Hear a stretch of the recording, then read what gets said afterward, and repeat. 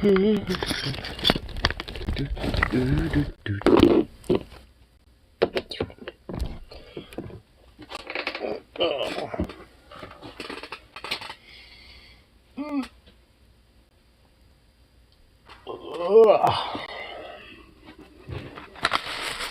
a nice little fast stretch now. Oh, that feels good. Save the last little bit of this for later.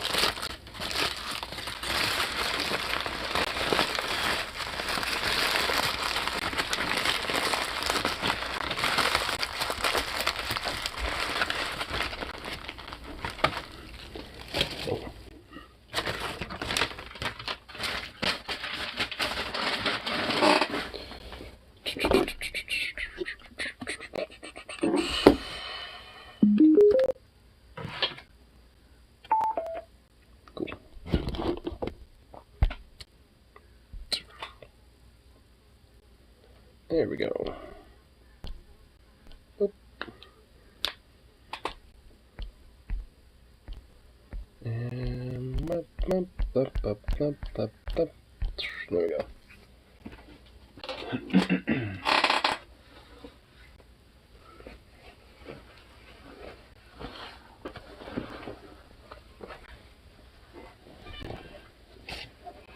Oh, that sleepy little boy.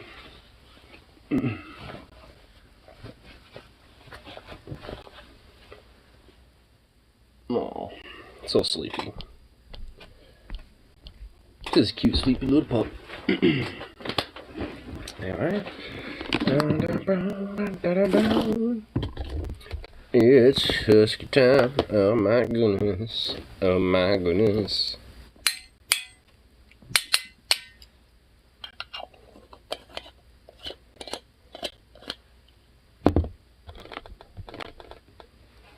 Alright, here.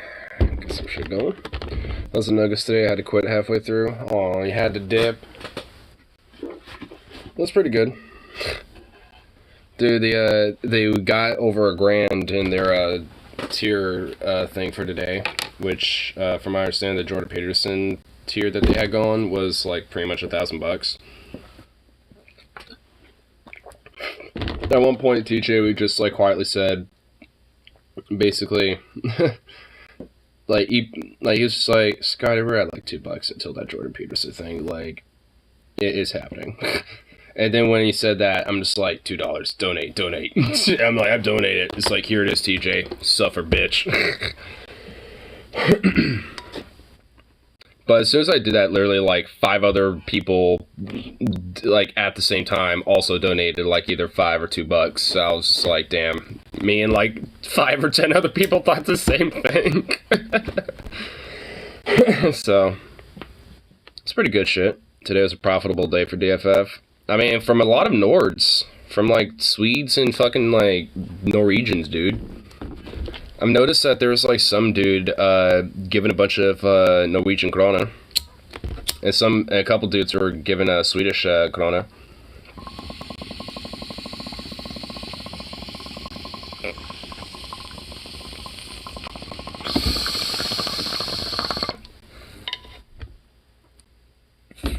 Which I agree with DJ. I like the way the Swedish currency is. It's just SEK. SEK. I like it. And then you got the Nord one, which is just NOK, which is just NOK. Icelandic is ISK, I think. ISK. ISK.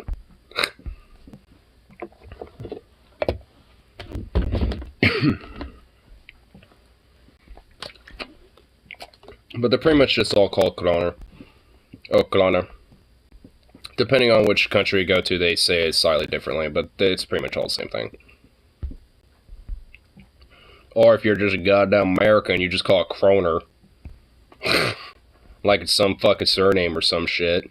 Oh yes, Mr. Kroner, how are you doing today? It's like, oh my god. I remember when I was there, my dad kept saying Kroner, and I'm like, oh, dude, it's not that, bro. Come on.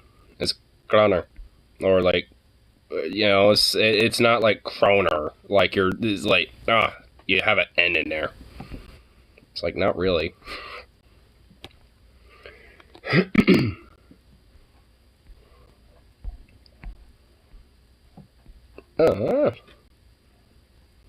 Jesus Christ, there's so much on Jan 6 stuff for some reason right now. Explosive. This is just basically like Trump just being more of a psychopathic fuck. Like he at least attempted to lunch at a Secret Service dude and wanted to go to the Capitol during that day. But his chauffeur was like, nah, we're not doing that, like, at all. And he got really fucking angry over it. I also saw an article today saying, it's like, presidents have temper tantrums. Here's why Trump's is different. And I'm just like, oh my fucking god, dude. Human Support has some good videos today, and by good I mean terrifying. Yeah, the only thing I've seen today was the Onion Nuggets, so I haven't checked out anybody else.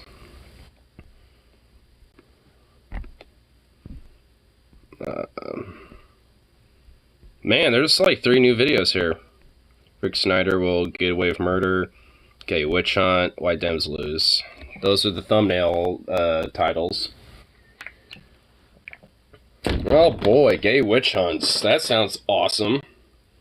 Texas Attorney General. Dude, man, Texas is literally just trying to be like American Saudi Arabia.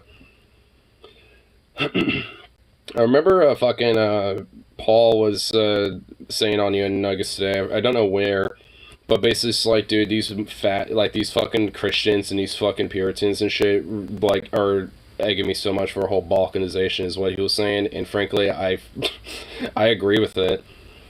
Like, let them have their theocracy, and then if they want to have, like, little skirmishes with, you know, modern society and secular world and shit, you know, fight back against it every step of the way and violently so, then, hey, at least then there can be more legal means to, you know, fight back against that shit. Texas Attorney General said he'd defend anti-sodomy law, which would be used to prosecution of LGBT people. Yeah, it's just only meant there to prosecute queer people. Even though literally everybody does sodomy in one way, shape, or form. Like, practically fucking everybody. I don't give a fuck who you are. My roommate was actually asking me about, it's like, hey, what are your thoughts on, you know, some of this, like, Roe stuff and blah, blah, blah. And I was kind of giving him at least the general gist of it outside of my more personal, like, you know, more, I guess, emotionally opinionated type of views, outside of just kind of the general outcomes of what would happen. And even he agrees, like, you know, because he understands that, like, yeah, given, you know, the whole, you know, outcome of, you know, the world as it stands now, he doesn't necessarily feel comfortable bringing a child into this world, so he totally understands and sees kind of a, not necessarily like an absolute necessity, but the need to at least have that as a right protected. You know, so it's just like, fuck, I mean, it's like, I mean, he's not exactly the most lefty dude. I mean, honestly, for the most part, he's not exactly the most political dude ever, so it's just like, I mean, either way, I mean, you know, it's just like, even he understands this shit. Like, people who aren't usually that political are seeing this as, like, you know, some bullshit, because they can kind of see where it, you know, where the slope, you know, continues to slide down the path. Don't want to get a vasectomy, to be honest. I've thought about it, though. Frankly, considering my views about not wanting to have kids, I'm pretty sure that I'll be okay. Because, you know, I mean, being bi, like, I mean, having a vasectomy isn't, like, really, frankly, that much of a necessity, because, I mean, honestly, like, I would pretty much be open about, like, yeah, I don't want kids. So, I mean, if, like, you know, a potential partner feels otherwise, well, it probably just won't last long as a relationship, but whatever. I mean, I won't, like, you know, fuck that. Especially if they're going to be trying to do, like, abortion bans nationally and shit like that. And try to enforce all these other fucking theocratic fascist laws on everybody. No. Even if it wasn't due to socioeconomic conditions or anything like that, or other personal views and shit, just on that alone, like, just due to how, like, the outcomes of the, you know, culture and society is in the U.S. is going, which wouldn't be the case if it was, you know, if it wasn't due to socioeconomic conditions, but either way, It's like, if for some reason the economic conditions weren't there, but that was still there, I mean, I still would feel the same. With Alabama making abortion a felony of the same punishment as murder, I want to get the fuck out as fast as possible. Dude, seriously, man, get out of there. And convince anybody you know who would be tempted to try to leave to do the same. Because, I mean, fuck, if you can do it, then, you know, a lot of other people can too. I know not everybody, but, I mean, shit. A little fire in the ass and some people being like, oh, fuck, you know, my acquaintance or my buddy, you know, is able to try to do it and is getting the hell out of here. You know, shit, I could try. Because I know this much, you know, when it comes to Oregon, like, it's, like, especially when it comes to that right, when it comes to abortion rights, it is fervently protected. Like, there's legit not that many restrictions, if really any at all.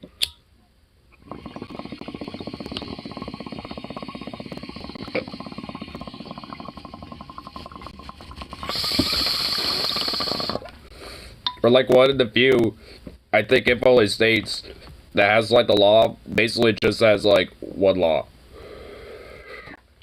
Because a lot of other states, like California, Washington, a lot of other places, they have the initial law of, like, the abortion rights stuff, but usually there's other laws added on top of it, like, when it comes to, like, certain things, or procedure accessibility, or whatever the fuck. But Oregon's just pretty much just flat out, like, yeah, it's accessible, and it's part of, like, having healthcare, essentially. So, in a way, Oregon's actually got probably one of the most progressive laws on abortion rights. At least in the country. So, I mean, that's definitely saying something, because there's a lot of other states that have pretty similar outcomes when it comes to their laws on abortion rights and women's rights. I know how it is up there, but doctors won't tie a woman's tubes of how they may she have kids first. I think that, I don't know how that is everywhere, but I know in the South that is a thing.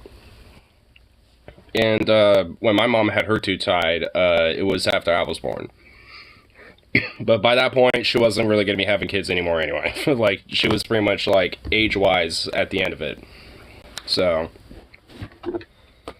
she would always do this little, like, joke growing up every now and then, though, of like, oh, hey, I got a surprise baby. You actually are going to have a sister or a brother, and I'd be like, what? In a weird way, I actually was a little like, what the fuck? Like, and by what the fuck, I mean more in a negative way of like, you kidding me, right? I have to share, like, my entire fucking, like, life now with another fucking entity that's like me. Boo.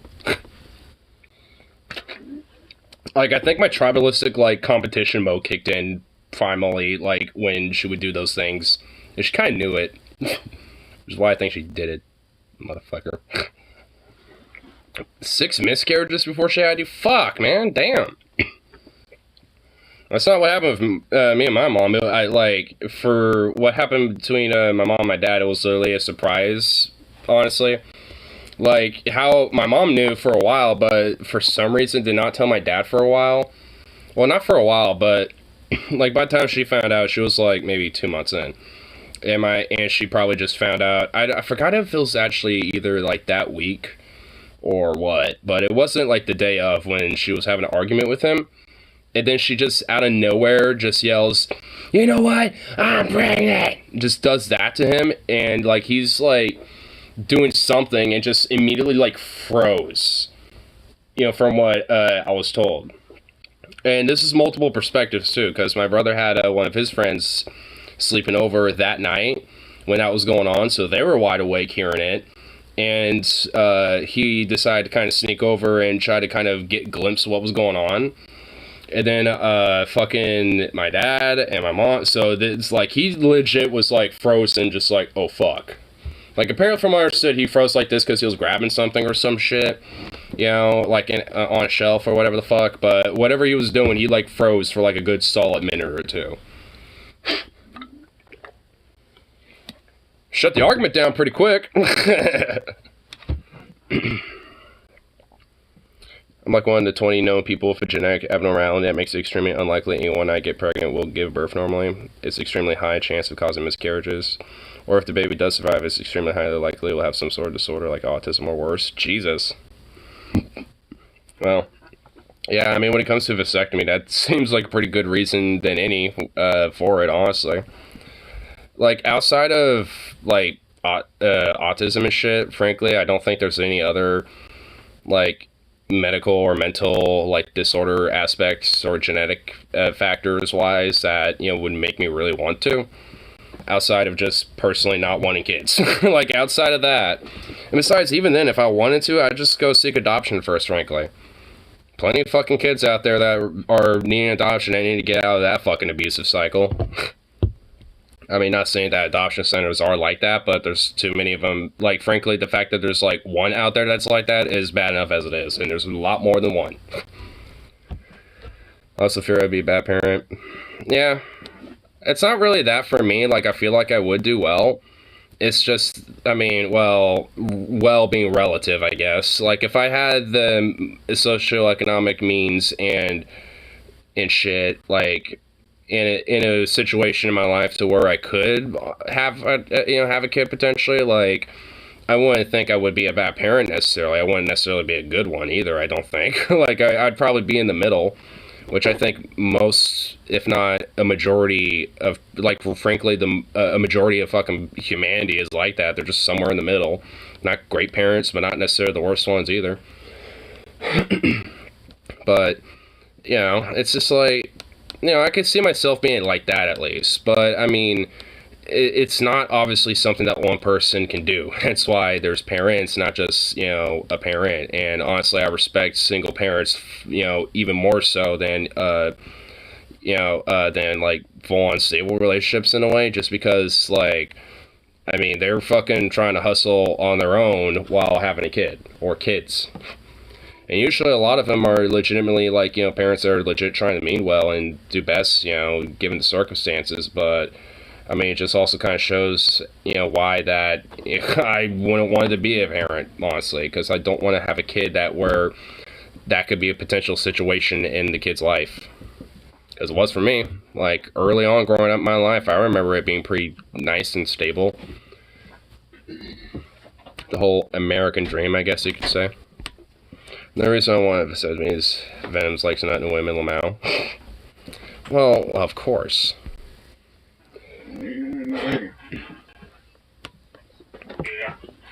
Oh, he's just knocked out. Did we have a good walk?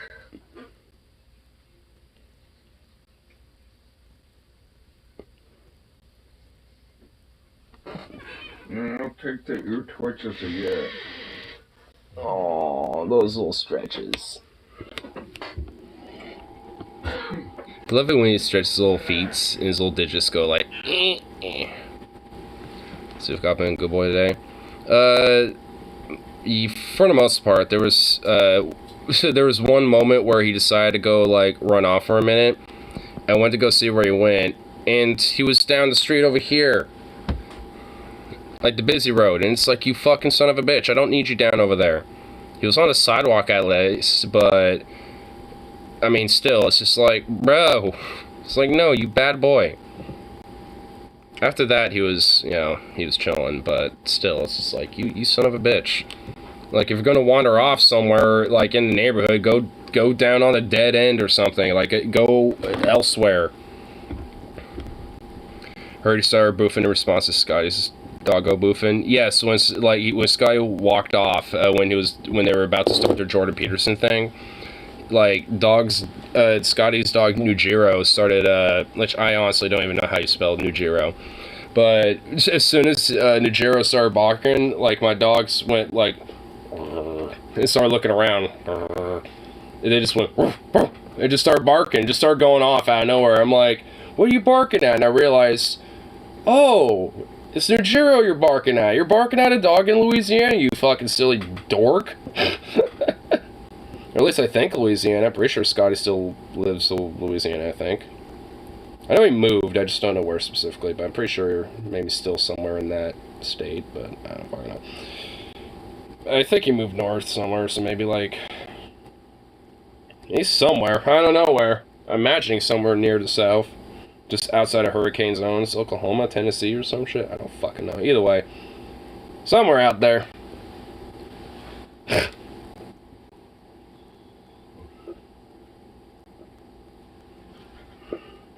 Boof Jiro. Boof Jiro, dude.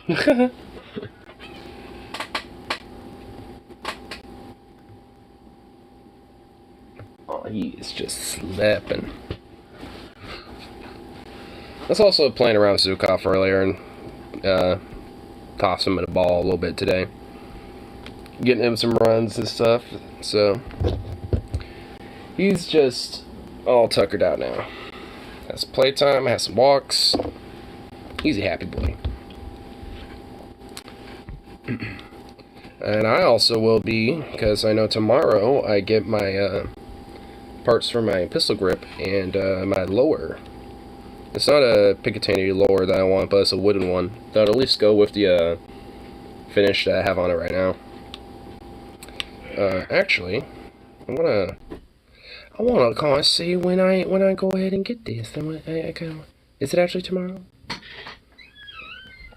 Let's see here. Yay!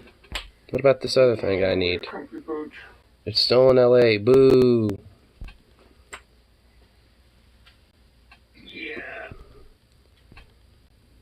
The gift I'm trying to get my mom is still in LA, but the other thing I need is almost here. Yeah, that's good. I hate that. Yeah.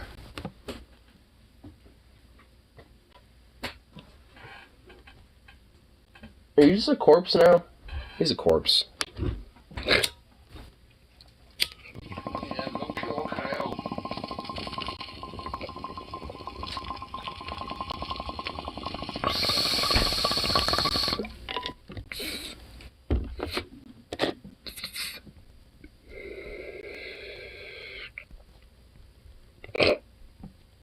Rob Zombie made a new song, Shake Your Ass, Smoke Your Grass, 2 days ago. Oh my god. Dude, I love Rob Zombie. He's still popping out some new music here, huh?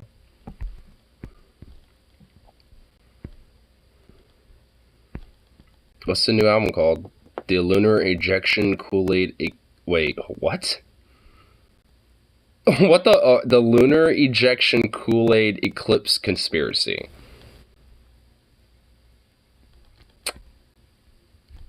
What a name.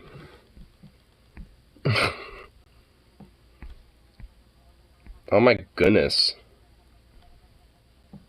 What's the previous one? The Electric Warlock Acid Witch Satanic Orgy Celebration Dispenser? Dude, Rob Zombie's names for albums are insane, dude. I love it.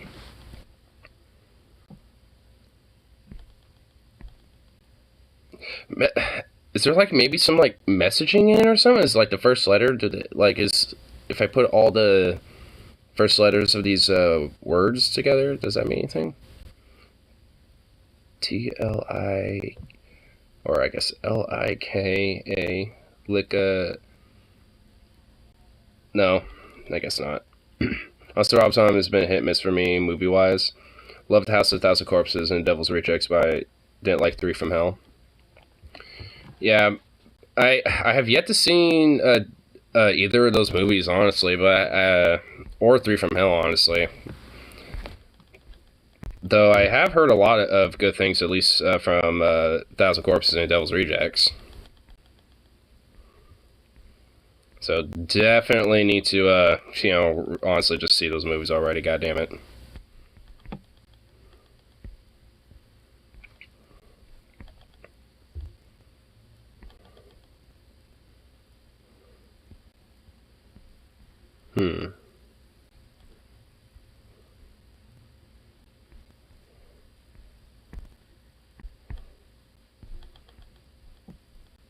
Where was that one thing I was trying to find? Oh, there it is.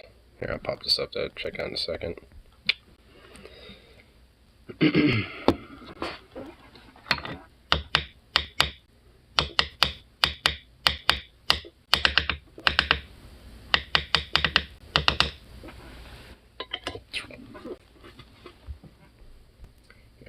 check out this whole fun thing about one of the human support clips, you know?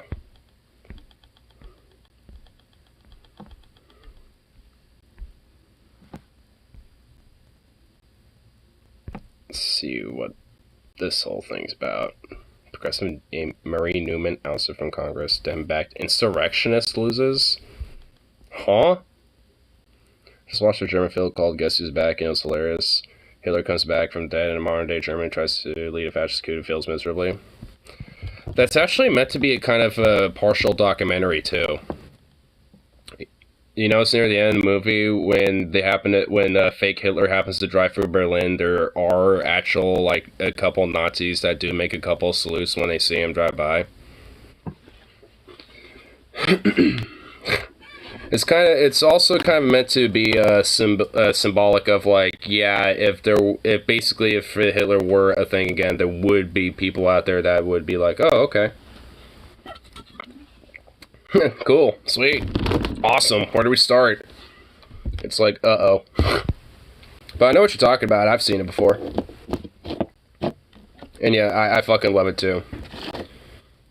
It's kind of like it doesn't look like a documentary, but honestly, it kind of is. I mean, it's a comedic movie, but I mean, there is like kind of a subtle sense of commentary and documentary in it. At least from what I remember of it. Honestly, I'm just wondering how they were able to get away with that. Having a dude dress up as Hitler unironically and just go parading around in Germany and Berlin. Pseudo-documentary? Yeah. Well, it's not really like a pseudo-documentary because, I mean, well, yeah, I guess it is.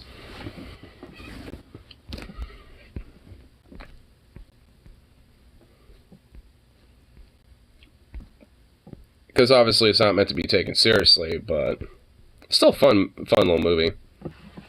I think near the end of the film, like the last like 20, 15 something minutes of it is where it's meant to be taken a little bit more seriously. But pretty much like the rest of the film is meant to be more of a comedic thing.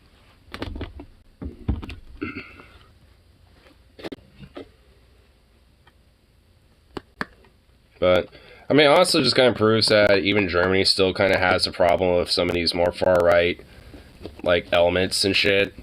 Just like, you know, a lot of other places in Europe, like in Poland, you know, Ukraine, Romania, fucking France, the UK, America, even though they're not in Europe, but just another country. Hungary, another one. I'll tell you, avocado ice cream. It's like a smoother vanilla, a bit icy scoop with metal. A smoother vanilla, huh? Weird.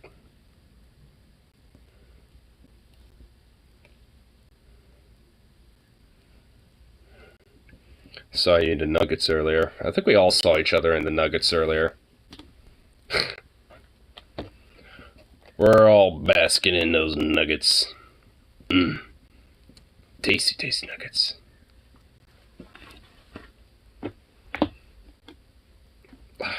I'm kind of sad we didn't get, like, there was only 2 patrons that got on during their tenure of the show, because I was kind of hoping they would also get to do the Ben Shapiro thing.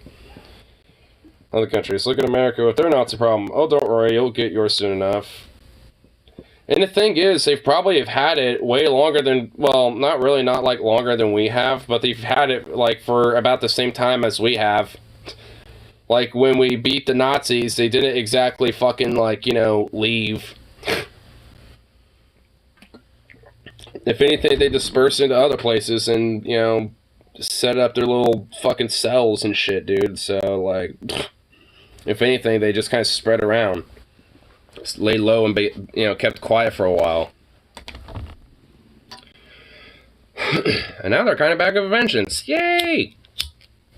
Oh, it's starting to run out. I'm going to use every last little drop of this. Come on. I know I got another light out of you.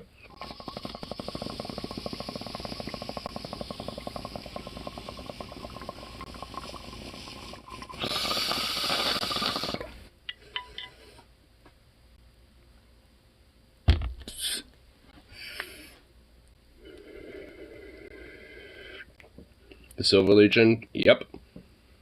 Yeah, I'm well aware about them. Or at least the general history of them.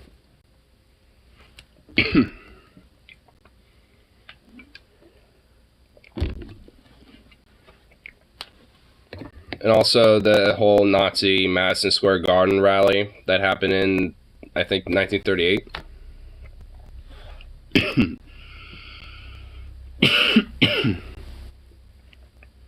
This is my response to a tweet asking about the proof of God.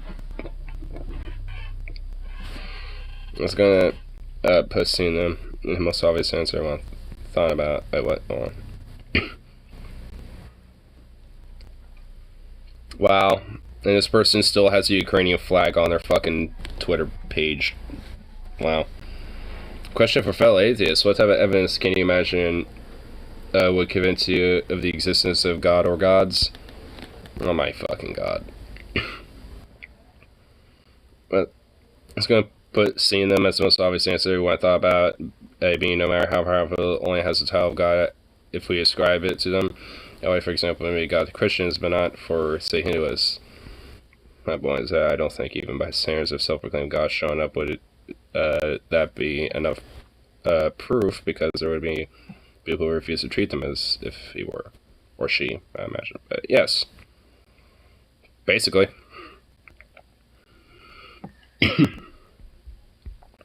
I mean, think about all these dudes who proclaim that they're like the return of Jesus, or like, you know, literally call themselves God and shit. I mean, people literally have done this all throughout history and shit.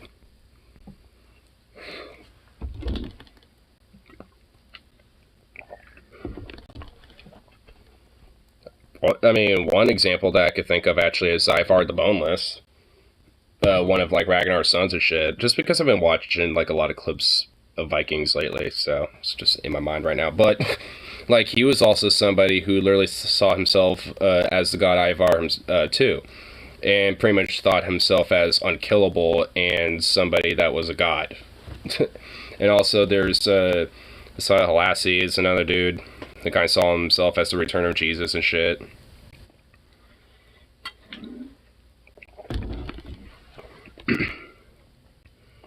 Seeing there where I'm like, don't know about that, chief. I mean, she seems cool and I haven't seen anything from her where I'm like, you don't know. Yeah.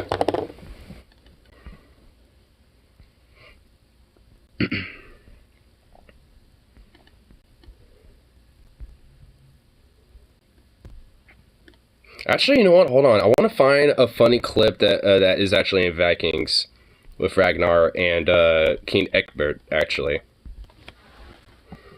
Because it's actually kind of funny. Because they're drunk as fuck, but they're talking about God. And gods in heaven and shit.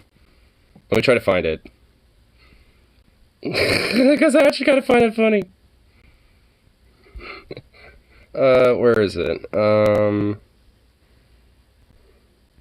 are you? Hold on, I need a...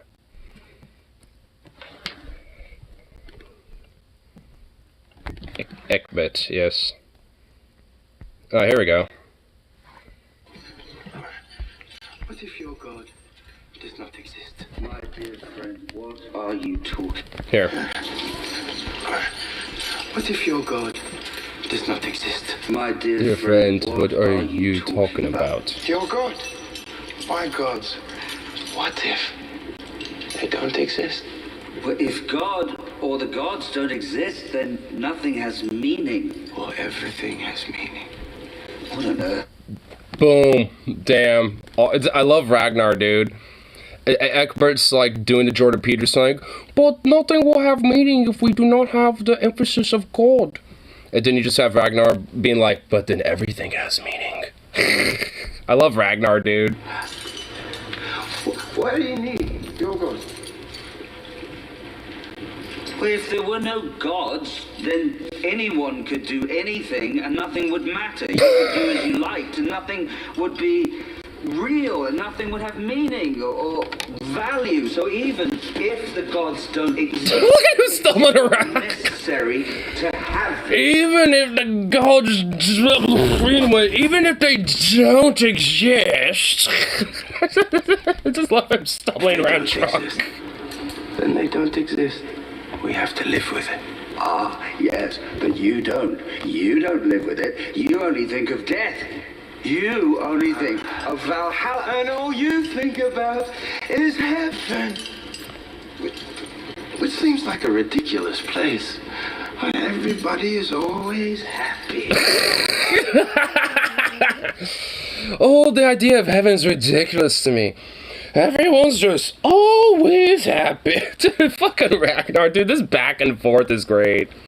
Ridiculous. All the dead warriors get to fight again in the courtyard each morning and kill each other again. And then they all have supper together. And they all have supper. Ridiculous.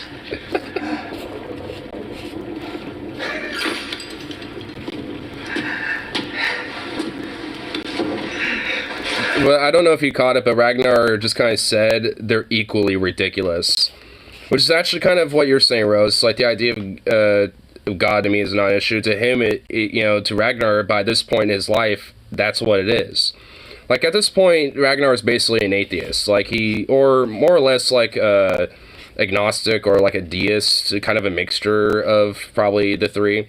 Because he's, pretty much pondering, well, what if these gods or God don't exist? What if it's all just bullshit? What if it's actually really a non-issue that we're all just making an issue?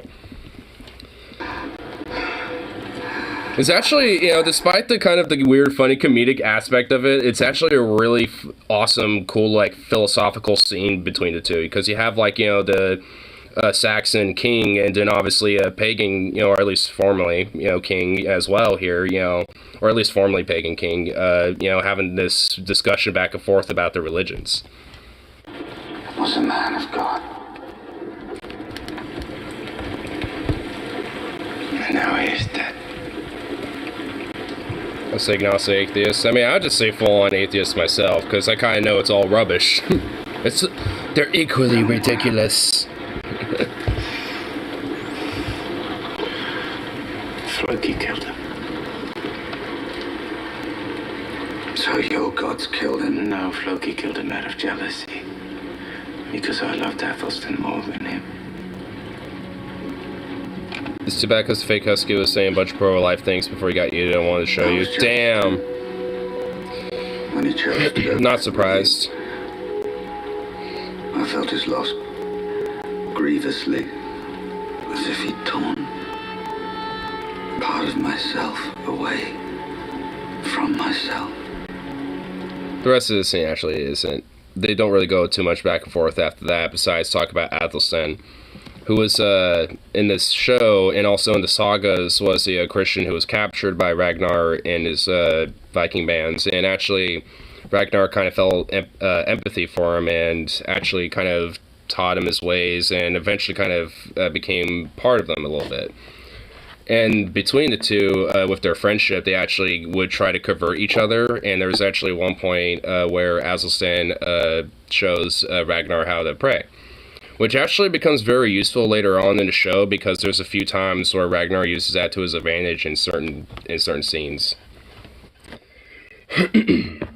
Because Ragnar Lothbrok, honestly, just as a character in the sagas, but also in the show, is just despite a lot of his aspects of the brutality and maybe like some of his warriorness aspects of himself, he's also a very philosophically curious and very open-minded person as well, and willing to actually listen and kind of understand other perspectives and other cultures about what they're about, at least to some degree, and if anything challenge them too, and himself. And alright, I think I got the last slide on that. Get myself in the lighter. Yeah. Red Rocket. Yeah. Maybe that's what happened to the fake Ignar Husky. He actually got yeeted off of YouTube too.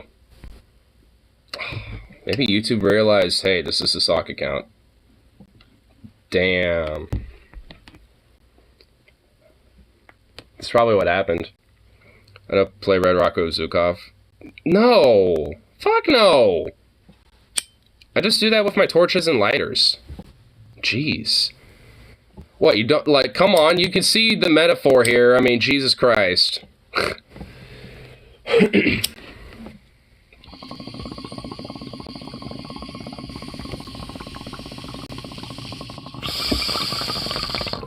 It's a different Red Rocket, thank you very much.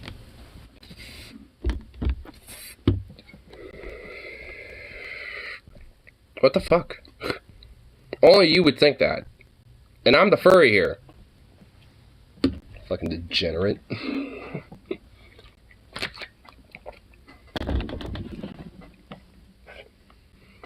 I actually said I was gonna dip up in the Humans Report video. You know, speaking of,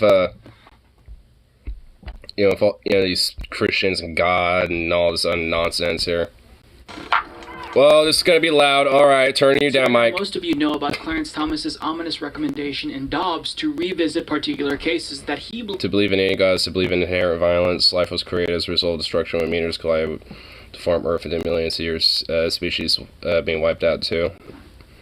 To get where we are now. Yeah. I mean, honestly. I mean, funny, isn't it? Yeah. I mean, it is kind of funny because, I mean, life in itself was, created violently. I mean, this Earth, how it formed was violently done. I mean, how it is now is still, a violent form. Volcanoes, tornadoes, hurricanes, just different weather phenomena that can be destructive, wildfires that naturally happen with things like lightning. So there's, it's like, Earth still, in its current form, has violence in it. Just outside of, the human condition and shit, or just, life, within it.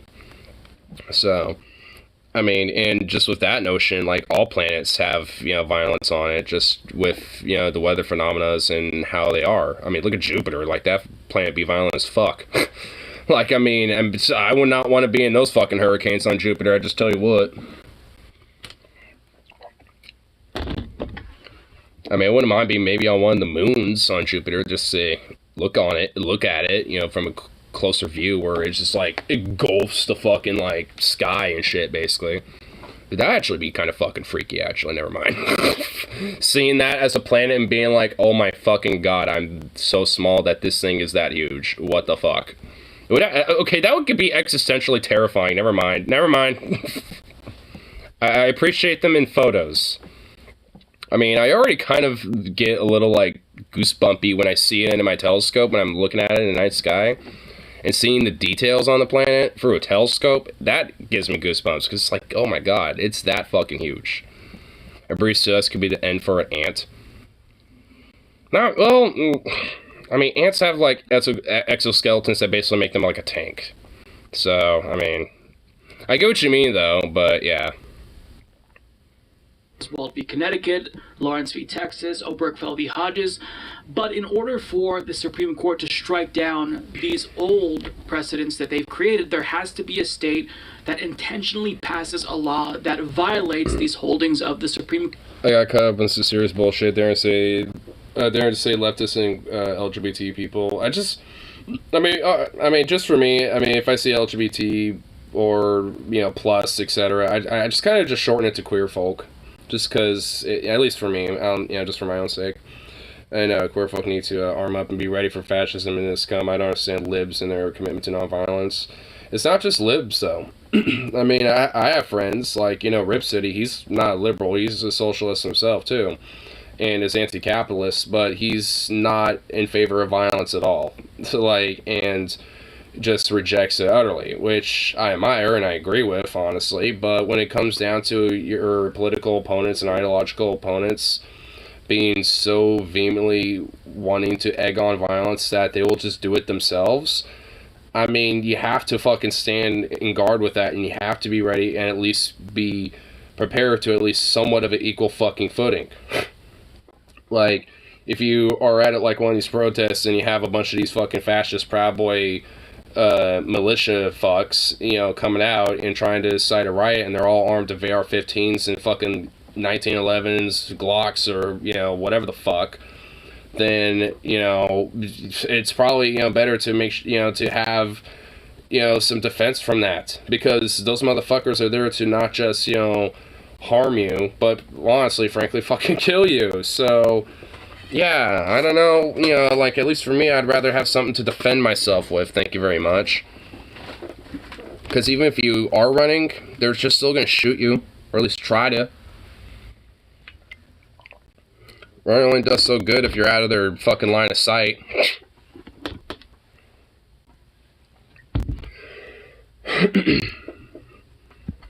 I mean, it's just like, it's why I frankly get nervous when it comes to these fucks. I wish their guns would jam and explode in their hands. Well, it's, unfortunately, that's not exactly a common occurrence unless they don't maintain their firearms or have a hot round.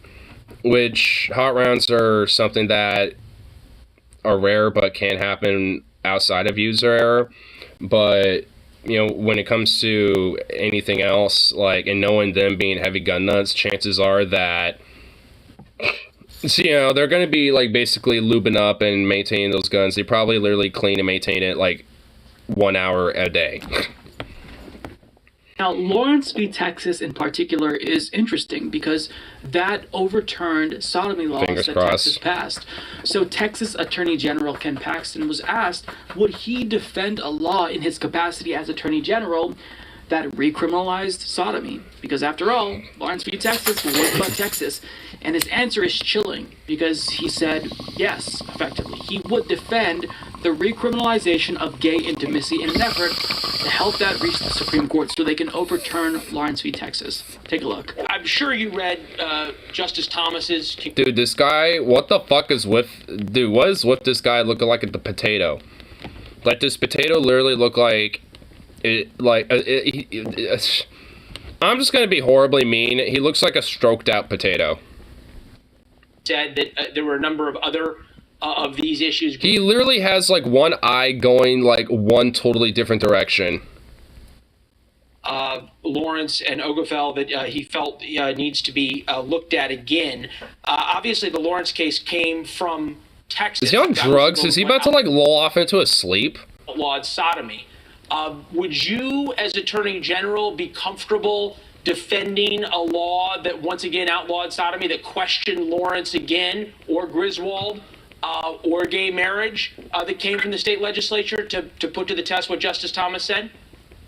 Yeah, I mean, there's all kinds of issues here, but certainly the Supreme Court has stepped into issues that I don't think there was any constitutional provision dealing with. They were legislative issues, and this is one of those issues, and there may be more. So it would depend on the issue and depend on what state law it says at the time and what was overruled. Just for the sake of time here, you wouldn't rule out that if the state legislature passed the exact same law that Lawrence overturned on sodomy, you wouldn't have any problem then defending that and taking that case back to the Supreme Court? Yeah, look, my job is to defend state law, and I'll continue to do that. That is my job under the Constitution, and I'm certainly willing and able to do that. Would you support the legislature bringing that test? You know what? I don't know. I'd have to take a look at it. Like I said, this is all new territory for us. So just say yes, you fucking bitch. I'd have to see, you know, how the legislation was laid out and whether we thought we could defend it. That's ultimately, if it's constitutional. Which, yeah, you're going to, because you can in Texas, and like half of the people in that fucking state probably aren't going to give a fuck. So go fuck yourself, you worthless Christian fascist little parasite, backpedaling little weasel bitch. It's like I'm just gonna imagine this being like a Flammenwerfer for a minute. Alright. I know y'all can't really tell from my angle, but from my angle, he's totally engulfed. Alright, there we go. Alright, anyway. We're going to go defend it. So that right there was Texas. Garbage. Anyway, what's this? Apparently controversial opinion. Horror comedies don't work. You're wrong.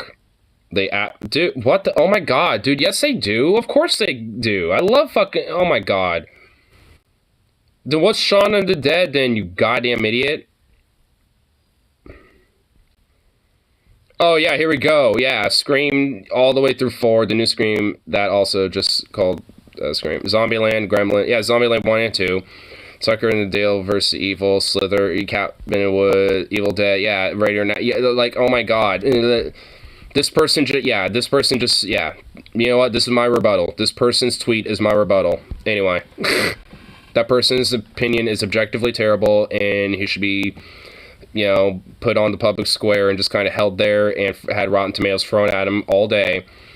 And he gets to sit in that little post, in those little, like, fucking peasant posts there all night. And the next morning, you know, people can throw some more tomatoes at him. And then once it's high noon, we can release him. You know, at that point, you know, he has served his punishment.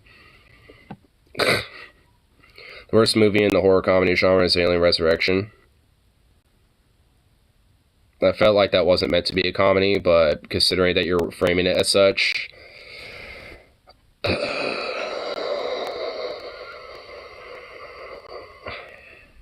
that sounds bad.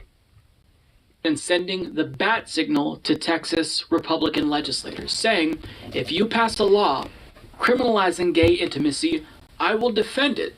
That's my job as Attorney General. I'll defend that law. Now, he's saying this, but before, he didn't want to defend the Supreme Court when they said that marriage equality was a right. And there were certain districts that didn't want to issue out marriage licenses to same-sex couples. But now he's saying, oh no, I have to defend that law. So we're looking at a situation where within the next couple of years, states, one by one, perhaps starting with Texas, might pass laws criminalizing sodomy. And if you think that this is above Ken Paxton, you'd be wrong, because he was an individual who argued for their original sodomy law. As Alex Bollinger of LGBTQ Nation writes, Paxton, back when he was a Texas state representative, was one of several lawmakers who signed an amicus brief asking the Supreme Court to decide in favor of Texas's sodomy ban in Lawrence v. Texas. In the brief, Paxton and his colleagues argued that sodomy bans were required for protecting public health. One of the rational bases for enacting the ban was to protect... Yeah, like, how? You know what? That's what I'd like to know. It's like, oh, enforce sodomy laws is, protect public health. Literally fucking how? Like, oh, because, people will be doing less of that, of the butt stuff, or people will be doing less of the mouthy things and stuff, and maybe less handies will be given out.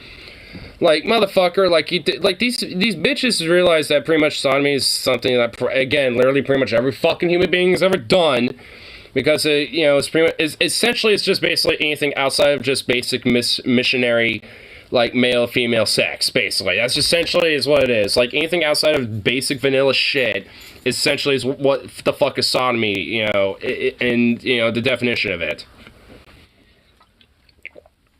Like, if you're doing some tit fucking, sodomy, anal, sodomy, blowjob, sodomy, handies, sodomy. I mean, it's like, give me a break. Pulling out and busting nut on the back, sodomy.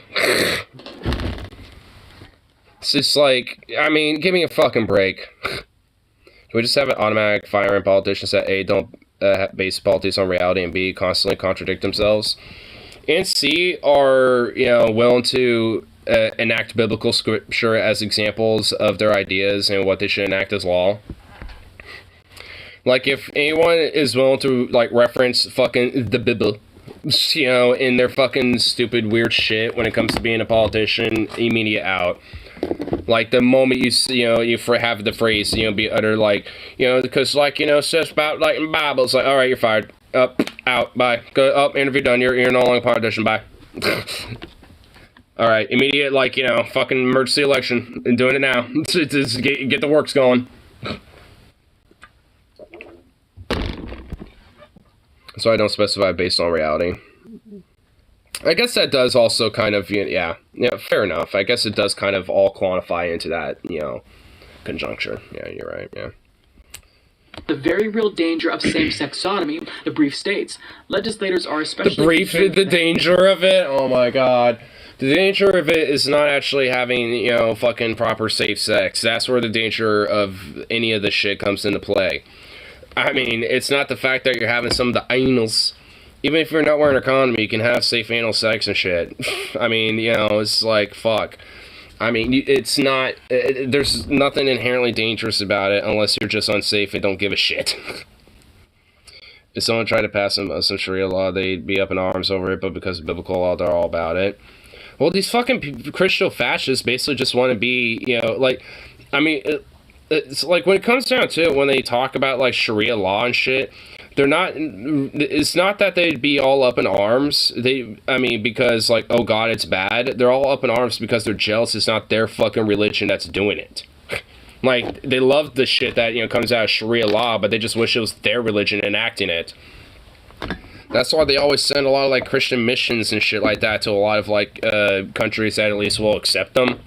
Like in India and shit like that have Muslim populations and shit. To try to convert all of them and shit because they can, because they can essentially let them keep their beliefs, but just say, oh, I'm Christian. So, it's like, it's all just fucking gross, militant, dogmatized, fascistic garbage. Ugh. Just like, fuck them. Well-being of those who may seek to engage in same-sex sodomy. The brief brings up statistics that show that HIV... Didn't TJ say he'd pretend to be a Muslim and mess with Christians? That'd also be kind of fucking with Muslims too a little bit. But I don't know. I don't recall myself personally. I don't know if he said that a long time ago or recently, but at least I don't recall. But I would not be surprised. Sounds like something TJ would do. But does not show how sodomy laws, which make prevention and treatment measures for HIV more difficult, are related to this, unless one were to assume that people actually decided not to be gay because of this law. The brief also argued that states have a right to encourage marriage and discourage activity outside of marriage, and that the law is one part of a larger network of laws designed to further legitimate state interest of promoting traditional marriage of one man and one woman. Now keep in mind, sodomy refers to both oral and anal sex. So theoretically, this ban on sodomy could harm straight couples as well, but that's not really how the law is going to be applied. So the question is, how do you enforce a ban on sodomy? Because that's relatively difficult to do unless you're going to use technology, which nowadays you could, to spy on people in their own homes. Then I guess that's one way that you can enforce it. But, another question is, why would you get rid of sodomy, ban sodomy, before you do away with same-sex marriages? And, honestly, they can go either way. They're both on the agenda. But if you keep same-sex marriages but criminalize sodomy first, that makes it a lot easier to enforce these sodomy laws. So let me explain. So let's go back to the original Lawrence v. Texas case. So honestly, it's very easy because they could literally just look at the fucking marriage documents of the same-sex couples and be like, oh, here's the same-sex couple. They're definitely doing sodomy, so, alright, arrest them. There you go. Busted John Lawrence and Tyrone Garner after a neighbor called the cops on them, claiming that there was some sort of domestic fight, and claimed that there was somebody going crazy with a gun. Turns out that was a complete lie, but police entered the apartment without a warrant, by the way, caught Lawrence and his partner in the act, and they both were subsequently arrested. They were tried and convicted, and each charged with $200 for violating the Texas law that prohibits, quote, deviant sexual intercourse. So even though in this... My God, even though they were just apparently having some fun, that was it. It's like, oh yeah, like I guarantee you the lady's like, oh my God, it sounds like they're going nuts over there with guns or something. It sounds like this Mexican dispute. And I guarantee you it's like, oh yeah, baby, show me off that nice big gun of yours. Oh damn. Oh damn, you're gonna pound that gun into me? Oh shit, oh no, oh God. It's like, it was, I guarantee you that's what the fuck it was. And she was like, oh God, I'm scared. There's guns and domestic violence going on. I'm an innocent white Christian woman. It's just like, give me a fucking break, dude. These fucking Christians, man. Couple was prosecuted. You have to imagine that prosecuting gay couples for sodomy was relatively rare, because that's a very difficult thing to, report. This is happening in the safety well, if the cops of start people's stripping, home. well, at least they would actually be some fun hogs. So unless somebody sees them, well, it's hard to actually... We'll be having some hog killing time. If you criminalize sodomy before you do away with same-sex marriages, well, these states like Texas that want to recriminalize sodomy, they have state records of every married couple, including same-sex couples. Yep. So you can reasonably assume that those thousands of couples are intimate, right? And if they're intimate but sodomy is illegal in the state of Texas, well, they can then go to these married couples and they can arrest them. So in theory, outlawing sodomy before you outlaw marriage equality makes these anti-sodomy laws a lot easier to enforce, because nobody would doubt that married couples are at least somewhat sexually intimate, right? Yeah. So that's why No shit. it's not unimaginable to think that they would target. I mean, honestly, Recriminalize- these sodomy laws are basically just another way of criminalizing gay marriage and shit. Because obviously, not all gay couples, but they're gonna have some sort of, sexual intimacy, very likely, as any other fucking relationship. So by proxy, that just basically means that if they could just go in these documents and be like, oh, yeah, here, here's like some gay marriage documents right here. Here, we'll just, get up the entire list, of whoever it is and just literally round them up, basically. It's like, all right, just round them up, boys. It's just like, because frankly, the justification could just be, oh, you were doing sodomy. You were doing deviant sexual acts or whatever the fuck. Even though it's basically just criminalizing their existence and their fucking marriage. It's like, Jesus Christ. Fuck Texas. Fuck the South. Oh my God.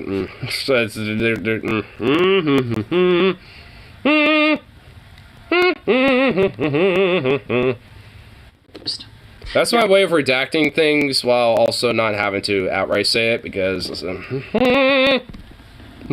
Title rhetoric that the GOP has been using. I don't actually think it's a stretch to imagine aggressively them singing doing a sort of gay and humming. where they literally use the marriage licenses that the state issued to prosecute gay couples. So if you are a gay married couple, especially a gay same-sex couple that's two males in one of these red states, you need to be wary of this, be mindful of what's to come in the next few years, and get the fuck out. Acknowledge that the state could prosecute you for being a married couple if they recriminalize sodomy. Because if there's this weird temporary gray area where sodomy is illegal but gay marriages are not, well, it's fine to be married so long as you're not intimate with your spouse.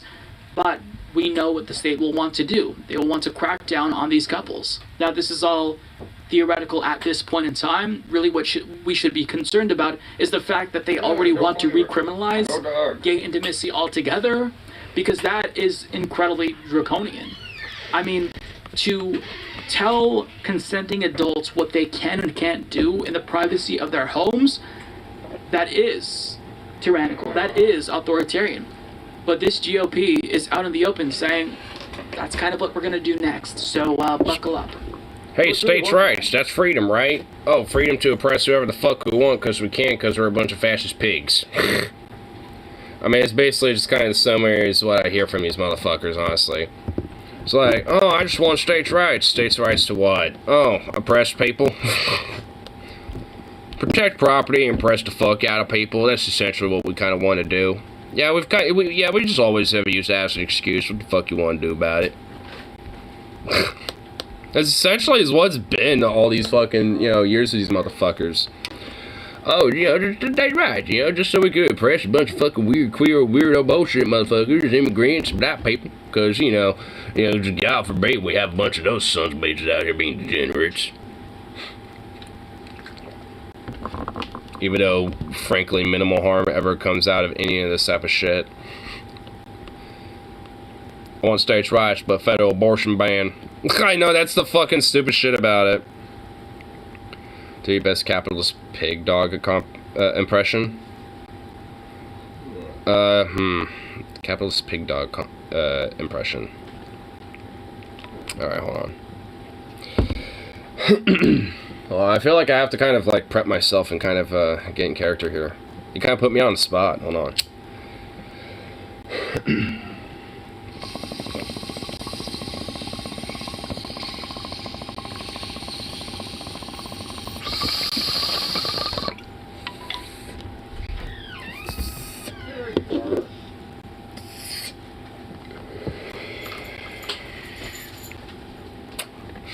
Okay, here. Fuck, you see, you put me on the spot. I mean, I don't do shit as much on the spot here. Fuck. No, well, sometimes these, what do they call themselves? Not idiots, whatever rabble that nonsense is about. Oh, they want me to try to do impressions and do circuses. Posh. Some patient posh. Oh, they don't understand the mass entrepreneurship and can't comprehend the mass wealth that is necessary to make sure that even they can keep themselves going with their facade. Oh, if only they would just load their place. Yes. Oh, I kind of wish I did have a cigar. Oh, yes, Mr. Morgan, please. Pass me one. Come on. There we go. Is that good? Oh, yes. Oh, I heard about the strikes that you are handling in your mines, Mr. Morgan. Were the Pinkertons able to arrest a good chunk of those anarchist rabble-rousers? God, I'm doing it all too good. Jesus Christ.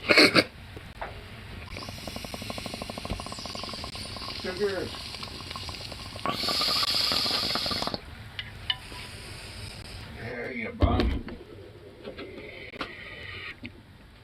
I just realized another sign of me being bisexual. I used to try to kiss my homies goodnight as a kid before nap time. Stay there.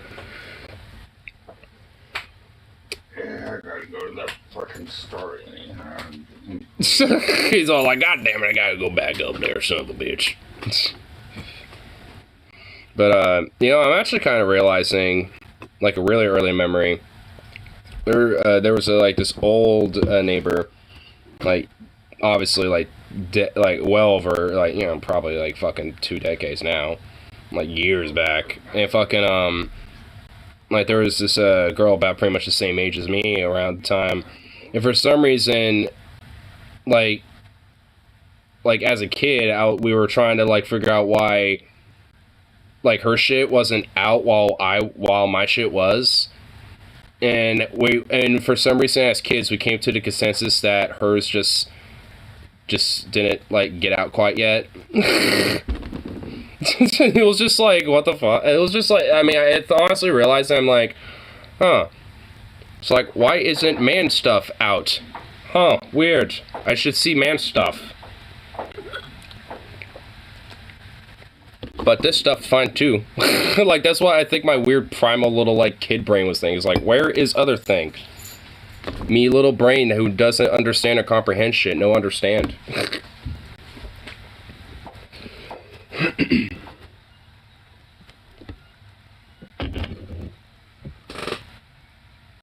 Hey, what are you doing? Going back and forth like a little weirdo.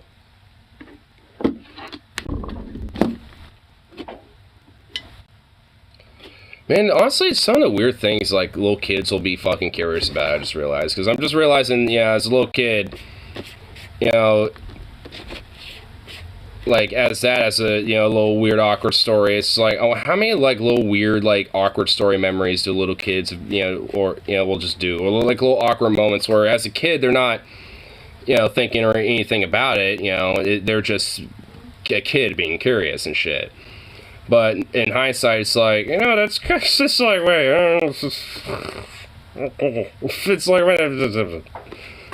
but, you know, thinking about it, it's like, oh, me as a kid, you know, it's like, that's literally what my brain was thinking. It's like, oh, why isn't, you know, what I got, you know, why isn't what is in there out? You know, that's what my brain was thinking. It's like, how do we get that out? Like, is there, like, some process or something? Like, my brain was trying to connect the dots, but wasn't.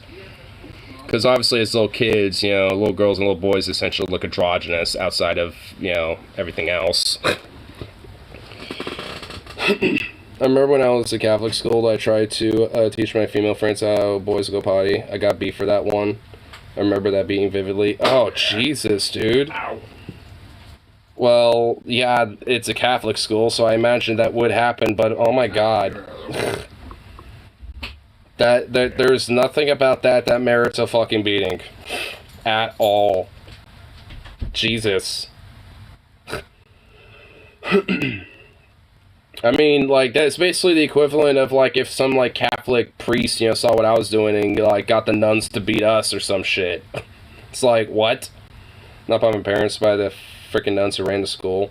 Yeah, I figured that would be the case. What's fucked up is that, my mom actually had a babysitter for my brother back, in the 80s, and shit. that fucking was kind of like that. She wasn't like a nun, but she was like, you know, probably a evangelical type and also a little fucking psychotic. Because when my brother was like, I don't even think like totally like a year old yet, like he was just, you know, one day fucking just kind of crying and shit. And she didn't know how to fucking, you know, stop his crying.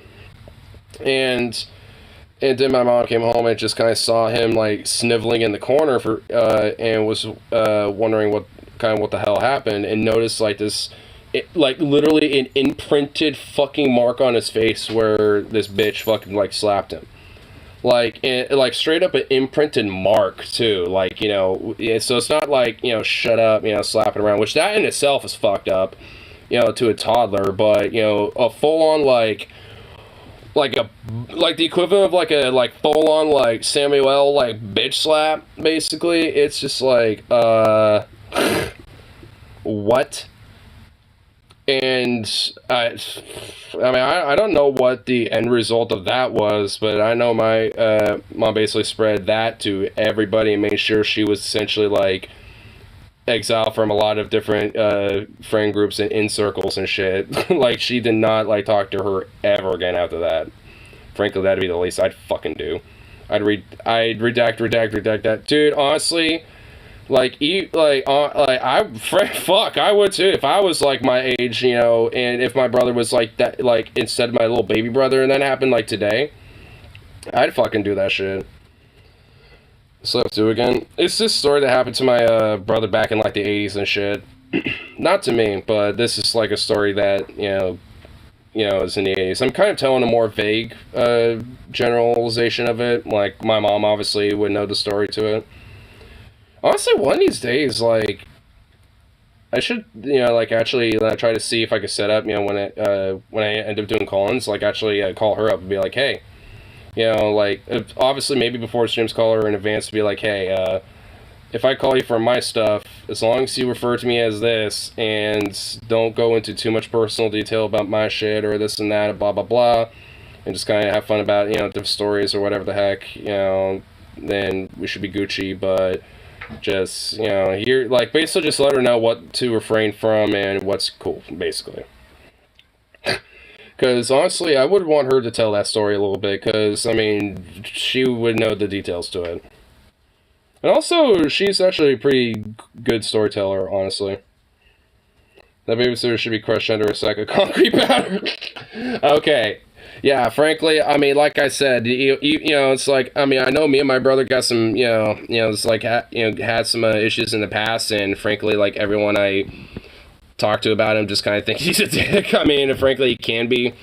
I mean, it's like, you know, like, him and I got our issues in the past and shit, but, you know, at the end of the day, it's like, I mean, you know, if, like, you know, it's like, I'd still stand up against, you know, somebody doing that shit to him, though. You know, it's just like, if anyone's gonna kick his ass, it'd be me. No one else is gonna be doing that, so fuck you, you know? It's like, if someone, you know, tries to, you know, get at him for some shit, I'd get on their ass.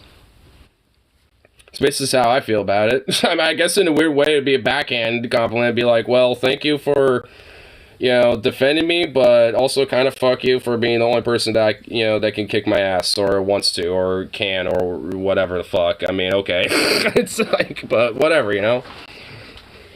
It's like, if anyone's gonna kick that guy's ass, it will be me. Fuck you. Speaking chickens, my neighbor's dog keep killing my other neighbor's chickens and leaving them in my yard. What the fuck? Well, that dog's an asshole. Yeah, my neighbors across the street have some chickens, but they're not in visible access to anything. They're like well deep in the backyard. Hey, Bobby. Yeah, and you hear them sometimes every now and then, do ya? Oh, you know what? Speaking of, there's probably another way of how the coyote gets around here, and it's in the local area, because those fucking chickens. Thinking about it.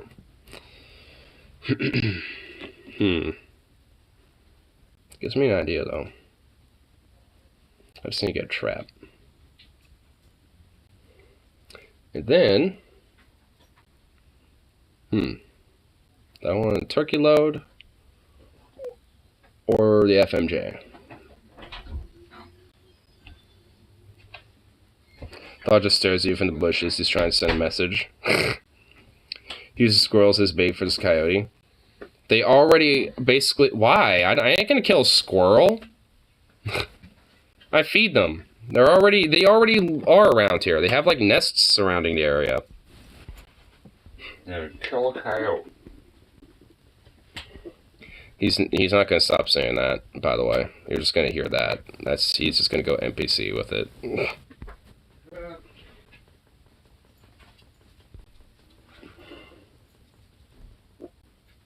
And now he's following him.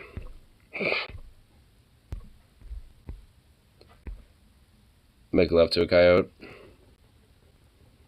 No.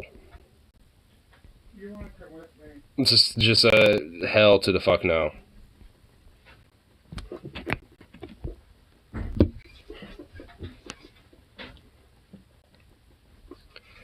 I mean, unless he's at a furry convention, because then that'd just be another human being that's inside a coyote suit.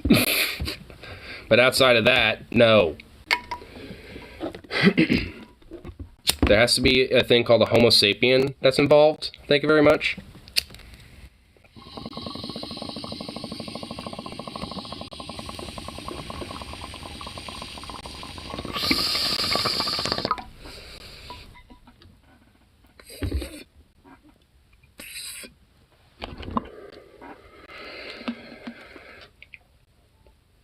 Did he follow him?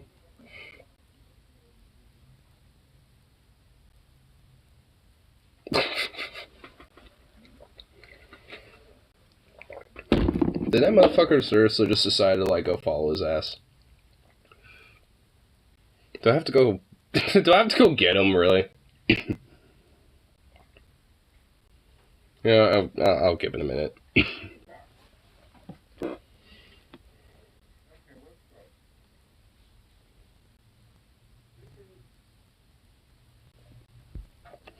My mom did one of those DNA tests, and apparently we have some Neanderthal DNA in us. Cool. I'm sure I do. I mean, look at his fucking forehead, for Christ's sake. I mean, and also the eyebrow line, too. I mean, this is like, yeah, there's definitely some in me, too. I got a little bit. I mean, I'm mostly a Northern European mutt. There's bound to at least be some.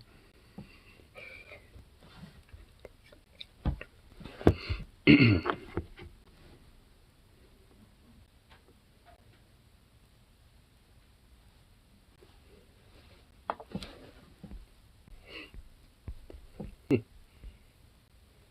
surprising history of abortion in America. It's a thumbnail that actually has a document on it. They procured him an herb, something. Hassan's head is in the way, and caused an abortion. So, something about procuring herb that makes abortion. Huh. I found very interesting, because I've been covering this for a very long time, but I did find two things that I find very interesting. Justice Samuel Alito had some stuff to say about how abortion is not in the Constitution, there's no mention of abortion in the Constitution, and therefore there is no reasonable basis for due process to protect like any of the amendments to protect a woman's right to get an abortion, right? Now, if you are an I wonder if there's anyone out there that calls it herb. It actually does do the H. Yeah, I'm gonna get some herb. It's like, what? Herb. The fuck is that? You know, herb. It's like, it's like, what, you mean herb? Yeah, herb. It's like Cool Quip. Brings to it, I think. Oh my god, if they do, oh my god, just another thing to fuck on them for.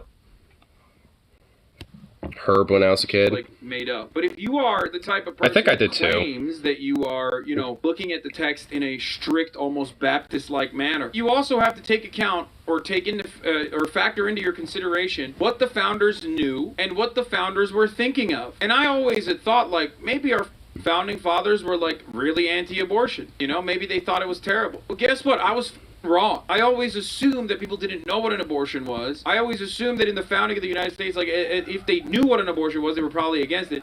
I was super wrong. Americans, during the time of the colonies, and also our founding fathers, were 100% completely aware of abortion and didn't even seek to fucking bring it up in the Constitution as a protected right because it was not even criminalized. It was not even considered something that needs to be stopped. It was just a normal part of the whatever medical processes that they had at the time. Benjamin, Germans are too swarthy to be considered white. Franklin literally wrote... Wait, what? To what to be considered white? Benjamin, Germans are too swarthy to be considered white. Swirly? I actually want to look that up. Hold on, what was the quote? I couldn't quite catch what he said. I actually have to look that up. Ben Franklin, Germans are... What? Ben Franklin, German... Quote? Ah, no. God damn it.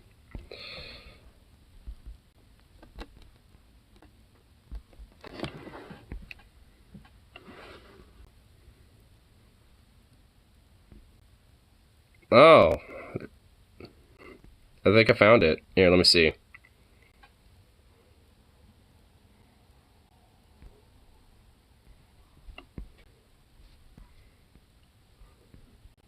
Oh, here we go.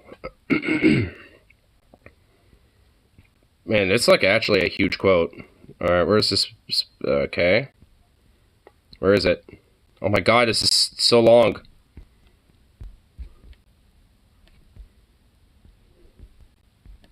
Is it in here? Oh wait, I think I might have found it.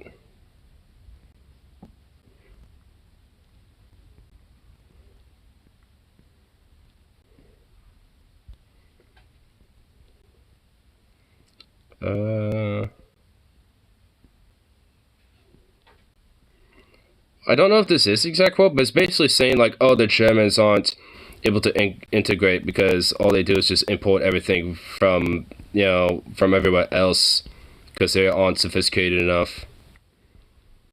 That's essentially, it's kind of the rundown. It's from what I'm... those who come hither are generally the most ignorant, stupid sort of their own nation, and as ignorance is often intended with cruelty, when knavery would mislead in with suspicion and honesty, etc., as few of the English understand the German language. But okay, yeah, so yeah, sounds like it. Sounds like a little bit of an oof.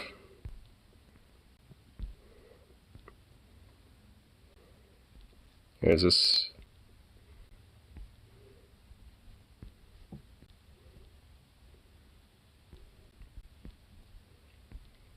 Here's another one. Not being used to liberty, they know not how to make a modest use of it. The Spaniards, Italians, French, Russians, and Swedes are generally what we call swarthy complexion, as are the Germans also, the Saxons only accepted. Swarthy. Okay, so I think that's what he was saying. Swarthy complexion. So, not white enough. And wait, so Benjamin Franklin also said that about Swedes? Wait, hold on. French, Russians, and Swedes? The Russians too? Dude, those people white as fuck, bro! Are we serious? Oh my god, dude. See how much of an arbitrary nonsense this racist garbage is? Oh my god. It's like, oh, they're not of the Saxon complexion. And you fucking been laying around with the fucking French and shit. Oh my god, what a hypocrite. Instructions on at-home abortions in a book in the 1700s. This motherfucker he wrote a cookbook for how to do abortions. That's right, folks. And an abortion cookbook. Hell yeah. Okay. Well, you know what? That's based at least. This is totally new for me. Okay, maybe some of you guys knew this. But I went down this rabbit hole, and I can't find this. I can't find the original liberal guy who fucking posted about this shit, because some lib on Twitter was like actually looking at newspapers, like newspaper clippings from like the 1700s, to see whether there was like any basis, to see whether like Americans knew about abortion, talked about abortion at all. Turns out they did. There are actually newspaper clippings where people were talking about abortion. They understood it as a concept. They understood it as a medical procedure, and it was actually conducted by midwives and herbalists, specialists for the time. You know what I mean? Like a time before fucking doctors. Of course, part of the reason why Benny Boy was probably a big aborbo advocate was because he did love having sex with the French. Oh, this is it. This is it. Here we go. Now, but that's besides the point, you know? You take what you can in that situation, okay? Benny Boy loved wearing the fucking raccoon on his head, making it seem like all Americans wear to the French, and having sexual intercourse with the French. That's part of the reason why he also famously thought the French were considered white, alongside... Again, Benoit, this is not new. Yeah, it literally isn't new, yeah. Whereas the Germans weren't, because they were swarthy barbarians, and the Swedish. Anyway, the idea... And the Swedish, so he also adds in Swedes later. Dude, I don't get that. How does Benjamin Franklin look at the Swedes or the Germans and be like, yeah, you're not white enough? Dude, like, the fucking Swedes are more whiter than fucking Anglo-Saxons. Like, oh my god. What is this? Oh my god. Dude, Ben Franklin's at least one of the least shitty founding fathers. But, I mean, come on, that's some shittiness. That I mean, not as shitty, like I said, but still, that's some shittiness. But also just kind of shows, like, the whole idea of, like, you know, whiteness and shit. Like, it's just an arbitrary fucking nonsense thing. It doesn't mean anything. Outside of what, like, this is. Like, what your skin color is.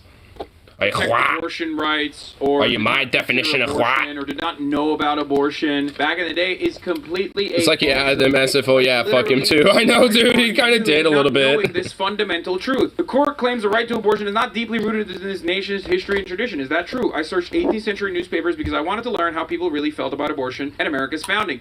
Answer: they loved abortion. How much would you guess that people in the 1770s... They loved it, huh? And they were all a bunch of, like, you know, good God-fearing Christians and shit, probably.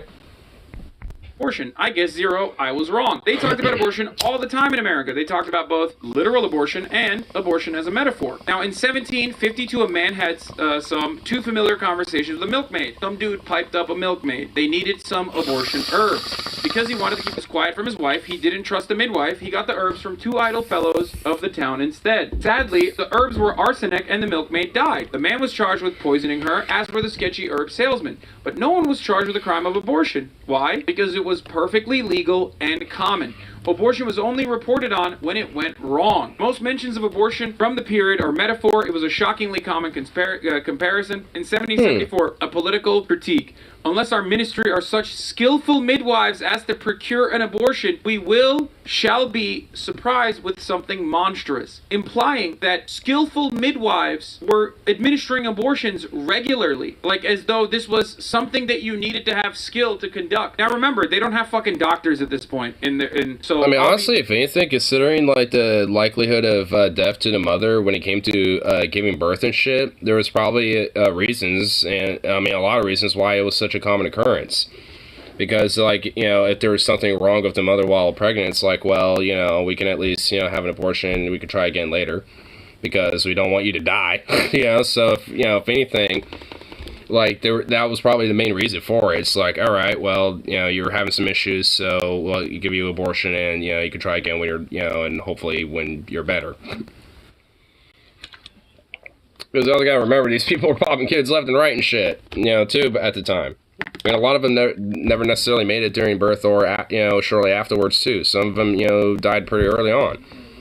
So, I mean, if anything, there's also, like this, like, oh, hey, you know, there's, you know, mass, you know, crop failures and shit, you know, raising a kid where there's, like, no food probably ain't gonna do good when it's gonna die in a year or two. just like herbalists, a lot of this is like bullshit. But recognize that this was considered to be a fucking straight up medical practice. It was also something that people understood within the culture, so much so that they would use it as a comparison, as an analogy. From this, we learned that abortion was skilled work done by midwives, intentional, seen as good, protection from monstrous births. Now, the monstrous birth component, as John Skinner mentions, is literally a reference to medieval Christian belief that some babies are hell-sent monsters needing to be aborted. That was part of the reason why, you know, there was they were pro-abortion, because they were like, let me make something clear to you. You know, there's some godless fucking demon babies out there. And to be honest, medieval Christians were right. There are some fucking demon-ass babies out there. Okay, Hitler. Thank you. There you go. Yeah, that is a demon baby right there. Ted Cruz. Now, Ted Cruz is another demon baby. Pat Robinson's another demon baby. I mean, there are unironic demon babies that exist. So, yeah, I mean, and especially considering superstition. Hey! Hey! Shut up! Shut the fuck up! Hey, no. You can just shut the fuck up. Get over here. Oh, look at you all standing on guard. Get over here. Come here. You got nothing to guard. Come here. Come here, bye-bye. Bye-bye. You fucking little goof. Come here. Like, but fuck you too. Little asshole. Yeah. What I was about to say, actually, was, I mean, because given like the superstitions, especially at the time that a lot of DC Christians had, I mean, especially when it came to the whole demon baby thing. I mean, think about like cryptozoology or things like the Jersey Devil. Like the whole lore behind the Jersey Devil is like this woman who was pregnant prayed to God to make her baby basically a demon, essentially, and hence Jersey Devil was born when the kid was born. Initially born looking like a normal baby, but then like morphed into like this demon creature thing and scared everyone and fucking flew off, and thus Jersey Devil. And so, I mean, it's just like, all in all, like, it would make sense why, you know, there would be people who be like, you have a demon baby in you, abort it, you wench. Plus, you know, like, you know, the whole bitter water, you know, with the adultery and shit like that, you know, so, I mean, it obviously was a fucking common occurrence. Honestly, this whole, like, anti-abortion shit's a newer phenomena. Okay, yeah, that's when it falls off a cliff. I don't really care about that part of the argument, but it was commonplace, and people did talk about abortions, and I think that sets the mood for people understanding why someone like Benjamin motherfucking Franklin quite literally wrote about how to conduct at-home abortions, and wrote it in a popular British math textbook titled The Instructor and written by George Fisher, which Pharrell said was a pseudonym. The textbook was a catch-all manual that included plenty of useful information for the average person. It had the alphabet, basic arithmetic, recipes in farriery, which is hoof care for horses. At the time, books were very expensive, and a general manual like this one was a practical choice for many families. Franklin saw the value of this book and decided to create an updated version for residents of the U.S., telling readers his goal was to make the text more immediately useful to Americans. These included updating city names, adding colonial history, and other minor tweaks. But as Pharrell describes, the most significant change of the book was swapping out a section that included a medical textbook from London with a Virginia medical handbook from 1734 called Every Man His Own Doctor, the Poor Planter's Physician. This medical handbook provided home remedies for a variety of ailments, allowing people to handle their more minor illnesses at home, like a fever or gout if you're rich of the soul, but also fatty, rich liver, which creates gout, you know, the rich man's disease. One entry, however, was for the suppression of the courses, which Pharrell discovered meant a missed menstrual period. The book starts to prescribe basically all of the best-known herbal abortifacients and contraceptives that were circulating at the time, Pharrell said. It's just sort of a greatest hits of what 18th century herbalists would have given a woman who wanted to end a pregnancy early. Now, you might joke about every man his own doctor, but, like, we're talking about the 18th century, boys. And yes, every man... Yeah, I mean, honestly, being your own doctor is actually probably a very good idea back in that day, because if you are on your little farm and you hurt yourself or you're sick, you probably want to know how to do some basic remedies that make you less hurt or less sick, or potentially don't have infections and shit, you know? But, I mean, I kind of get the gist of it there, but honestly, I mean, I'm frankly not fucking surprised. Because this whole, like, again, this whole, like, anti-abortion thing is a newer fucking phenomena. Where it's just like, oh, you know, it's like, blah, blah, blah, blah, blah. I mean, it's like, well, How come it's not just in early American history, but even in your goddamn Bible, in the Bible, how come it's there too? How come there's, countless, different times throughout human history where it's like, hey, we're doing some abortions, let's go, baby. Get out of there, you son of a bitch, you're getting out early. Fuck you. You weren't meant for this world.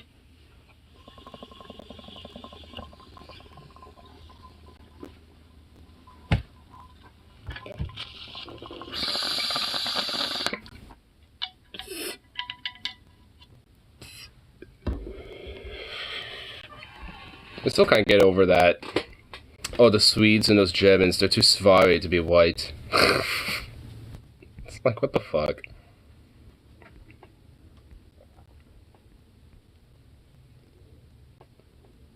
Got recommended Joe Biafra song. The fetus will be aborted. That's actually the name of the title. And it intrigues me heavily. I like the name of the I like the album aesthetic. What's going on in this? Prairie Home Invasion. Joe Biafra, Mojo Nixon. Huh. I kinda wanna listen to this. I wanna hear it. I'm intrigued.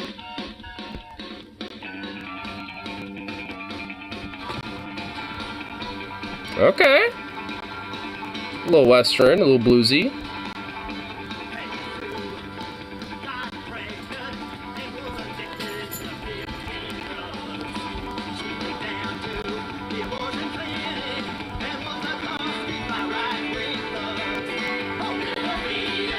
Okay, I want to find the lyrics.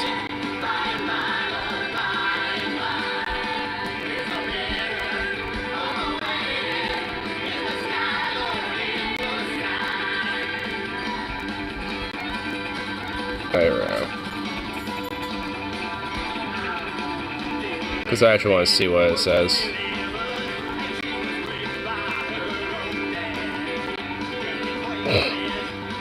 Okay, this song's bass. I can already hear some of it.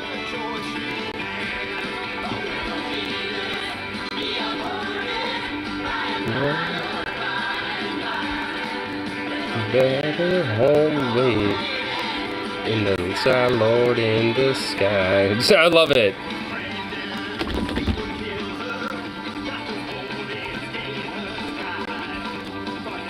I love the little chorus to it. Oh, the fetus will be aborted by and by, Lord, by and by. There's a better home waiting in the sky, Lord. Dude, I love it. It's fucking... Dude, the song, honestly, especially with how it's going, it's actually fucking with a lot of, like, the Christian hymns. Because the way the song is being played is very, like... The chord, chord progression is very, like, based on, like, a lot of, like, Christian hymns and a lot of Christian-style songs. And just the lyrics too, like, and just how it's, and just like the way the rhythm is, it's all fucking with it. I love it.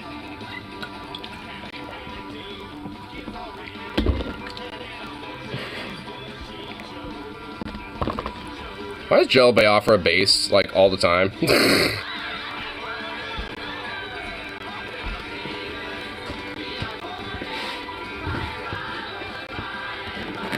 Okay, next time I see these weird Christians doing some rally or some shit, I'm blasting this fucking song in their face. I'm blasting it, dude. Honestly, like, if they're, like, that needs to be, like, if some dude has, like, some Bluetooth at one of these, like, women's rights rallies and they see these weird, like, preachers and shit, trying to spout their bullshit, they should just blast the song at them. Just have the fucking chorus just on loop.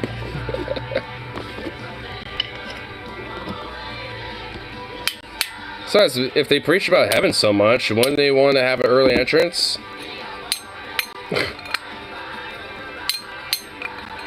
Besides, God, has seen you before you were even accepted in the womb, and hey, if he saw you being aborted early and, showing up a little early to the gates before everything, happened, then hey, that's what happened, yo.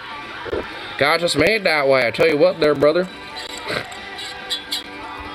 Oh, you can't use our logic against us? Yeah, I can. Fuck you. Just doing a bit of trolling. That's why I love Joe Biafra. Like, he's a good troll too. And this song is a total good troll. I love it. Makes me want to actually check out Mojo Nixon now too. Because a friend in Jello is probably a friend in me indeed. Oh, you tie a pecker to my leg. That's the first song that came up. Redneck Rampage. Elvis is Everywhere. Save Me from an Ass Whooping. Oh, wait, no, that's actually... Oh, it's Otis Gibbs. Oh, I've heard this guy before, too. Actually, how I found that dude, Otis Gibbs, is I was looking at, like, notable IWW members, and he actually happens to be one. I was like, oh, curious. Mojo Nixon burned down the malls. Oh, this is a live performance?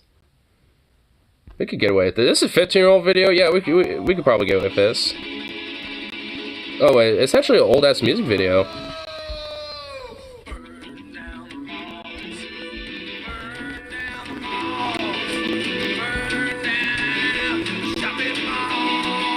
Based.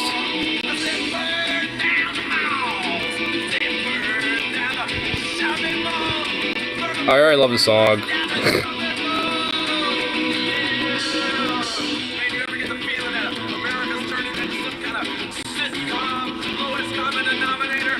God damn it, why, what the fuck? Why are musicians the ones that always happen to be based as fuck? America's been a sitcom.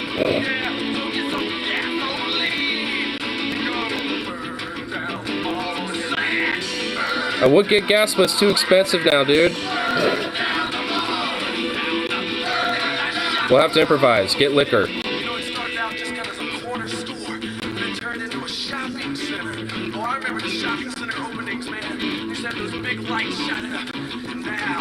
Now, where do the old folks go? Where do the young kids go? What's America? What's America turning into? Mondo, shopping mall, hell, burn down the malls, burn down the malls, burn down the shopping malls. I like how a lot of it's just mostly them just all kind of like going ape shit. Now, another thing is kind of getting on my nerves. Another thing that's getting on my nerves is this national 21 drinking age. Oh, what do you think about that? A bunch of malarkey! It's a bunch of malarkey. It's a bunch of malarkey, Jack. Listen, fat. Bunch of malarkey, man. You think he's going to be drafting 21-year-olds? No, man, they're going to be drafting 18 and 19-year-olds. But you can't buy beer. Can't buy beer. Get married and screw yourself up real good. Stick by God. You can charge $8 million on a master charge. You can't buy a beer. You can vote for one fool or another, but you can't buy beer. Shows Reagan. This is America. America that's run by the lowest common denominator. The money. How many units did you move, Mojo? How many things? Okay, this song's too good.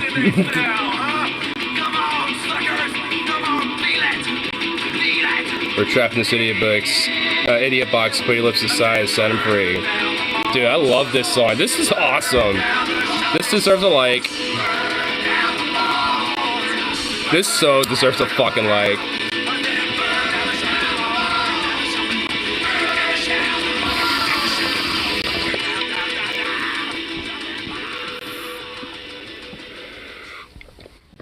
Oh, dude, I love fucking outlaw rock and shit. Oh, I want to check some comments out on that. It's like this makes you wish it gave you a third option. The love button. The love button. Oh, it's ugh. Man, if only you knew. I love how this goes from all selling crap to drinking age. Mojo's awesome, dude. Honestly, it kind of hit the nail on the ball with a lot of different shit. It was just mainly like a full-on like fucking protest song fundamentally. Oh, that's why I love fucking protest outlaw rock and shit. Oh my god. Well, that basically confirms that I'm going to do a subscribe to Mojo Nixon here. To that little YouTube, where was it? Up here, yeah. Come here, bitch. Oh, I already am. I already am. Yeah, okay, so I must have already listened to this dude before.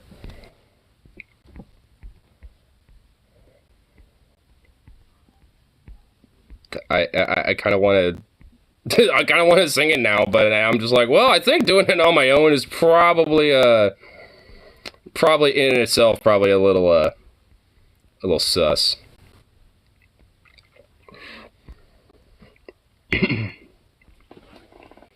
But I do agree with the entire sentiment of that song, based. Oh, little bubble. Oh, who's a good sweet boy? Are you a sweet boy? Yes, you are that face. Yes, you is. Oh, yes, you is.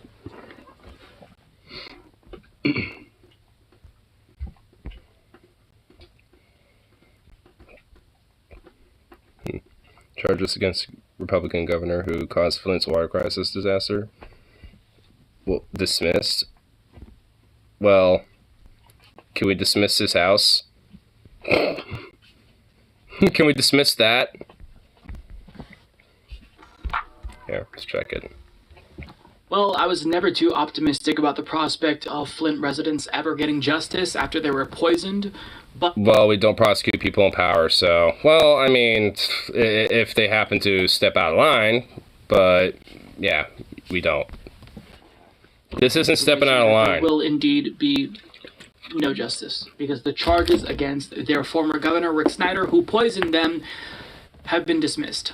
As Ed White of HuffPost reports, a judge had no authority to issue indictments in the Flint water scandal, the Michigan Supreme Court said Tuesday, wiping out charges against former Governor Rick Snyder, his health director, and 7 other people. It's an astonishing defeat for Attorney General Dana Nessel, who took office in 2019, got rid of a special prosecutor, and put together a new team to investigate whether crimes were committed when lead contaminated Flint's water system in 2014 through 2015. State laws authorize a judge to investigate... Pretty sure that's still happening.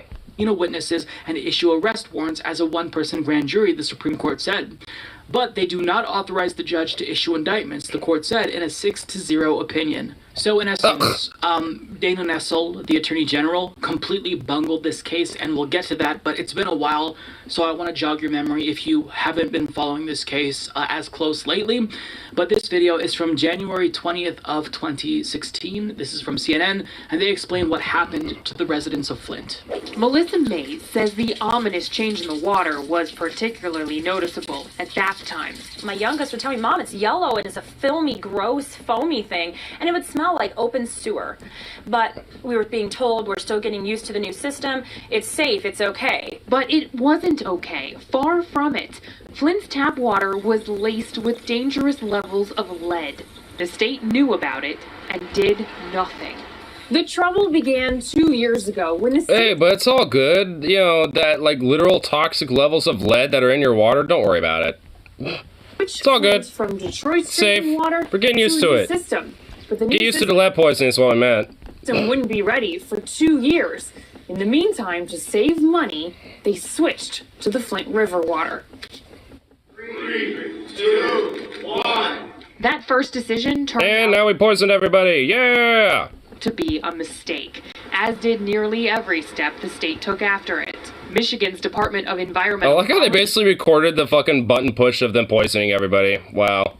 shoulders much of the blame, what a preliminary task force report calls an abysmal public response.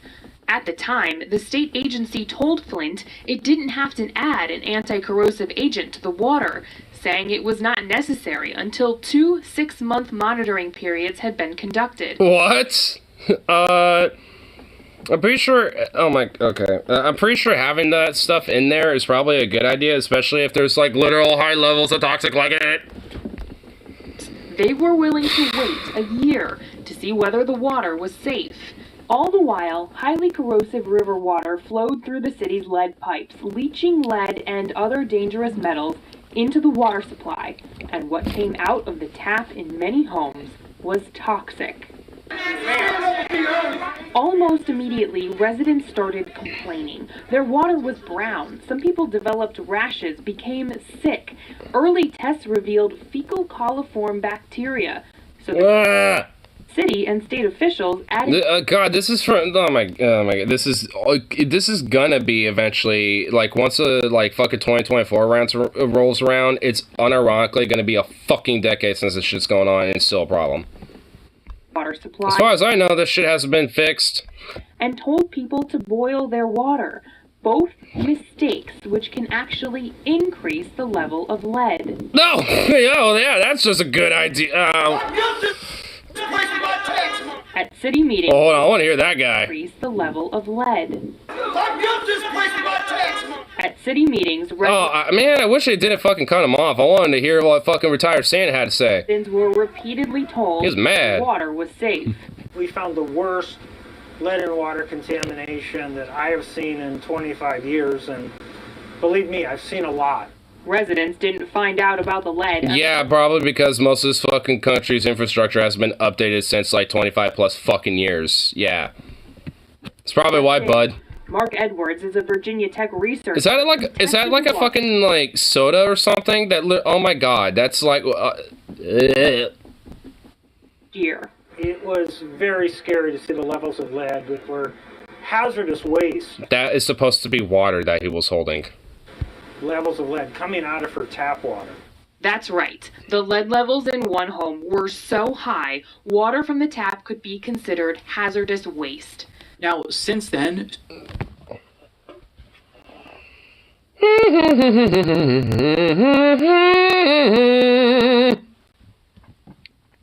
My redacted noises. My redacted noises are coming out again. Has been uncovered. Not just a criminal conspiracy involving the former governor, Rick Snyder, but a cover-up attempt. Deleting emails. There was a lot here. And so there was a case that was teed up against him, but then Dana Nessel came in and she fired everyone.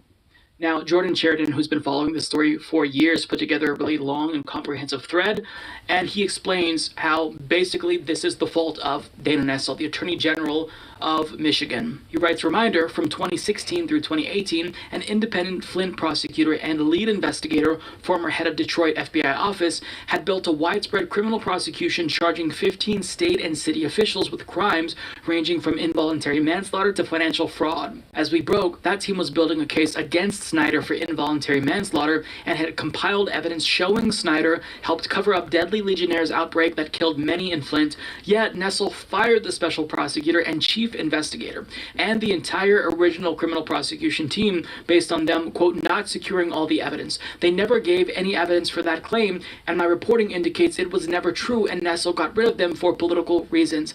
In addition to the fire team building a case against Snyder for involuntary manslaughter, as I broke, they were also building a major racketeering RICO case against state officials for financial fraud that led to poisoning of Flint. They were months away from filing charges when Nessel fired them. After firing the original prosecution team for dubious reasons, Nessel then inserted prosecutors who had zero experience investigating or prosecuting widespread financial fraud. Her team didn't even properly debrief with the outgoing fired team of prosecutors who has built the case for 3 years and had all of the institutional knowledge of a complicated investigation that had been investigating the governor, his top officials, his health... This is literally just purposely a fucking cover-up. Like, this is like a literal purposeful fucking cover-up to just be like, oh, yeah, did we just, like, heavily poison and just, like, do, like, a slow mass toxic, you know, hazardous waste genocide of, like, you know, entire fucking, you know, town, essentially. Yeah, let's cover that up, though. No one needs to know about that. Let's just, like, fire everybody and hire incompetent nobody fucks that don't know what they're doing.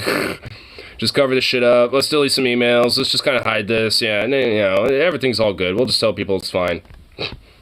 Flint Get used to it. Nessel's team basically restarted from scratch for no real reason. Nessel and her team badly bungled a case that included the following bombshells we broke. Snyder's top advisor and best friend offered payoffs to sick Flint residents and told them Snyder was aware. Prosecutors concluded Snyder and his top officials had covered up the deadly waterborne Legionnaire's outbreak weeks before his 2014 gubernatorial re-election and had obtained an avalanche of Snyder's phone calls they concluded show this.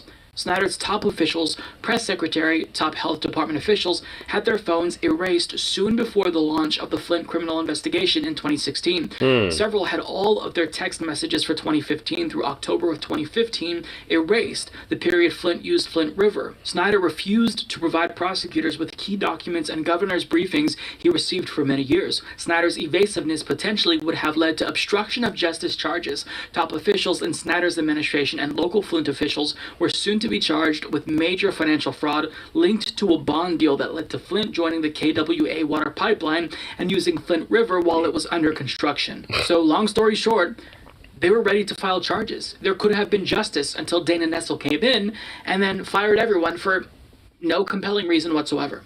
So now, because of that AG's incompetence, Rick Snyder is going to literally get away with murder or involuntary manslaughter, but he killed people. His decision as governor... I mean, frankly, Nessel also should probably just be put away in a fucking prison, and, you know... Same with Snyder, too. Dying, getting poisoned. Like, these people are fucking just, like, absolute, you know, like, scumfuck pieces of shit who are even more toxic than the fucking waste that was dumped on fucking Flint with this shit. Like, I mean, the idea that they're able to just kind of walk around scotch-free and shit after the fucking, you know, results of what they've done is... Get away with this scot-free. This is outrageous.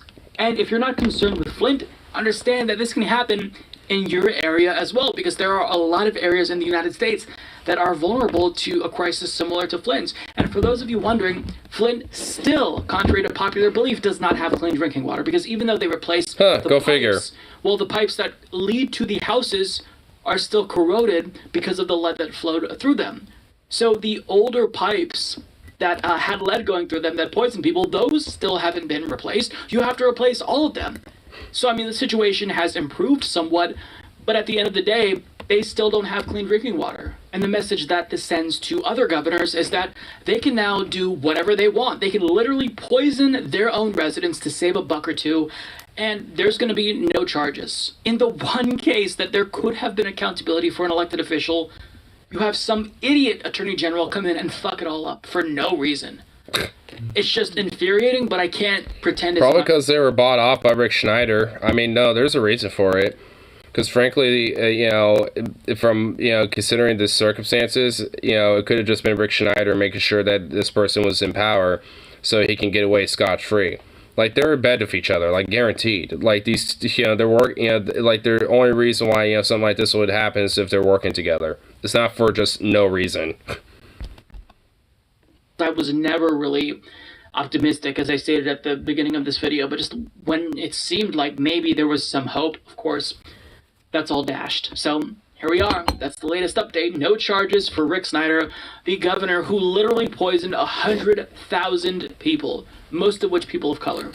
They're still dealing with the ramifications of lead poisoning till this day, but no justice for them. America is an embarrassingly pathetic country where we let our public officials do whatever they want, get away with murder, and nobody's surprised by it. Do you enjoy watching? Yeah, not at all. I'm not. Ugh. I mean, at this point, like, I mean, a lot of the commentary I could add is just more redactable stuff, but yeah, that's pretty much about it. Because, I mean, considering these worthless fucks, like, it's what I was saying right at the beginning of it. Like, I mean, people in power are never held accountable. Like, there's always going to be some way to where they can get away, you know, to the actual accountability, you know, to the crimes that they've done. I mean, it's like the same thing that, you know, people think that, you know, Trump might be prosecuted or some shit. It's like, all right, name one president that has been in the past. I'll wait.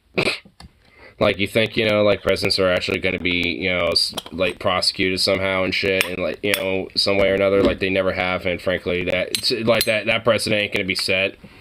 The owner class and the establishment would not want to set that. Because if they did, then suddenly that would be a slippery slope they don't want to be dealing with. So, they're going to do the whole dog and pony show and a PR about it, but are they actually going to fucking do it? Probably not. I mean, I'll be surprised if they do, but frankly, like, it'll be too much of a precedent set to where, like, that means, you know, other presidents may potentially be held accountable for stuff they do. We can't have that. We should probably keep a precedent where, you know, that no president gets prosecuted and, you know, held to their crimes. We don't want that. We don't want, like, you know, our war criminals and our fucking, you know, lobbyists and corporate stooges and shit, you know, fucking, you know, getting caught with crimes or nothing. We don't want that. We don't want the president's dead because the people probably get mad. And they know they can probably use that. We don't want that.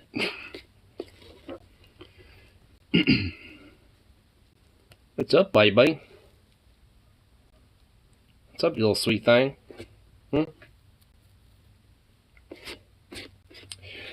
that? What are you doing? What you doing?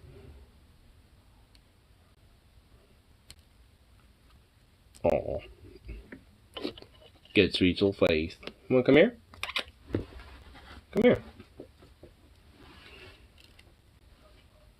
Come here. Come here, bud. You silly goof. Why does he always do this? Come here. Come on. Come on. You silly bastard. You silly bastard. Come here. Come on. Would you get the fuck over here? Come here. Come on. Seriously?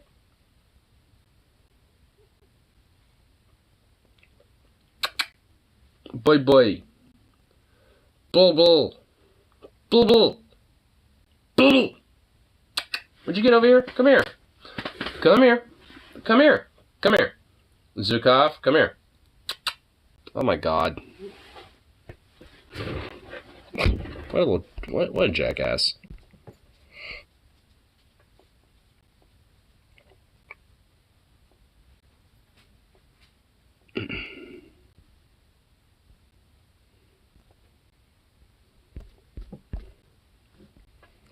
Oh my god, my fucking television was just exploding.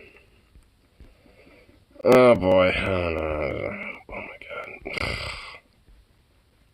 Oh, sweet baby rays. It's gonna be like, nope. Not gonna pay attention to that.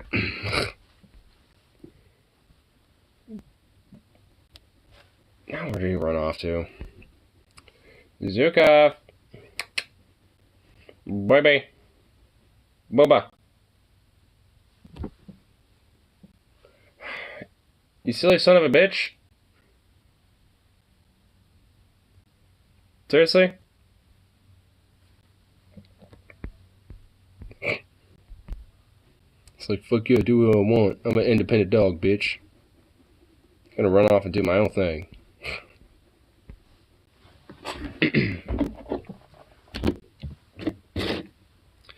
Starting to grow up too fast. He's doing his own thing now.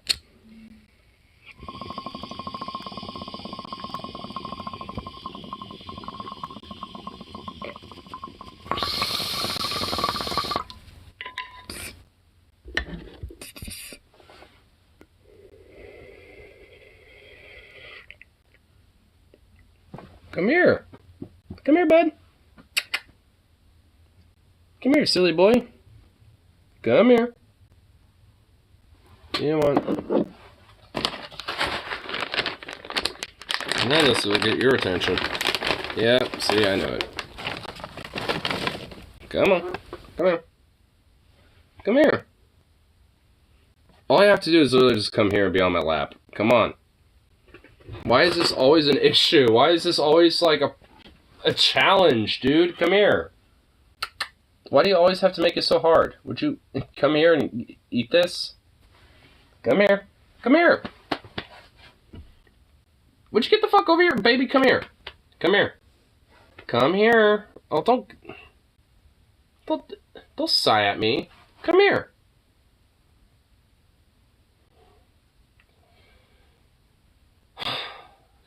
Come here. Come on. Get it. Come on, baby. Bye-bye. What the hell? Here. Come on. Come on. Would you get the fuck over here? Seriously. Come here. Dude, come on.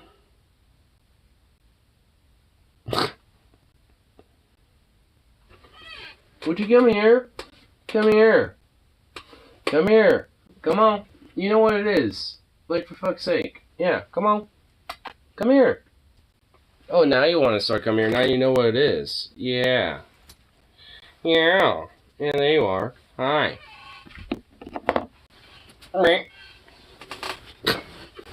You silly goof. Come here. Oh, okay. I don't want to make sure. Okay. Ah. See, now you're dropping it. Goofball.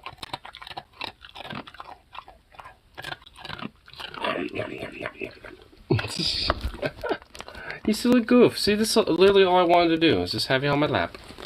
Just have you on my lap, you sweet little baby. Mm. You sweet little thing. Oh. Oh, look at that face. Look at that little face. Oh my goodness. That little handsome face. Yes. Oh my goodness. Oh, you're just a sweet baby. Yes, you is. Oh, look at her. It does so. Look at this. Look at that. Look at all that smush.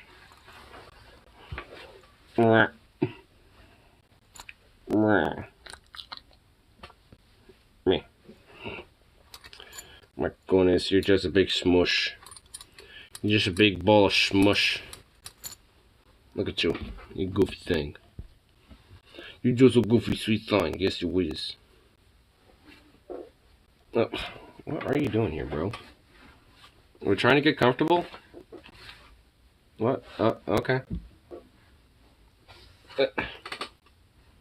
What is it? What is being attempted here? What are you trying to do?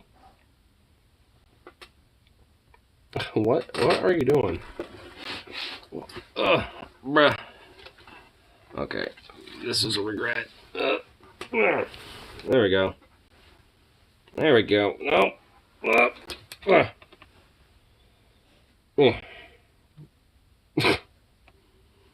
You silly thing. You silly little thing.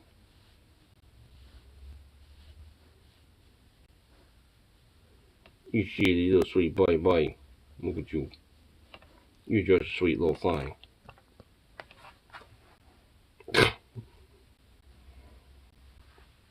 My lord.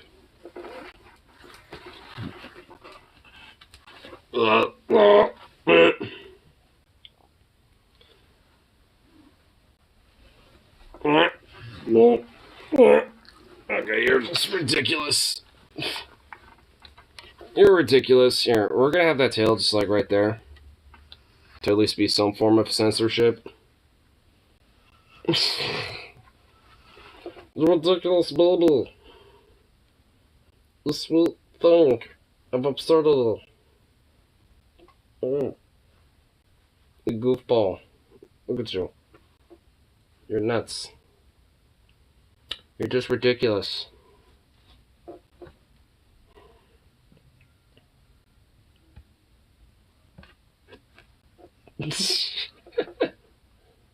Well, hi, baby. Hi. You little sweet baby thing. What's up?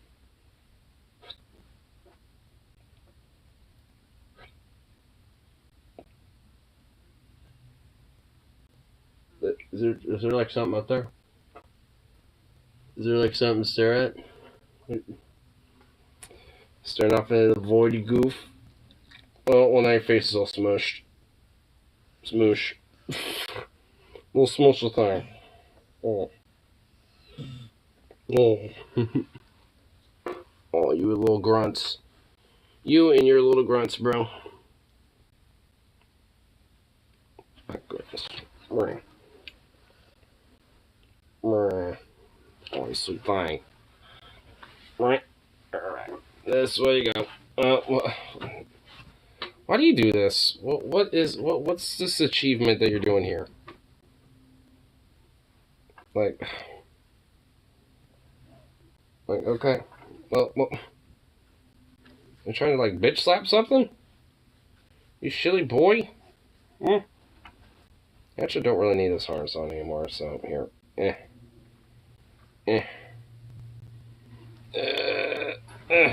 God, yeah, dude, you're getting to be a heavy boy. Hold on, let me get this. Oh my god, you lazy bastard, you. Blah. Oh my god, you. Oh, hold up. There you go. There you go. Yeah, I'll give you one more. Well, excuse me, one left on swallow, you son of a bitch. Lay down. There you go.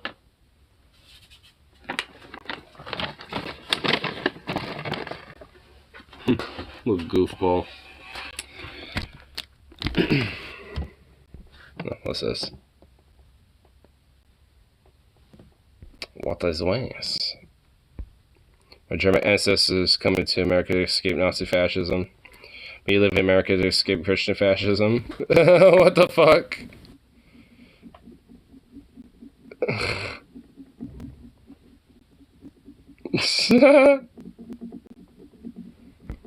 Dude, I love it. Hold on. I gotta save this. Dude, this is great.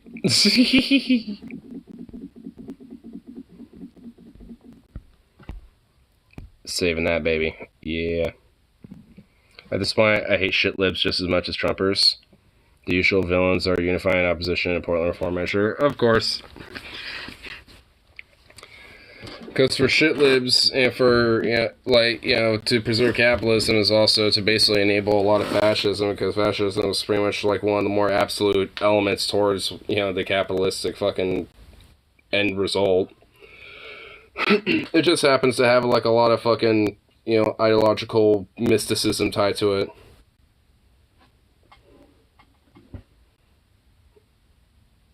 Who the fuck are the people who think the city is run well right now?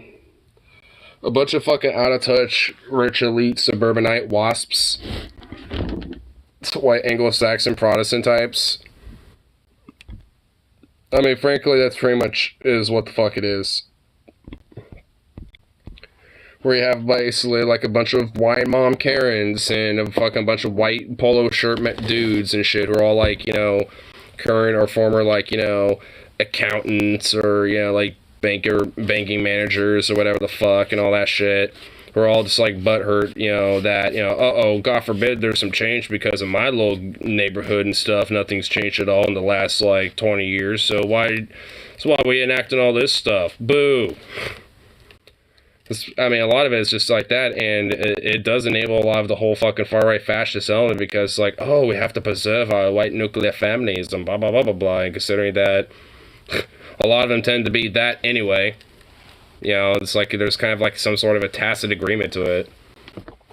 Because either way, it's the end goal, the end goal tends to be kind of the same. Well, maybe not necessarily the end goal, but a lot of their fucking means to it tend to be.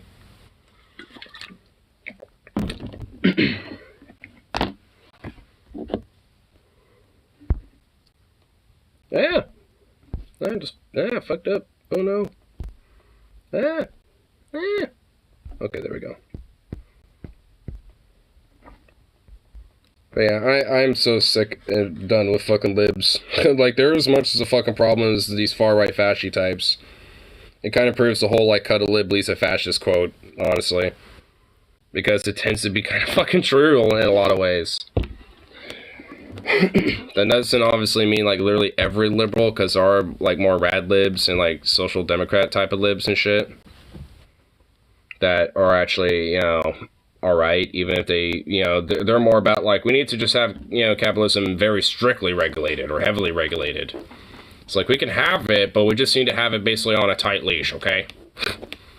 It's like, I mean, you're still having, like, a foothold, for it to, get out of that, so, I mean, it's like you're on the right way, but, it's like, not there yet. Capitalism isn't necessarily something you can just have it on a tight leash.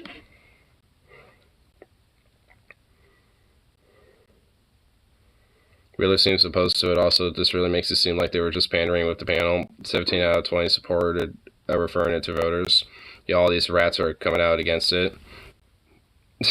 Yeah, it just kind of shows, you know, how much of, like, when it comes to the political class overall, like, gets heavily involved in legislation. Like, even they tend to be quiet, you know, when it comes to nothing really going on, you know, or like when the status quo just continues to fester and shit.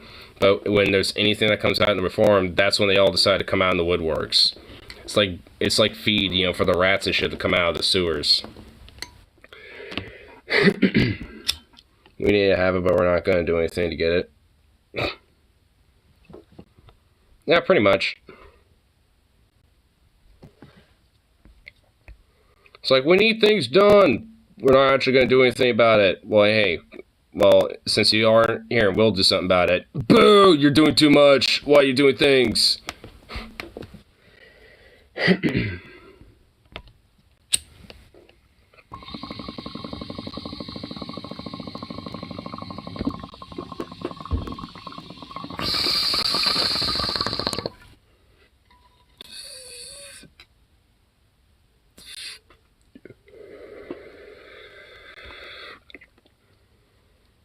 The opposition is scared about East Portland finally getting representation.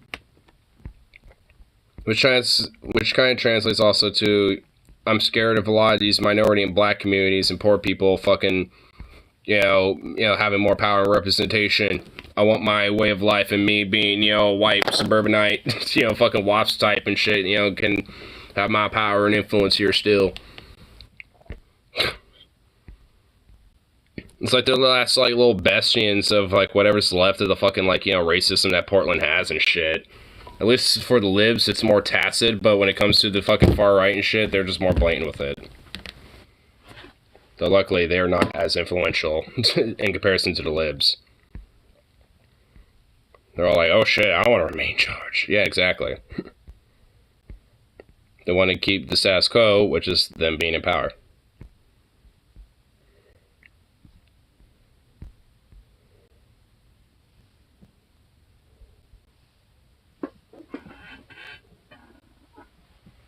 Oh, good balls outside.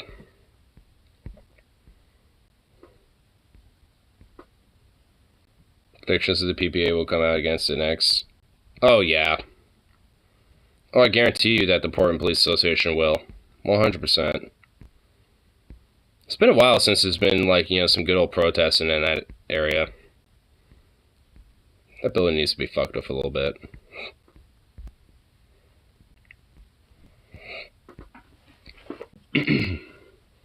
Are they really? With how often conservatives get their way? I mean, at least in Portland, yeah. In the fucking rest of the country, no, they're not in charge. But Portland's pretty much, you know, heavily in charge with, like, the neoliberal status quo fucking suburbanite type pieces of shit. That, yeah, also do nothing. So, but the thing is, it's not that, like, conservatives really inherently get their way around here, is that just nothing happens.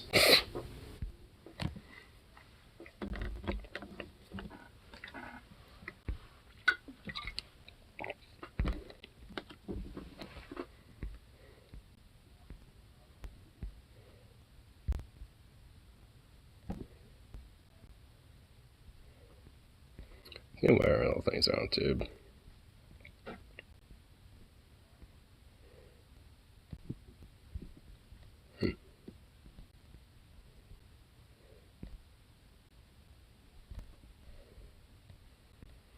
Recruits wanted for research into first ever treatment for broken heart syndrome.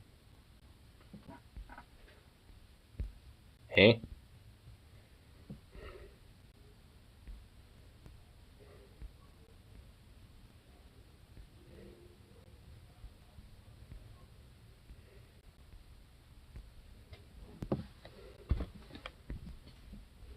I actually kind of want to read this a little bit. Read more, Sky News. Here.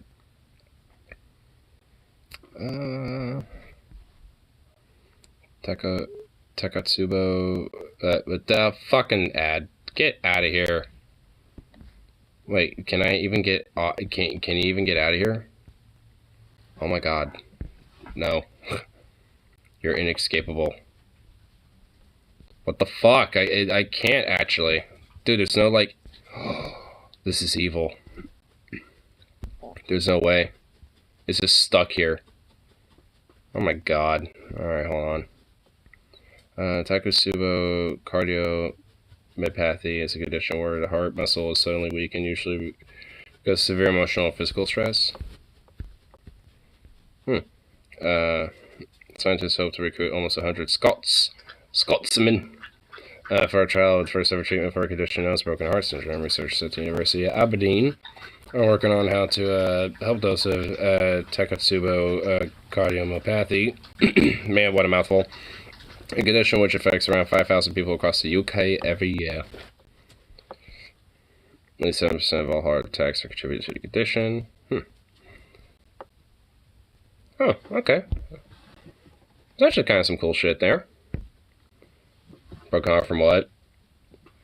Well, it sounds more... I mean, it's a nickname for the condition. It's Takotsubo cardiomyopathy, or cardiomyopathy. Which is basically, you know, the nickname is broken heart syndrome, which is where the heart muscle is suddenly weakened, usually because of severe emotional or physical stress. So basically the equivalent of, like, you know, hardship, like after a, you know, a family loss, or, you know, like, like broken relationship, you know, that was very close, you know, some shit like that, or maybe just, you know, other factors as well. Maybe it's not necessarily just due to relationship or familiar things. Because it says severe emotional or physical stress, and, you know, you can get emotional or physical stress from other aspects as well. I mean, you could probably get it just from physical stress, like, you know, stress from, you know, work and shit like that, I'd imagine. It could probably be a contributor.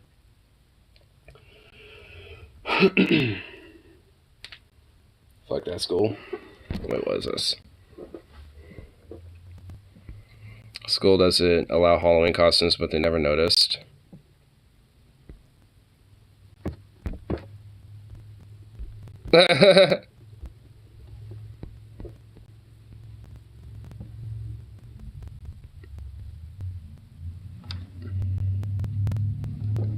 Yeah, my school district's not allowed Halloween costumes, but people found ways to get around that rule.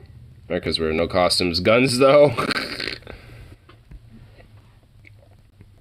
They'll never notice my brilliant disguise. I know, I do love it. Shouldn't Velma be the one wearing the... Or shouldn't this little girl be wearing the Velma stuff, and Daphne being... Because Daphne isn't, like, more tall. It's my only complaint. They needed a dog to bring to school. The classic stack formation. Whoa. What's going on here?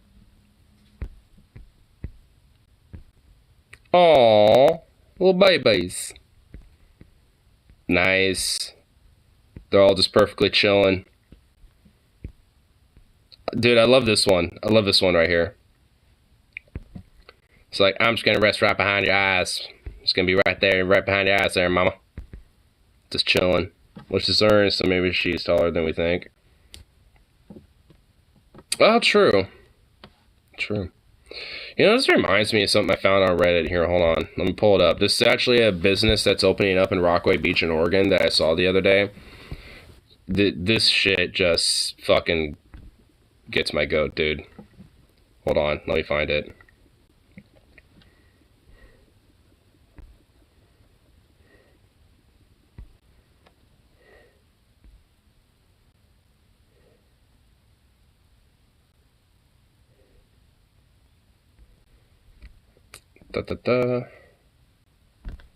Here.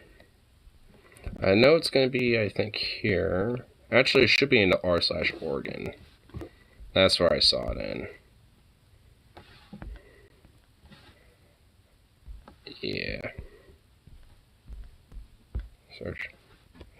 And, yep. Give me one second. Shouldn't be too far back in here, actually. Where are you? Where are you? Should be just down below. Oh, I think I'm actually getting close, y'all. Remember those, remember that, yep, no those, saw that. And it should be, yep, saw the salamanders. Right here, there it is. I found it, okay.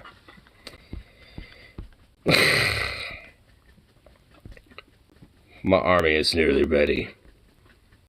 Well, this will probably, we'll send your army ready. We'll send your army to, its first battle. The absolutely insane rules at a new restaurant at Rockaway Beach. Full transcript in the comments. I mean, here it is, basically. It's a little hard to see, but we can see it here. So, okay, hold on. Fuck, okay. My shit, I could tell my little things are in the way. Anyway, it says, welcome to the Hop Cafe and Soda Fountain. We're here to appreciate the beauty of the Oregon coast. We pride ourselves in providing exceptional food and service experience to all. At the Hop Cafe, no you don't, by the way. At the Hop Cafe and Soda Fountain is a family cafe fountain. We're committed to ensuring safety and enjoyment of our customers. Okay, well, considering this long list of shit, well, let's just see. The year is 1930 and Prohibition remains in effect at the Soda Fountain Bar. No, it's not. This is not the year 1930. Alcohol is very strictly forbidden at the Fountain Bar, and authorities will be called. Alcohol is allowed at the fountain seating patio areas. It's the year 1950 at the Hop Cafe and Waves Bar. Wi-Fi does not exist, and folks are enjoying each other's company. At the Hops Cafe, Waves Bar, and Cafe policies are designed to protect our customers, children, and our staff of business. Wi-Fi does not exist, so there's no Wi-Fi, I guess. So that kind of is lame, but whatever. So food purchase is required for any alcohol purchase, no exceptions. Lame. Three alcohol drinks of any kind, limited per person, no exceptions. We card anyone under 40. Police will be called for invalid IDs. Suspected intoxicated patrons will be kindly asked to leave. We reserve the right to refuse service to anyone for any reason. Well, that, I guess, is, standard. Besides the 3 alcohol limit thing, that's just kind of like, fucking lame. It should just be when you're, intoxicated as fuck and you're now being kind of a nuisance. Or you're just too drunk. Payment for all food and beverages are expected at the time of your order. So, before you get your food, okay. I mean, that's, I guess, fine. Please limit your visit to 15 minutes after the completion of your food or drink to make space for others, for the next paying customer. Laboratories are for paying. Okay, this one's gonna be very. Just wait for this.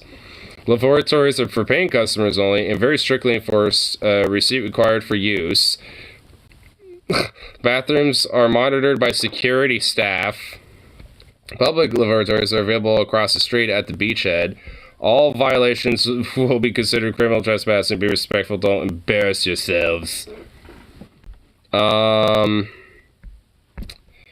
Let's just monitored by security staff.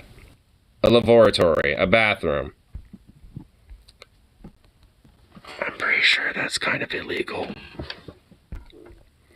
Disrespectful, loud, boisterous, loud, noisy, energetic, rowdy, unruly, intoxicated conduct of any kind by any and all persons, children, are strictly. Oh yeah, good luck enforcing that on kids. Are strictly prohibited and enforced. Oh, I thought this was family friendly though. Are very strict, but you don't want rowdy fucking kids. You want them to be obedient, silent little fucking goblins, okay?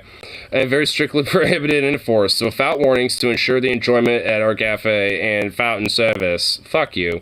Please mind your children. I mean, I agree with that at least. No running or screaming. I mean, I do agree with that. Not responsible for any injuries. Legally, you are, bitch. It's like, hey, we're just gonna kind of blatantly tell you we're gonna monitor you going and taking a shit. And also, we're not gonna fucking take responsibility for injuries at our establishment. And it's just like, You're like, what? Verbiage that is vulgar or hostile. They just decide not to complete that, I guess. I'm assuming it's forbidden. So go fuck yourself is what I'd say immediately. Smoking in or 20 feet outside the cafe is prohibited. I'm pretty sure that's kind of Oregon state law anyway, unless the establishment is okay with that. Service animals welcome. No other animals allowed. Absolutely no tied animals outside. Animal control will be called. An animal will be taken away by the authorities. What the fuck, dude? Bruh. If I, like, you know, bruh. Like, yo, that's like it's like I bring Zukov in, it's like he's starved the animal. Well, not really. Well, he needs to go. It's like, alright, and I tie him outside, and they just don't say anything, and just call the fucking animal control, and I just see him get picked up. Bruh, I would go fucking ballistic. Like, there would be hands thrown down, bro. Not even kidding. Drug use of any kind, abuse of any kind, adult, child, or animal. Yet, these rules are inherently abuse. Police are frisbee throwaway. Wow, so blue lives, brother. Gotta respect the blue. Theft of any kind, silverware, dishes, glass, etc. Credit card will be charged $25 for any missing cafe item. So, illegally overcharging people for, you know, their meals and shit. Damage to cafe, littering, let's keep Oregon beautiful, loitering, security cameras throughout the establishment to protect our staff, customers, children, and business, including inside the love. Yeah, let's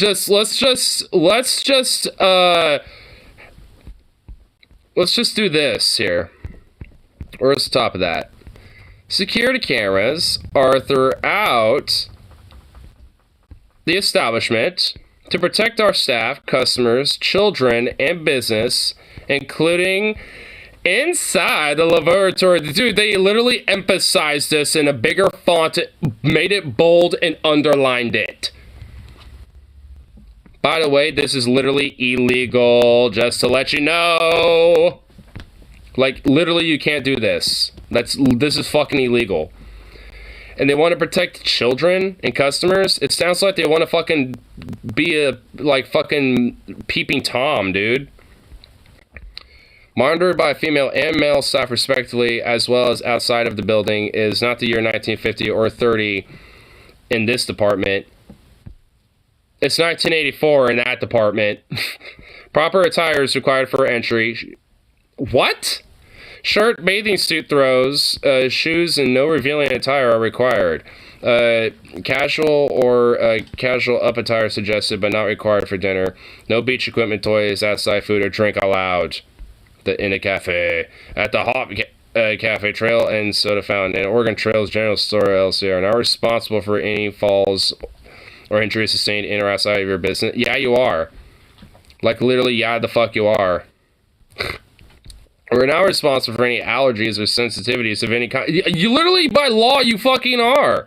They're like, hey, we're not like, even though it's by law, we're obligated to be responsible for this type of shit and actually, have accountability. But we're just gonna kind of be like, no, lol, no. It's just like, oh my fucking god. Hold on. There are no special orders. Please visit another establishment for allergy-related diet restrictions. What? Not responsible for undercooked meats, rare, medium, and well done offered. All sales are final. Orders are read back for accuracy. Complaints will be directed to Oregon Trails General Store LLC. We know that our service, food, and business are excellent. No, it's not, you fucking pig dog motherfuckers. Enjoy your visit. No, I won't. And this is in Rockaway Beach, dude. Like, fucking hell. Couldn't they have made a simpler design or a simpler sign? Only disgruntled old conservative white men allowed. Yeah, basically. Like, ugh. But yeah, that just gets my fucking goat. Like, frankly, this, like, I mean, as far as I know, I did a little digging, and apparently, like, it hasn't even opened. And they apparently also, from I found out down here somewhere, They offered a whole $6 to $6.01 per hour for a server position. Oh my god, it actually is here? Are we serious? Page not found? Ah! Oh my god, they took it down. It's still 1930s and 50s for them. Minimum wage still applies to tipped employees in Oregon. Someone should open up a strip club next door in protest. Nobody wants to work anymore. They took our derbs. What's this other one? Oh. Years 1957 when they can't watch you in the bathroom. That's how illegal minimum wage in Oregon is like Tulsa. It actually went up to $13.50 by law. Because it went up July 1st. Actually, I think it's mentioned in here somewhere.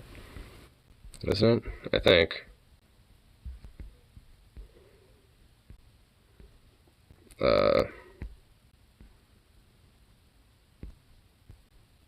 Oh yeah, it did.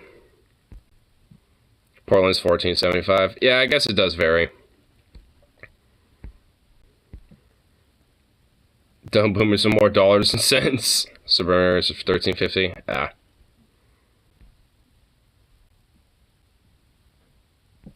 Rolls $12.75. Ah, okay.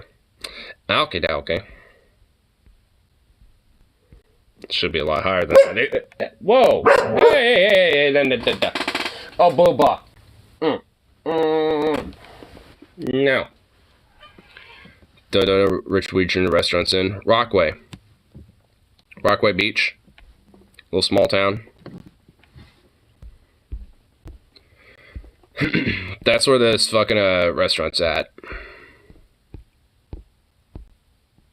So, I've been here before. Not the actual restaurant, obviously. It's a new restaurant from what I understand. Portland minimum wage is expected to go to 16 next year. Nice.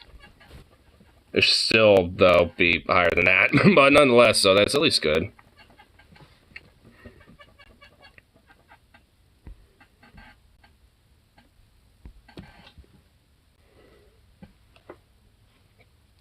Bye-bye. Why are you even staring at, dude? Is there something you're staring at here?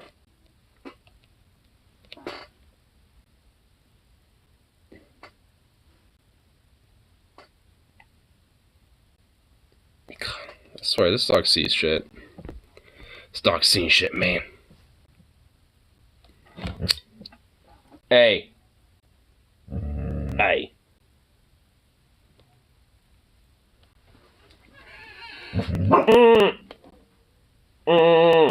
No. No. No.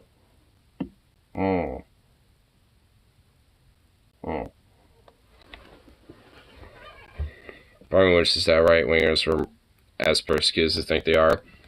God, I don't tease me of a good time, man. I wish to, man. I'd totally lead a squad, to do a little persecution. Like, got a persecution victim complex so much. Well, here, I'll give you a reason for it. Let me at him. They're gonna put his God-fearing white folk in camps. Yeah, don't tease me of a good time. He's a fucking Christo fascist, dude. Gonna put us all up in family camps. Don't tease me, bro. Stop it.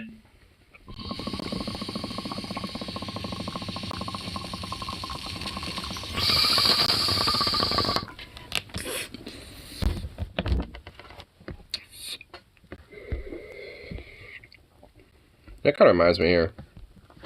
I know I kind of missed some onion nuggets. Wait, why am I typing in onion nuggets itself? Let me just type in deep fried. What the fuck am I doing?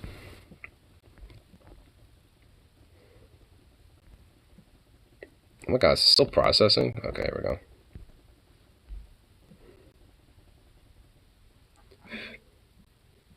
I think at one point, didn't they go into, like, crazy batshit Christian fucks?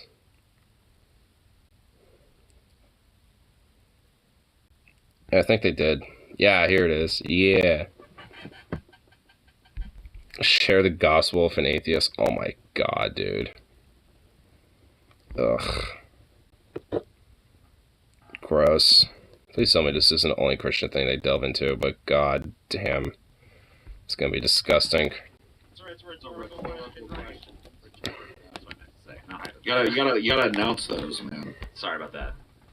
Here you go. So I was saved about 2 years ago from atheism, and I have a pretty atheistic family, and so I've been trying to share the gospel. I feel so bad for the parents.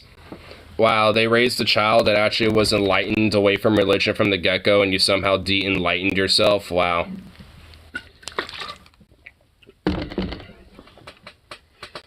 Also, the version of the economy works and that you can somehow buy shit you need on $7.25 an hour. We have no idea how this works, but it does. Yep. Trying to share the gospel with my atheistic family. Like, man, With my atheists, yeah. wouldn't that fucking suck ass? You know, you're an atheist family, you know, you manage to raise your kids without all that religious bullshit, and then your fucking son comes back, he's like, Mom and Dad, I want to share the gospel of Jesus Christ with you. It's like, where did I go wrong? What did I know, yeah, what did I do wrong? Yeah, it was seriously. Like you said you told, you know, That's a Mom- time where, like, a fucking parent has to, the right to be like, where did I go wrong? Because, like, yeah, if that's what happens, then Jesus Christ, Chris tries to, and fails to defend hell. Hell is your choice. Oh, my God. Hell's your choice, even though we're gonna put you there in damnation. Meh! Persecute the sinners. But it's your choice. You're like, I'm an atheist. And it's like, no, I failed. Like, as a parent, if my kid came to me and told me, like, I'm a committed theist, I'm like, no! That's why I would be breaking down crying. Like, what have I done? How is this possible? How is this possible? I went from an atheist that had a pretty good solid footing in reality to now I'm the type of person that actually gets up and gets dressed to come to things like this, you know? I'm trying to explain to how my family, like, how that's a good thing. Could you help me? Like, no, there's no way that you, like, reducing the scope of your life to the point where you're going to go sit and listen to the Whitey panel about how you should live your life and engage with people. It's not I never believe people like this. I think what happens is this dude's still an atheist, saw a bunch of people you can call and familiarize himself with a bunch of Christian arguments. I remember the Patreon episode of the Pentecostal Preachers that DFF did years back now at this point. It's been that fucking long. Like 3-something years now. And it was, I think, one of like the first year episodes, if I remember correctly, or at least like a little over a year when they were going on. But either way, like I remember in documentary with one of the Pentecostal preachers, I forgot his name, but he grew up, you know, being in a very hardcore religious household, but he eventually kind of became an atheist himself. And he just kind of realized this is all kind of a con and a sham, but hey, I could just kind of keep playing the game and, you know, make a hell bunch of fucking money. It's like, yeah, Jesus loves me. You know, throwing down a bunch of $100 bills, 5s, 20s, and all this other shit. You know, like lining up all the quarters and dimes and shit and make sure they're all aligned. You know, it's like, all right, here's like, you know, $5 a quarters here. Here's another $5 a quarters here. Here's another $5 a quarters here. Oh, Jesus loves me. Amen. Here's another $5. in most rational people's minds. Sorry. Add all up, and it ends up being hundreds. Maybe thousands. Ever since I was saved, and just finally recently I'm engaged in a conversation with my sister, and she's wanting to get into a discussion about. Well, she's also sadly becoming an embarrassment if she actually, you know, gets converted by you, you sad fuck. Like a video fails. They had an internet outage or something. Oh man, shucks, folks. Well, that's it. See you next week. No. You just lost the internet. Oh, too bad. I'm just curious if you guys could touch on, should I engage Shot and in shape that cam. or not, if not, at what point do you ever draw have the line? Parkinson's? And you know, I've listened to sermons on not casting your pearls before swine, so I'm just kind of lost as to where to go from here. Yeah, my family's a bunch of swine, and I don't want to cast my pearls of wisdom that you should come to things like this in front of them, you know? You know, I don't want to... I'm just sitting here like, is he really like, just like, yeah, so my family are being kind of a bunch of swine, and I don't really know where to go from here. And it's like, what? I could be wrong, but I bet you if you asked the sister, she'd be like, what? We never talked about that. Oh, dude, there's at least, like, at least in my mind, a 40 to 60%. I'll kind of give it the benefit of the doubt. I'm going to say coin toss about whereabouts. Like, there's at least a coin toss chance that is the case. like a coin toss chance. Talking to my sister, I know you're not supposed to cast pearls before swine and stuff, but it really would be nice if she was saved and stuff too. But anyway, she is kind of a swine though. I mean, if not, if you guys tell me to tell her to fuck off, I will, because I love religion more than I love my family and stuff. But Any sincere question, any sincere, genuine question deserves a sincere answer. How come they give a better mic to the guy off in the crowd than to the dude talking on the stage? Any sincere question? I'm weepy shit here too. I can't stop thinking about there's a bunch of grown ass men that all look like they're well into their 30s, maybe even their early 40s. Dude, they're at least looking like they're in their 50s, Paul. Come on. Yeah. They're being generous, bro. Sitting around rationalizing the fucking Bible. At that age, that's where you've progressed to, man. The Bible. Ugh. The Bible. Thank goodness for atheism, man. Thank goodness. Yes. Thanks thanks and rationality and reality that, something actually can exist that can keep people out of this shit. Like, oh my God. But know this, that all the answers from science, culture, whatever. Why does this... Wait, what's up? Because I can remember pastors and churches I went to telling the most outlandish shit, saying he felt the shock of the Lord rush into him and seeing a vision, so I couldn't put past this guy to make shit up. Oh, yeah, of course.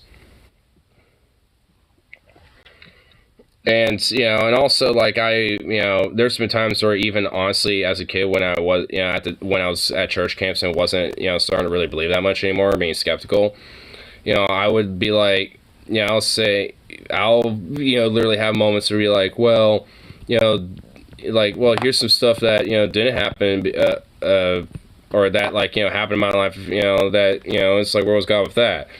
And it would, they'll just literally make up some random bullshit. It's like, they didn't really do there's some fault with you. It was just there's tests and challenges, and they'll just literally make up random stories and then use that as a way to kind of all round it up as, to, different analogies into Bibbles, like Job or some shit. Which also in Job is oh, hey, send a bunch of she-bears to literally shred and slaughter a bunch of children. It's awesome. Somebody took somebody with a really squeaky voice and slowed them down by 50. It's you had a vision. Honestly, in my mind, it whenever it comes to that shit, it's I had a vision for the Lord and whatever the fuck. It's just where do I get that? Where do I get that power? Psychedelics? Drugs? I don't know. Faith, Arthur. You have to fucking speed this video up, dude. This answer's gonna take us 3 years. It's not going to convert her. It's going to be the it gospel. sounds normal now. Always go to the gospel, the gospel, the gospel. How does a man... Really? How about slavery? How about genocide? Go to the gospel. I always love that. Gotta go to Ancestral Rape Sisters. So you're gonna go to a bunch of atheists and go, look at the Bible! Sodom and Gomorrah. Oh, I never thought about that. Do you not know of it? What? So in Sodom and Gomorrah, Locke basically offers his daughter, with his family after some other bullshit that I'm gonna just skip. There's some other convoluted nonsense, but basically, after he and his family leave Sodom and Gomorrah, he left with his wife and his 2 daughters and him. And basically, he was warned that if they looked back, they would be turned to pale of salt. His wife did turn to pale of salt and fucking died, basically. And so Locke and his 2 daughters went into this cave and hid off, to kind of, survive the cold and blah, blah, blah, and all that shit. And the 2 daughters were like, well, we need to kind of, have our family built up again. It's just us 2 and our dad. Let's get him drunk and fuck him. And both of them fucked him. Basically got him drunk and raped him. So ancestral daughter on dad rape going on here. So it's just that's in the Bibbles. And yeah, it's that's a thing. Wow. I'm not. I'm by the way, I'm not even fucking kidding. It's one of those things. If it's in the Bible, I don't know it. I mean, I grew up. I mean, I grew up around it and shit, so I didn't know grow up some around stuff. it. It's more along the lines of I didn't get that deep into it. Yeah, I mean, like, at least in a partial Christian household from my mom, you know, it's like I definitely have been to enough like church camps and church services to at least know some random little things. And there's one right here that every now and then during streams we'll do our own little things. In fact, you know, let me try to find the Book of Job in here. Job? Yeah. What I was talking about. It's some, you know, hold on. I hate this fucking There's thing. the context. Yep. It is old or new. Let's see here. Yeah, old. Okay, so it's actually more like 423 is actually the start. So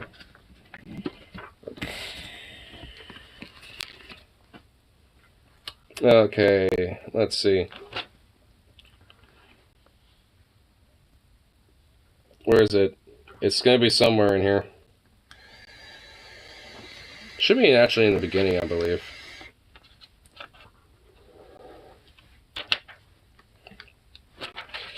Fucking hell, oh my god. See, why? Okay, why am I doing this? You don't know. Well, I know it's in here. Sure it's not the page back that was highlighted? I was looking at them and they're not. There was a highlighter on one of them.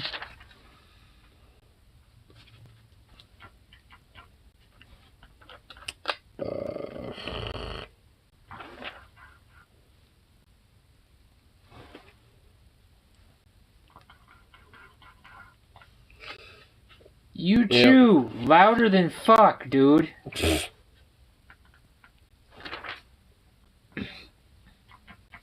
You know what? I'm not even gonna bother that. Wait.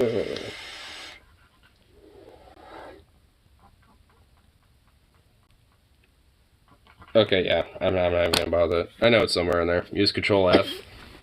Oh yeah, let me just use Control F. Yeah, Control F on a book. Smart ass. Other authors looking at him like, dude, the fuck? Oh, with the whole Locke story. I don't know where that is in the Bible specifically, but it's in there. A book that I'm supposed to read? Okay, I guess I'll read it. Oh my god! The truth! Brother, I know. No, that never happened. He was pagan Catholic, which is, as many of you know, in Latin America, it's a mixture of a paganism and a Catholicism. The whole village was. One day, a little man, unimpressive, came in there and shared the gospel message. The next day, the whole village got to... He's a gullible fuck, dude. Wait a minute. Literally, a little blue man shows up. I want to recount this A story. pagan Catholic guy heard the gospel and was immediately... I His He's whole already- village, all pagan Catholic. Then a little man showed up and was like, preach the gospel, and I instantly believed. Right. Damn. Well, that totally does not sound outlandish and absurd. You have no critical thinking skills in the story. Someone arrives with information, you uncritically accept it as to be the divine truth of all reality. What you talking about, Willis? together, and they were going to, it's a thing they will do for punishment, they were going to bathe him in boiling water. Oil or water? What? I think he's thinking about what's going to happen to him later. Wait, it's getting the story mixed up. Boiling oil or boiling water. I mean, honestly, at that rate, it doesn't really matter what substance it is. If it's boiling, you're gonna get scorched. Dude, you know what I mean? It's gonna... If he didn't... Well, my nuts and oil, please. Repent. Now, I want you to think about something. I like it. He hears a message that contradicts his entire tribe, his entire village of people. He hears it from a little unimpressive poor man who only stammeringly shares the gospel for 30 minutes. Yet in that moment, he comes to believe that Jesus is the Christ resurrected from the dead and that salvation is by faith. based on a stammering idiot that showed up in his It's just some random dude showing up to the village. That says a lot about him. Jesus,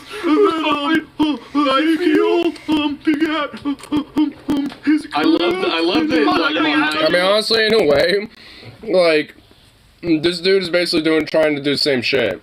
It's like, oh, like, random man came up and, tried to spread the word, and it's like, that's like what you're doing. Essentially, only you're saying it to a room that's preaching to the choir, basically, instead. Because, it's that easier. Like, it's a lot, in a way, yeah, sure, it might be easier to do so in a village of random people that are kind of, not exactly connected to the outside world that much. But, like, frankly, I don't even buy the story in the first place.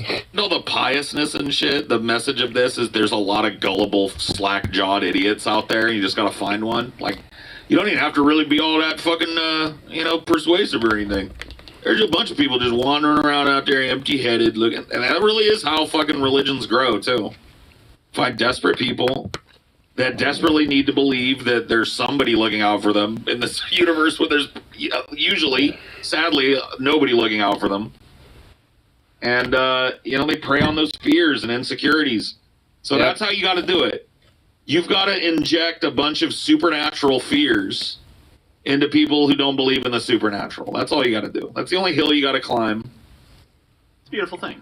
If you can get that hill, then everything else is easy. Demands a verdict. He does Smooth nothing sailing. about Ventilian apologetics. No reasons to believe were given to him. Nothing about who moved the stone. There was nothing. It was the gospel message. How is it? So he literally just walked up to this dude and was like, Jesus Christ is Lord and he died for your sins. There was nothing in it. It's just like, yep, alright, I believe it. 30 minutes of that is all good. Wait, what happened to you just B, no C, no D, just the bland message of Christ. Yep. Okay. That alone was enough. Why is there never... I've been convinced. Why do they never have a direct answer to these types of questions? The guy's literally asking, like, how do I convince my atheist family that they're wrong so they don't burn in hell? This guy's like, well, there was once these pagan Catholics in Scotland. What? And also, considering at that time, I'm pretty sure, things were a little bit more different when you had, like, pagans and Catholics, roaming among together. I feel like if you were helped, if you asked him, Because frankly, like, honestly, outside of, like, either far-right, weird, white supremacy type dudes or, like, weird into, like, the white pagan shit or, like, lefty hippie types that are like, yeah, man, the pagan, natural, Wiccan world, bro, and all that shit. Like, it pretty much there really isn't that much in between. Like, unless you're, like, one or the other, there ain't really many pagans, that much anymore. I don't really know many that are just like, I'm just a pagan. It just looks like, your average dude. A lot of people, once they hear the gospel, they instantly recognize it as the truth of the universe, That's how that works. Families would be annoyed and ask them to leave. Yeah, I mean, like, can you what's gonna imagine? happen? Ugh. Like, atheists haven't heard the fucking gospel before? Like, come on.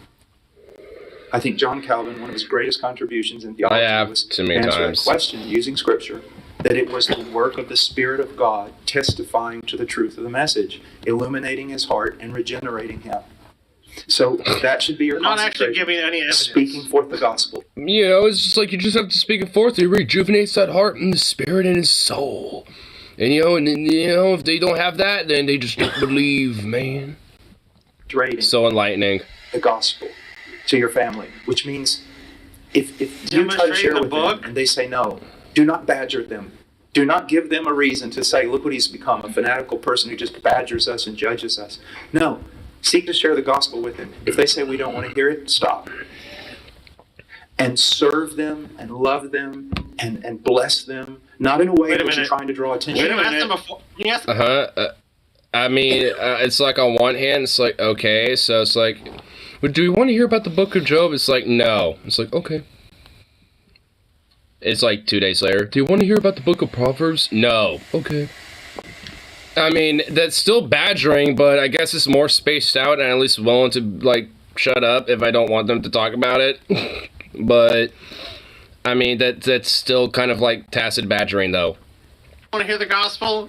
So it's like, let me just start reading scripture to you. Then if they're like, stop it, then you should stop. Yeah, serve them. Serve him, huh? Now, this guy might be on this over here, so all the dumbass religious people gotta be my servants? I'm cool with that. All right. It's like, oh, you want to read me the gospel? First, you mind going down the corner and grab me a cheeseburger? Give me a I'm couple hungry. beef and cheddars from the Arby's on your way back, too. And a triple thick chocolate malt from that little fucking ice cream shop. I've been that I thinking like. about this before. Yeah. It's like, oh, hey, while I'm doing that, let me go swing by the church and go grab a Bible for us, to read together. Okay, and while you're at it, can you also go swing by the liquor store and grab maybe like an eighth of whiskey or something for myself that I can have for later? Yeah, that'd be pretty dope. No, thanks, man.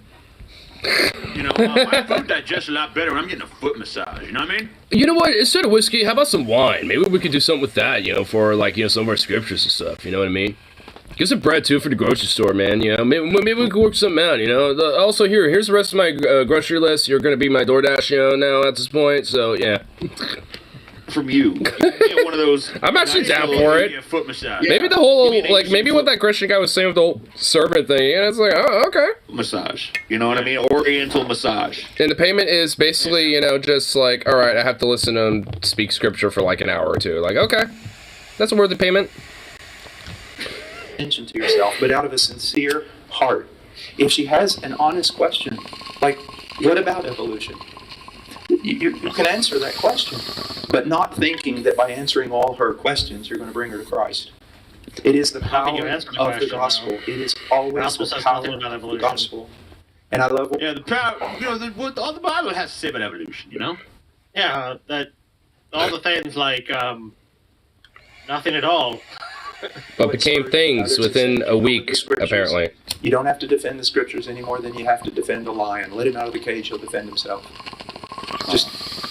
Really? Let me give you one other example. I remember I was on a plane. You must have forgot about half your fucking book then, if you're saying the scripture defends itself, because quite frankly, it does the opposite. It's completely immoral by modern standards. Look at the other guy next to him looking at him. Contradictory as fuck, too. It contradicts itself constantly. So much. Yeah, it's a constant conflict with itself, and most of the solutions it prescribes are barbaric. Yep. So, Full conversation it doesn't with this defend unbelieving itself. man. And then I said, can I take the next few minutes and share with you the gospel, my faith? No, I'm good. Thank you. No. In just one moment, no, I don't want to hear anything about your religion. I don't. Good. Now, if I was zealous, I would have kept going, right? And I said, okay. Now, what was it you were saying? He's like, okay. It's like, yeah, because guess what? Not everyone's into your cloud daddy. Your sister. And I kept talking with him. I kept serving him. God, so I'm an insidious fuck that... You say? So I'm a manipulative piece of shit that doesn't really care about you. Just like, let me play the long game on this one. I'm going to play the long game, serve him, but still give him the gospel occasionally to try to get him convinced.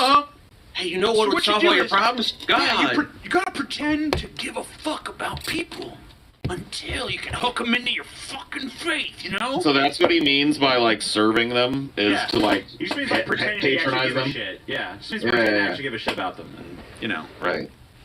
until you can get that religion hook in, because sometimes fish walk right up to the hook or swim right up to the hook and go ah. Other times you gotta coax them, you gotta wriggle the bait around a little bit. Come on, Some fish need that because they don't look at stale bait. Sometimes they need some live stuff. I got you, little bitch. Dude, the biggest fish I ever caught fucking jumped on the hook like that. I was little when I caught it. I had like a little Snoopy fishing pole that my parents had gotten me. I was like 6. Yeah. And my dad just put like a night crawler on a hook, and I just dropped the thing directly down, probably the bottom of the lake, and just sat there with it. I did nothing with it. I didn't move it at all. And I caught the biggest fish that day, dude. I'm telling you, that's how you do it. Hey. I actually remember one time when I caught a pretty nice fish. I was probably about like maybe 7 or 8 about. Yeah, I think it was in Montana if I remember. And it was like this pond that was kind of like the pond itself wasn't artificial, but it was kind of like an artificial environment to where it was very abundant with fish. So it was meant, to be suitable for all sorts of different fish that are local to the area and in the region in general and stuff like that. Especially ones that won't exactly all cannibalize and kill each other. And And there would always be like this little festival where there would be like a whole fishing festival there because there were so many of them. And I remember one time catching one that was probably about yay or so, give or take. It was probably a nice, decent little sucker.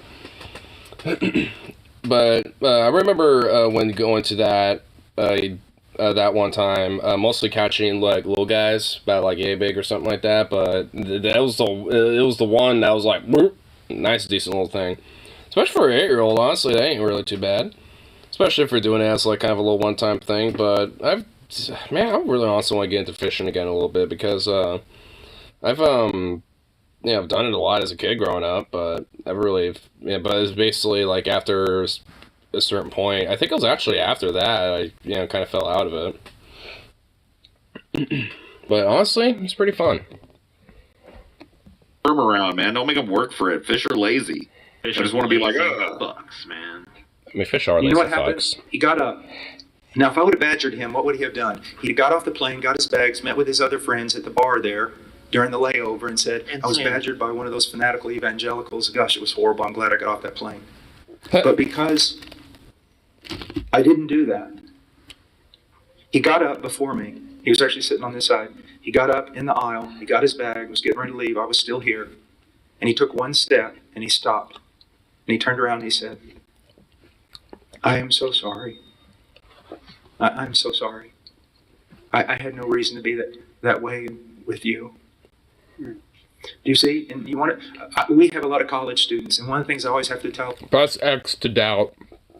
I'm using doubt on that one. Did he fall to his knees, feel the power of Christ? Yeah, did like the power of Christ compel him and just suddenly felt absolute retribution and just got converted on that aisle of the plane that day, like right then and there. It's like, I'm sorry. The power of God just overcame me and realized the wrongness of my ways. I'm so sorry. Like, give me a break. Fuck off. And then I saved you so. So anyway, Imaginary fucking power fantasy. That's how you fucking do it, guys. Is Paul okay telling old man stories? No, I'm turning into an old man. Help. Fish I ever caught. Well, if he's turned into an old man, then what the fuck am I? I just did it too. I did it right after him. Every fucking year, I become the stereotype of another older gentleman. So please help me. I'm being consumed by time. We all are. What do you want me to do, dude? Yeah, what do you want? It's true, I did. I fucking caught a big old fish, man. Your guys' old man stories are even crazier. They'd be like, I remember when cars used to exist. Like that. Yeah, you guys will have fun ones. I remember when I spent 17 years living the life of an anime avatar on a video game, man. That was crazy. That was some weird times, man. All the crazy things that us kids got into. Oh my god, dude. Oh, I remember the time I had that anime waifu body pillow. I still cherish those nights at times. Oh god. The air wasn't completely poison. You could go breathing afterwards. Run around outside even. It was insane. You could actually breathe outside. Then with nothing more than a slight sunburn. Now, of This course, guy- 5 minutes will give you lethal exposure to radiation now that the atmosphere's gone.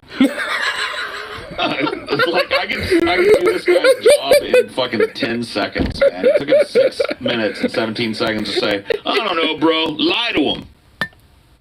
Tell him that you care about him and stuff, and then like they'll come to you for the Bibles. I don't fucking know, man. Whatever.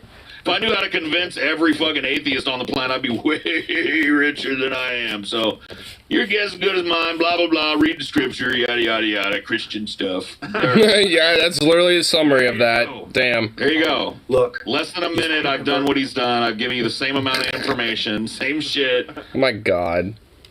Jesus Christ, dude. These And now fucking you're saying charlatans. to me, your parents have gone to church for 25 years and you don't think they're Christians. At least I Let's have a talk about how you're brain. gonna act when you get home. I said they were atheists. You are going to not come in there like some zealot. You are going to come in there and share your faith. Mom, Dad, look at this, what happened to me. And then you're going to serve them, humble yourself before them, be more obedient than they could ever imagine you would be. And they're going to start asking you, tell us more about Be a this. Trojan horse. You're going to come in. Oh my god. Like, I mean, I guess in a way, like, at least they're not, like, they're at least trying to say, don't be a fucking zealot, even though we still want you to passively, aggressively badger, the gospel to people. Just don't be a zealot about it, but still passive-aggressively do it, though. Just don't be too fanatical. You don't want us to be perceived like that. I mean, they're fanatics that at least don't want to perceive themselves as such, so I guess that's good. But still, it's like, I mean, hey, if I don't want to hear it, I don't want to hear it. Like, I mean, quit bringing it up, shut up, go away. I mean, oh my god. My brain broken. My brain's always broken, honestly, these days. I still haven't heard of any unvaccinated people getting Bell's palsy, shingles, monkey bollocks, myocarditis, or dropping dead from sudden adult death syndrome. Has anyone else?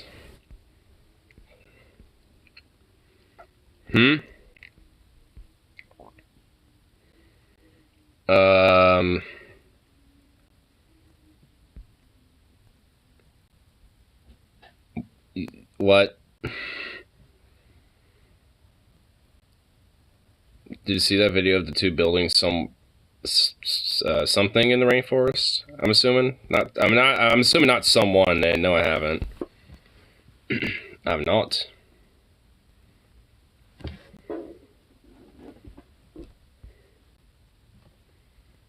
I'm actually kind of curious. Here. Gotta go to the bathroom real quick. I'll be right back. I'll let this play up, though. You're gonna convince them. You gonna come in there, you be all nice and obedient and shit. Bye. Meanwhile, they have no idea. You just manipulating them, right? Gotta get them here. Look, they need to tithe. They need to be giving us money, too. Tell your friends, tell your family. Tell your family, tell your friends. Fucking social parasites. Let's take a look at some of these videos, huh? Oh, the stormtroopers have arrived? That's good. Yeah. Yeah, it is. Hey there, Sonny. What you gotta do is read your Bible. Read your Bible, Sonny. Here they are. So these are the guys on January 6th No. showing up to make sure that the mob of crazy Trump people didn't disrupt democracy, man. Incorrect. You guys remember that? Yeah. That's crazy, man. So this there is they go. This is the people that on January 6th were all sitting at home, or some of them were probably on the other side. They were probably actually among the rioters, but whatever.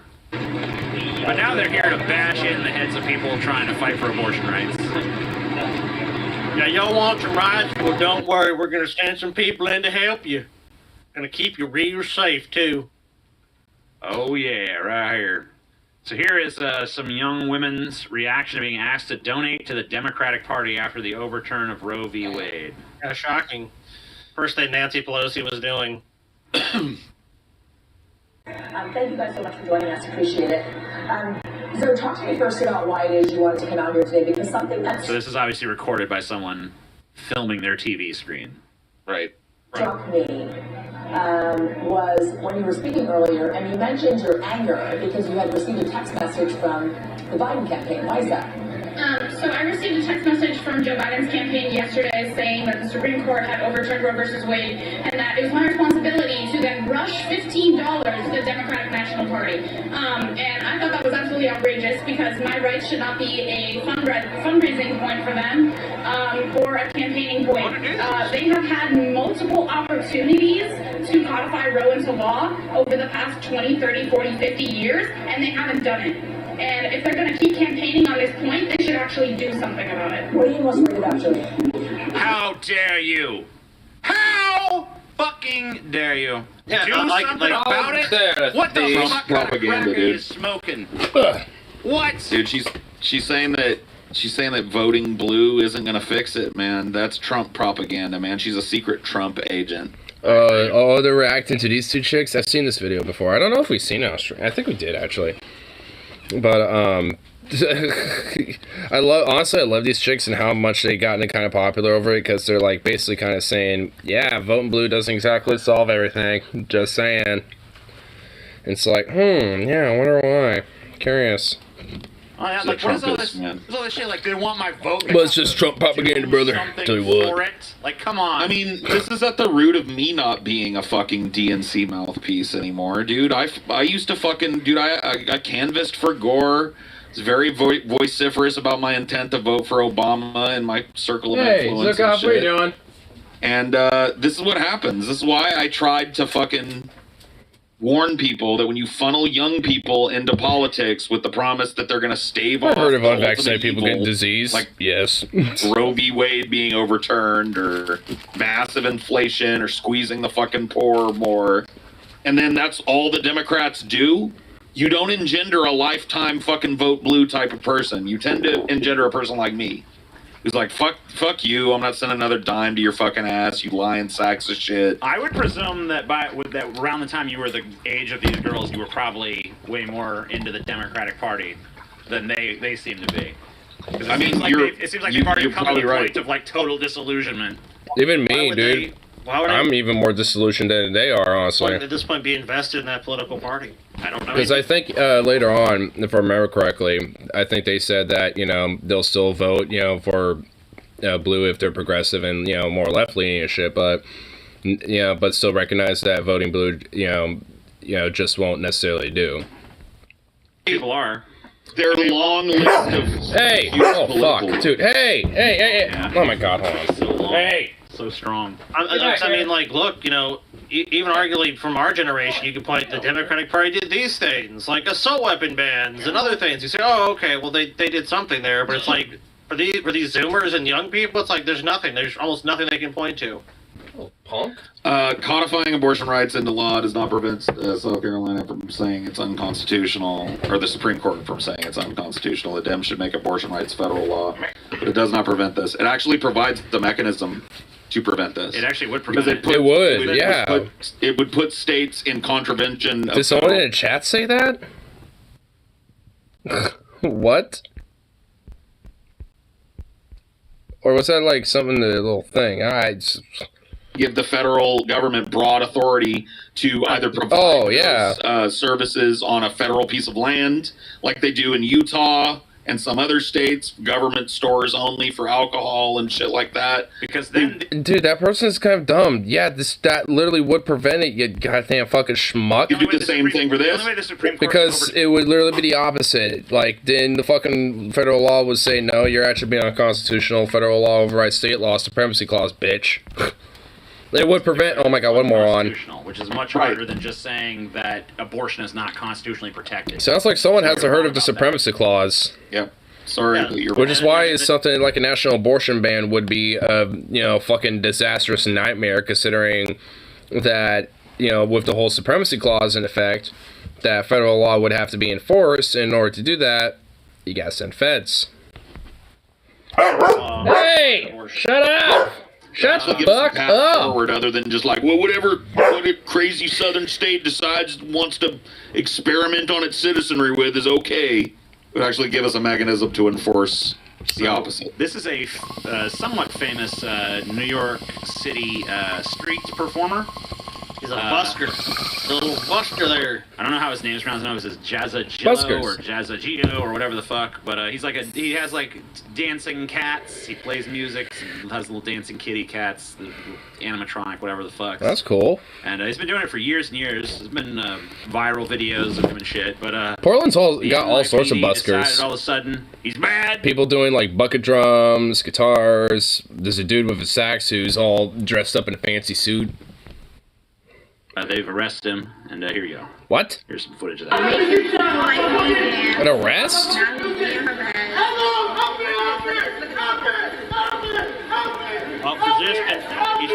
How many cops they sent to deal with him, too? They send like 4 or 5. People are always saying like how underfunded these police department is. Why are there 8 dudes to round up a guy with a bunch of stuffed cats and a saxophone? I don't know. You know what I mean? Let's look up the NYPD budget. Oh, I'm sure it's tiny. It's minuscule, Scotty. They barely scrape by on it. Yeah, let's see. You want over a fucking busker? Actual crimes? We barely got the bodies for that. Hold on. All Points Bulletin. There's a fucking guy playing saxophone with a bunch of stuffed cats in the subway. We gotta take this mastermind down. Call the Avengers. There's a C4 explosive device on that saxophone. The fuck? Jokes. Not even solicited for money. He doesn't even solicit for money. He plays music every night. So we come home, he's not home. Like literally, okay. Like literally, what the fuck did this guy even do? This, like, I mean, thank God I don't live in New York, I guess, but, I mean, frankly, like, I mean, as a musician myself, dude, like, this is, like, what the fuck? I mean, what law is there that's, like, you can't play music publicly? Because essentially it's what's going on, because the dude literally does nothing wrong besides, you know, be a be kind of like a dude who's been doing it for quite a while, and it's just like, oh, you know, oh, I guess you're, like, what? Like, I'm literally struggling to find what. Like, oh, yeah, you're trying to solicit money out of people or some shit. I'm guessing it's the whole idea. It's like, oh, you're soliciting. It's like, literally, no, you're, like, this is not even that at all. It's the exact opposite. Like, I mean, you can't exactly solicit if you're playing music and people decide to tip you as a musician. That's not soliciting. It's being a fucking performer. The city is 9.56 billion, and the police department's 5.4. 9.6 billion? Even Zukov barked in, like, shock.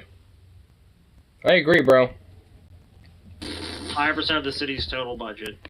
Yeah, we couldn't. We How much? 4 billion. 4 billion. 5% of the city's total budget. Yeah, we couldn't. We definitely couldn't carve some of the 45% fucking pork off of that roast. No way. No, definitely not. Fucking like, you got to be joking me, man. Wow. Like 1, 2, 3, 4, 5, 6. I think it's 7 separate public servants. Fucking fascist flatfoots and Gestapo's taking out someone for playing music. Well, there's a bunch more, like, walk onto the scene when they start going after them. 1, 2, 3, 4. It's like, frankly, honestly, it's like when there obviously is an illegal arrest like this going on, and there's people who are, and there's like somebody who obviously is doing nothing wrong. And it's like the whole culture of just sitting by and doing nothing while cops do illegal acts and shit really needs to kind of die off and shit. Like, yeah, recording it's good, but like, frankly, at this point, you know, wouldn't it, you know, try to like prevent them and shit, you know, be, you know, better at this rate? Because this shit's just, this just gets so fucking old. I mean, it really does. It's like, seriously. I mean, how long? Yeah, it's like, oh yeah, all the protests and all the, like, you know, reforms are going on and shit. Yeah, this to this day just still fucking happens. 3, 4, 5. Nothing's I found changed. an explanation thing too. So that's only their operating budget. They actually get an additional 5.4 million for benefits, pensions, debt service, and judgments that come out of other parts of the city's budget. So it's like 10% of the city's budget is dedicated to this aspect of it. Wow. Yeah. You're a busker. You play music and we don't like that. Fuck you. We're a bunch of hog, flatfoot, squealing boys, and we don't like the fact that you are making music that is louder than our squealing. They literally are like, all of them are carrying him away, like they all are like he's like Iron Man or something. Like they can't, you know, like lift him. Like what? Bruh. Finally. Oh, thank you. Finally, the criminal mastermind behind The Buskin Mafia has been taken down. mission. The head of the Buskin Mafia that does all the music performances in our subways in New York have now been finally vanquished. Like panhandling or busking laws. The 10-year reign of terror of a man with a jazzy saxophone and a bunch of stuffed cats was ended today. After a long long, penetrating investigation by the NYPD in which they uncovered this criminal mastermind's way of functioning, it seems that he was living in an apartment nearby and living on the meager donations that people would give him on the side of the street. Truly a breach of the public trust, and we can all breathe a little easier on the subway tonight, knowing that jazzy saxophone stuffed kitty man is where he belongs, in a hole deep under fucking New York City, never to be heard of again. Meanwhile, in Uvalde, Texas. We begin with Oh that my testimony God, today what on the the fuck, response man? to the Uvalde shooting 4 weeks ago today. Today's hearing comes in the wake of new photos from inside Robb Elementary, like this one obtained by Tony Poletsky with our sister station in Austin. It shows the We're just scene gonna in the have some school plastic hallway wire at shields, just gonna sit here at the end of the 11:52 hallway, a.m. do on May nothing. 24th. That's about 20 minutes A after the saxophone terrorist guarded by his army of robot ninja kitties has finally been ninja kitties. gunman entered the school and when somebody kicks down the door to a fucking school and starts systematically executing the children within it, and you look to them and go like, aren't you gonna, they're like, oh, we don't know, we're waiting for orders, I don't know, what do we do if somebody's actually doing something wrong, man?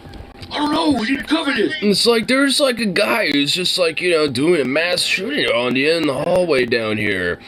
You know, like what do we do about that? We'll just kind of sit here and just wait for the orders and, you know, just kind of see where we go from there. Yeah, that sounds like a good plan. People over and give them parking tickets and stuff. What the fuck, man?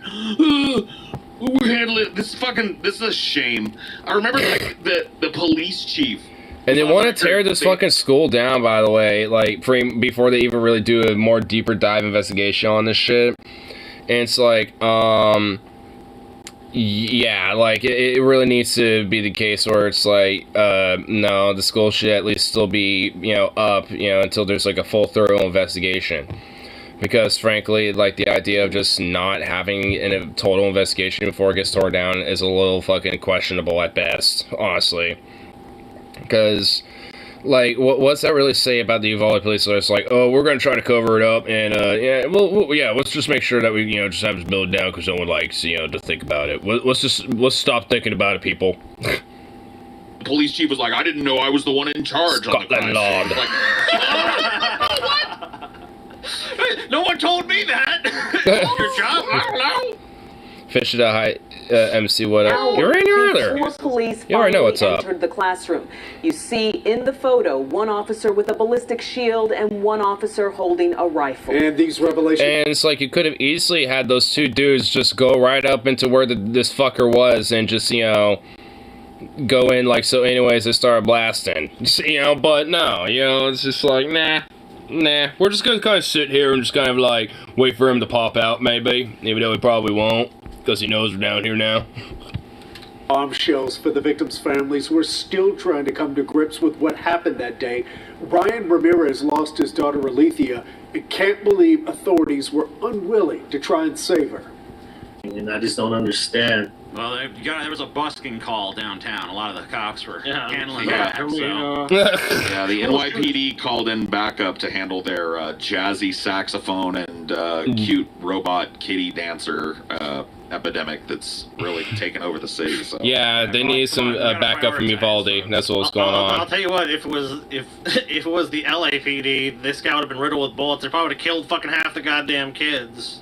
These motherfuckers love looking like a Jerry Bruckheimer police force or whatever, but they don't like actually acting like one. You know what I mean? They like having all the fucking armored vehicles and the weird aesthetics and stormtrooper everything. armor, but when it comes time to fucking use it, they're all a bunch of fucking pandering, shuffle-footed pussies with a chief that didn't know he was in charge. You know what I mean? Is that not cool? It's just like me. I'm in charge. What? I didn't know I was supposed to be doing things.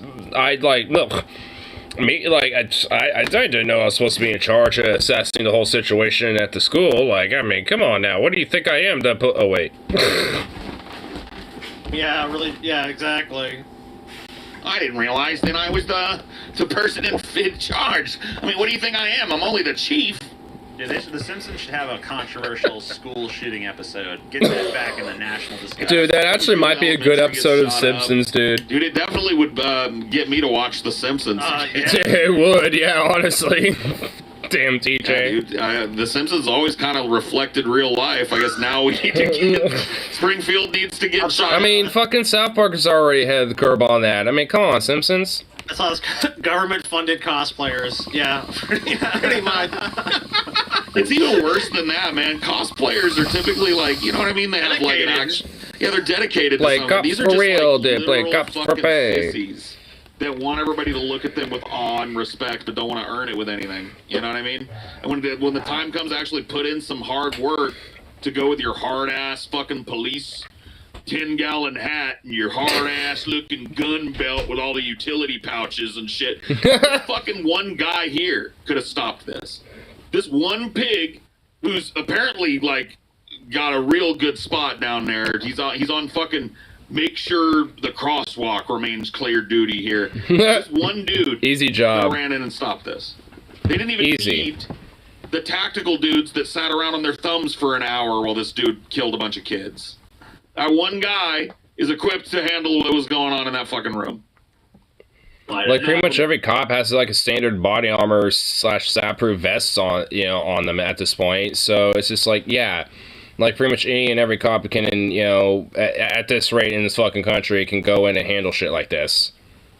You sworn to There's no protect, excuse for it. and you just hid behind a wall for 77 minutes. Couldn't stand looking at that photo because on the other side of that wall, you know, my daughter was in there. Yeah, they're children. 77 They're minutes actual with that gun. citizens who need the fucking police to stop a madman from killing them.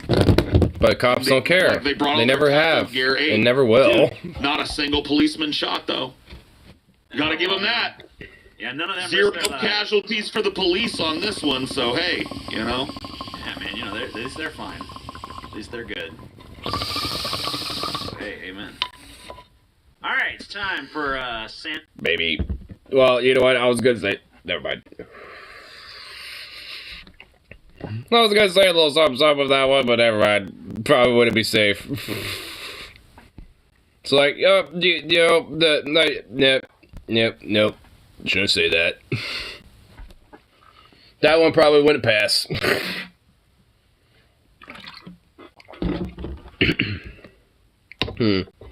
Let me think of a way to where I can make it work.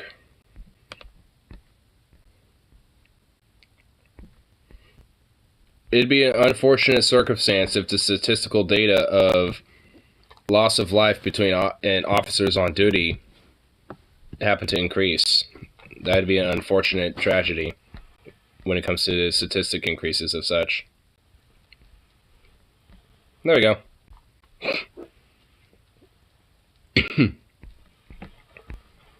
think we made it work there. Satire YouTube. All content is truly, indeed, satire. Tukov, why do you, like... You just like going for the booty licks, dude. Why? Is that just like a thing that dogs do?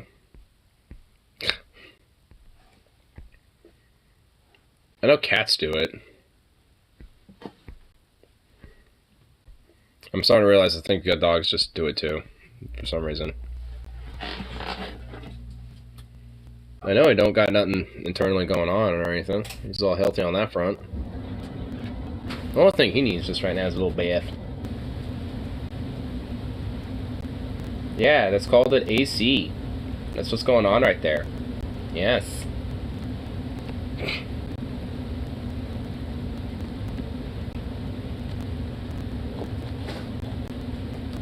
He's just staring at it like, oh, what noises are coming from this thing?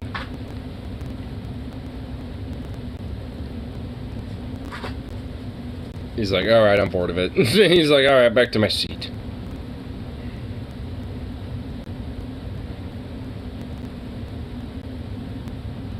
Why are you so damn adorable, bro? Look at this little fool. Look at you. Well, okay, never mind. You wandered away. Come in, Bubba. I'll present you. I'll present you from over here.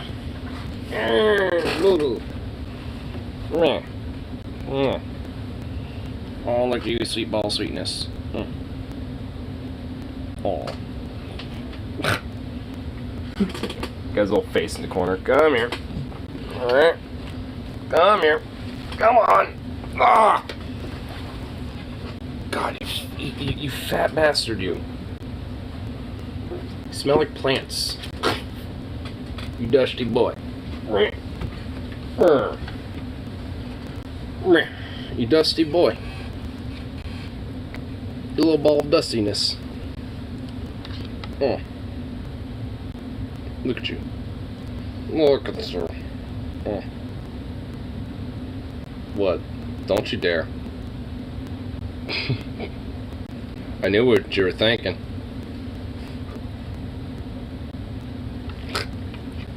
You goofy sweet little bang. What are you doing? What is this? Oh. What's it?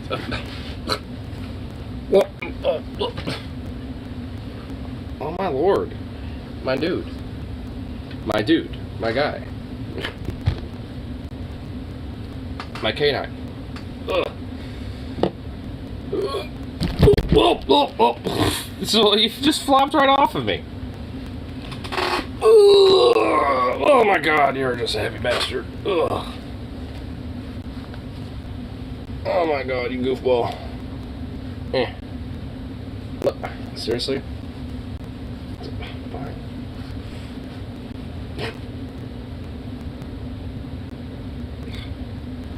There is like no good way to hold you here, is there? Are you serious?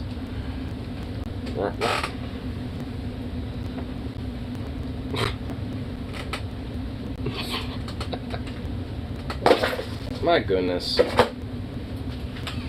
What? Yeah, go annoy him. And what a silly goofball. What a little goof. That doesn't sound good. That sounded no buenos.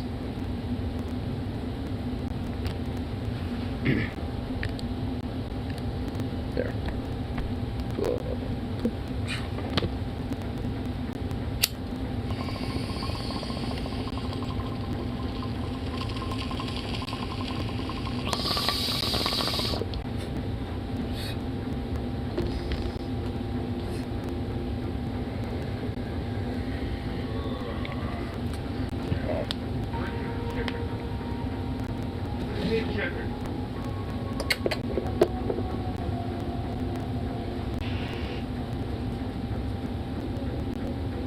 Look at you. What, did he not give you attention? You want to get attention back from me now? Come here. You know what? For being a little sweet lovey boy, I'll give him a little tweet. Come here. Come on. See it. There you go. Might give him another one later.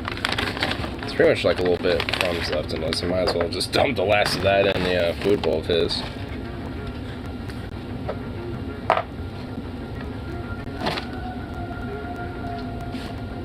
There we go.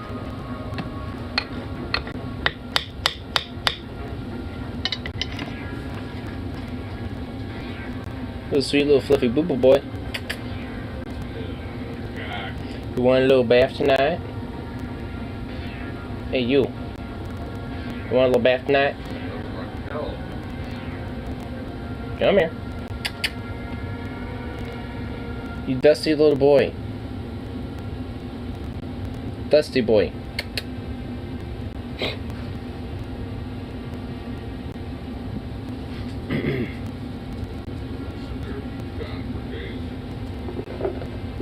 Come here.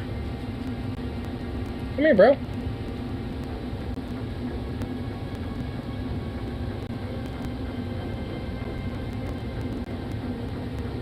Come here. I feel like now you heard bath and you're just like, wait a minute. I don't want that. I don't want no baths. What about light? Hmm? What about that? Spooked? Spooked to the light? Curious to the light? Curiously spooked? Hey. Here. Want your little treat? Want a little bit of it? Come here. I don't have the lighter, it's over here now. Come on. Yeah, come here. Paw. Good boy. Stand up. There you go.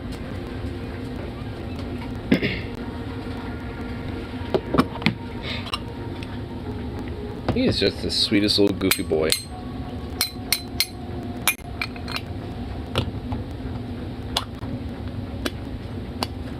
So innocent. But it shouldn't be so innocent anymore. And I kind of low-key want him to be a little bit of a hunting dog. Not even gonna lie. That'd actually be kind of nice. Because if anything, he'd honestly be a pretty fearsome little hunting dog.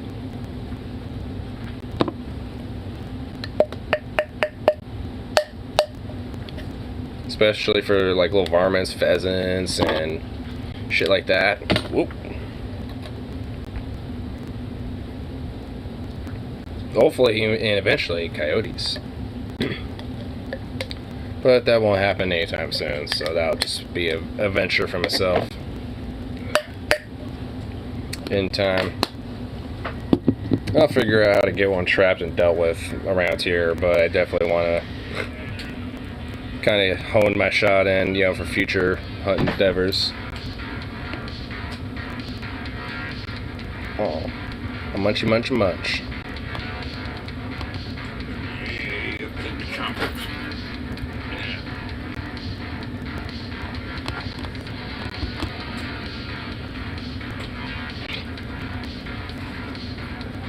Sweet little bulldog.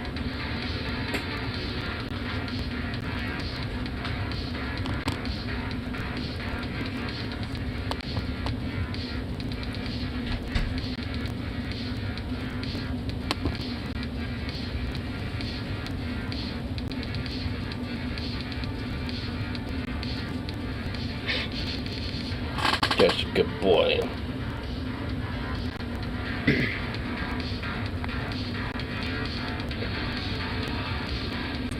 There. Shit.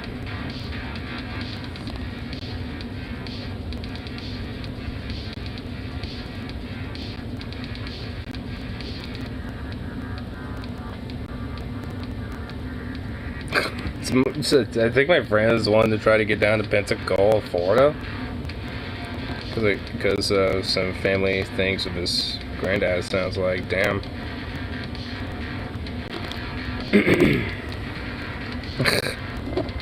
I don't know how or if, he's gonna get down there, but yeah, I imagine flights are pretty ridiculous, all things considered.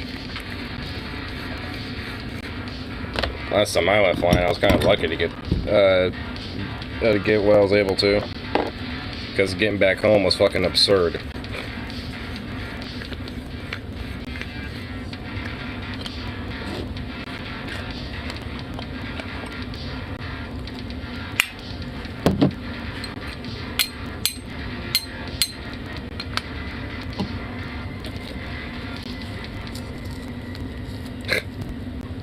I also remember the layover flight that I was dealing with going back home from Texas and shit, and Frank out, it's just like, ugh. It was like 4 different delays, and or I think actually more like 5, and one of them was before I even left Texas, and it was just like, oh my god. And then there was like one other during my flight, and then 2 more while there, so I think it was more like 4. Paul's right about Fritos, but his opinion on Takis it's not to be taken seriously. Dude, I love Takis, dude. Takis are great. Takis. I've kind of heard it both ways, but either way, yeah, they're fucking great. And yes, not to be taken seriously. Every now and then when it comes to certain, like, cultural or, like, media entertainment opinions, like, every now and then they definitely will mix the mark. Red or blue? For, like, red versus blue? You know, honestly, I don't know. I've heard of it, I've, you know, seen stuff of it, but... Oh, tackies? Oh, for red or blue? Probably red. They have blue tackies. Huh. I've only ever had the red, so I don't know what the blue ones are like.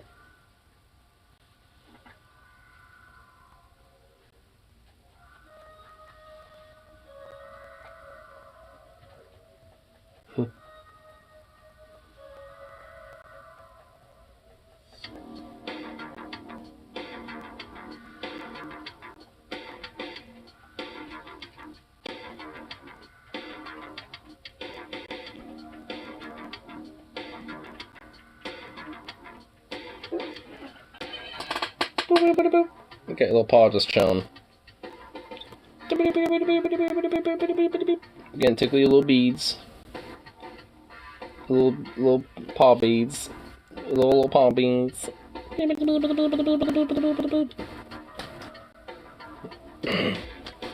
can tell he's getting more vigorous about it. He's like, stop it.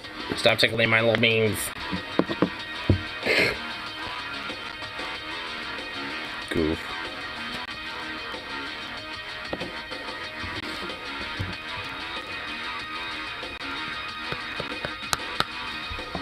Gentlemen, there's this small discovery, red and blue combine and make purple tackies. Takes his body and vanishes, leaving his clothes behind. Where'd he go? Nobody knows. He found the enlightened, like, singularity, dude. He found a way to fucking, you know, achieve the extra-dimensional singularity. Combining the tackies. That's just what happens, man.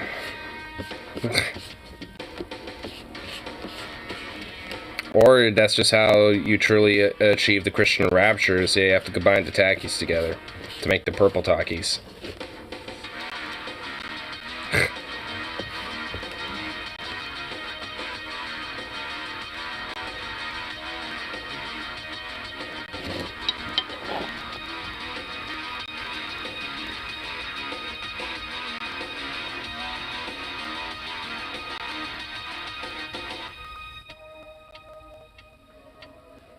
No, you created a black hole. I told you it was beyond our understanding. Yeah, like deep inside his clothes that fall in, there's just like this little bundle of just black hole energy that's slowly but surely forming, and then his clothes just kind of eventually gets sucked in there. After all the other matter gets, you know, sucked in, and eventually just starts slowly but surely growing as everything gets sucked into it.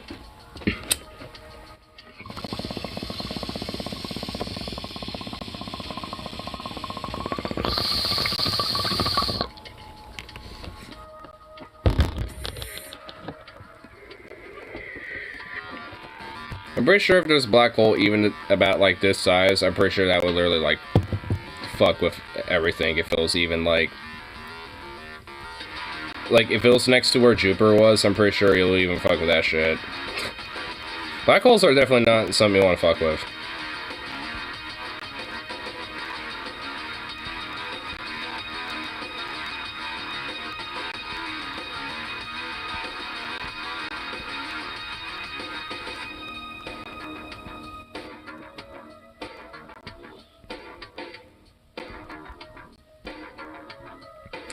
Let's see what random shit's on the tube.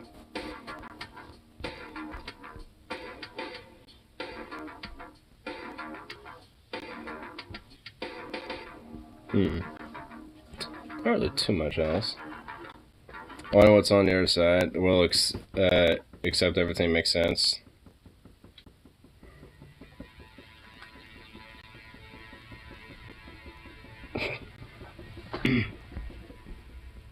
Where you just get the true enlightenment.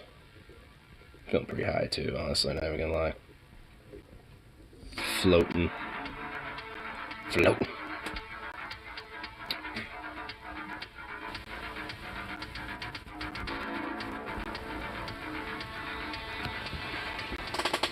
Little. Oh. Oh, look at you. It's just a smooth phone. Yes, it is.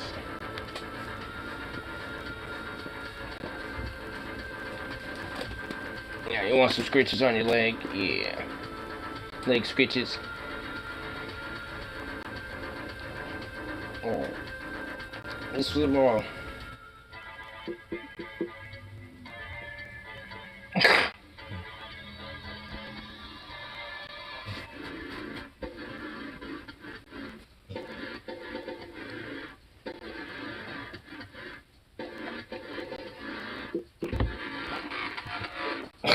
Goof.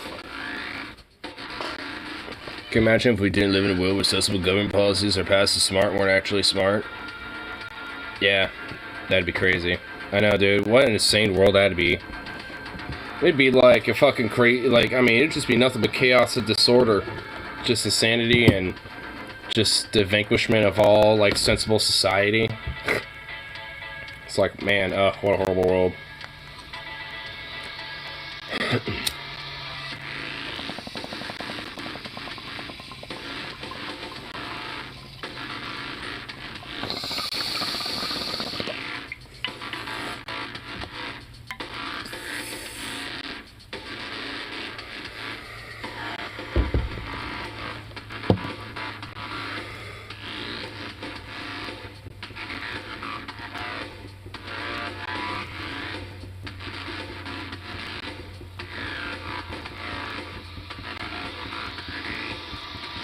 I think we are in the universe where this isn't happening. Yep, Peach King over here. Everything's all good. It's 100% totally fine. All good. Just Peach King, Pumpkin Squeezy.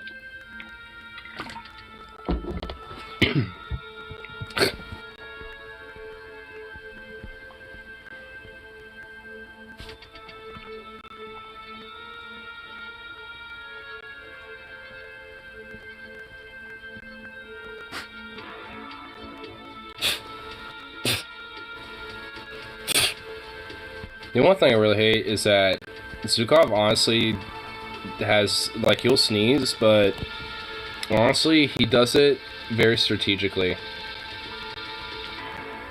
Like, dead ass. Like, I'll kind of, like, you know, mess around from rough house with him, and sometimes I'll just be like, "Oh, smooshy foodie baby," and then he'll, like, stare at me in the face and go, and then just this entire, like, this, like, shotgun projectile of just everything just is launched into my face. And it's like, oh my god, dude. Fucking bastard. Aww.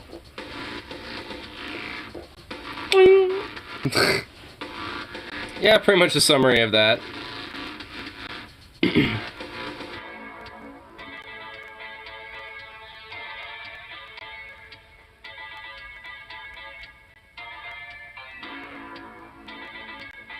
My brother's cat did that to me.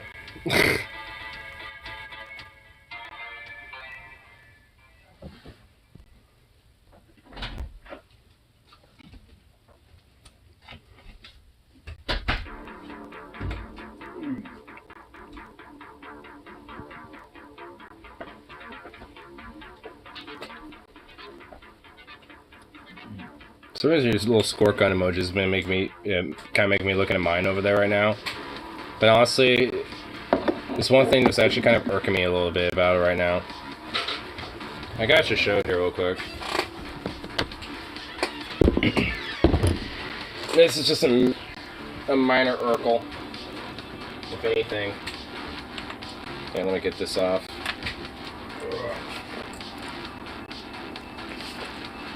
I don't need this thing on it, but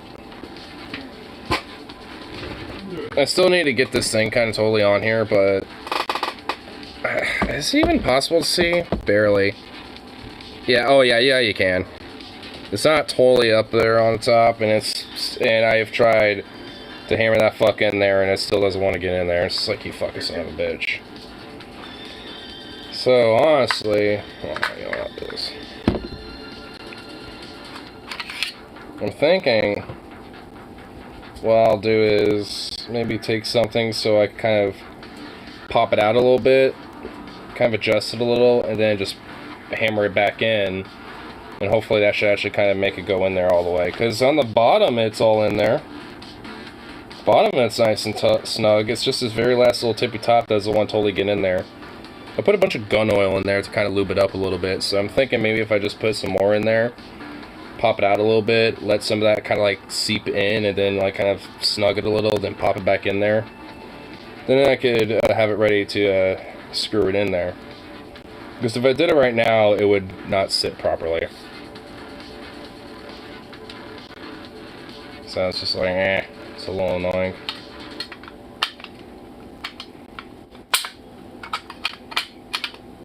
God, I can't wait to get a better dust cover one of these days, though. Because this fucking shit's annoying.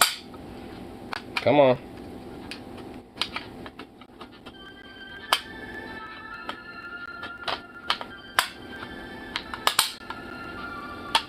Okay, there we go.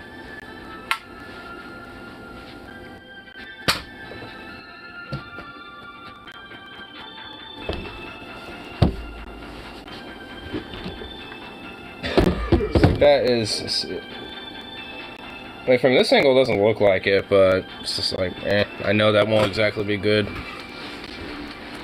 Even though it was a bitch and a half to get it in there in the first place, which isn't a bad thing. It's actually good that it's snug and tight in there even without the screws in there. But still, I want to make sure it's properly on there. Not ever so slightly irked.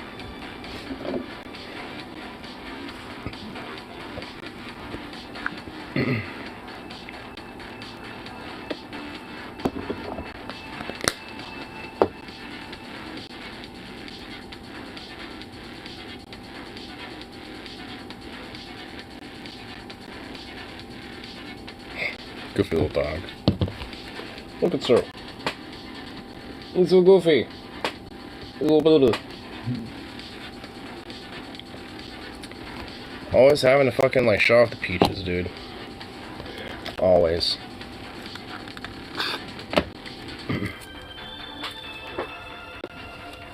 Why must you show off the peaches, bro?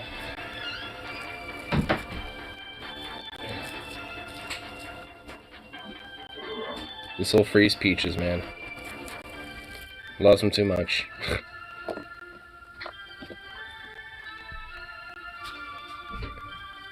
Dude's posting W's. Incredible. What is this?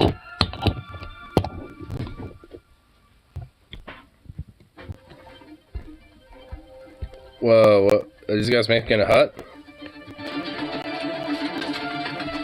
Well, this is hella sped up. Whoa. Man, even at night, they're just gonna keep going.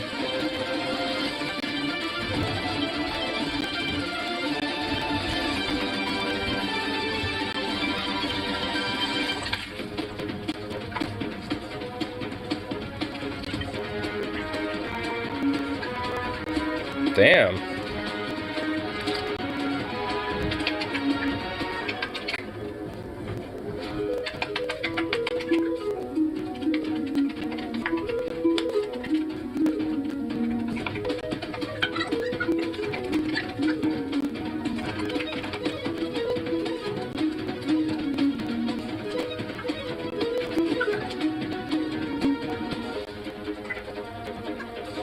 Assuming it's meant to be like a little,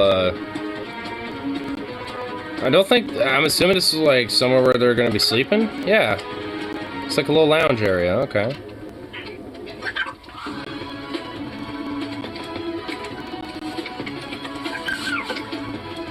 It sounds like a chipmunk going,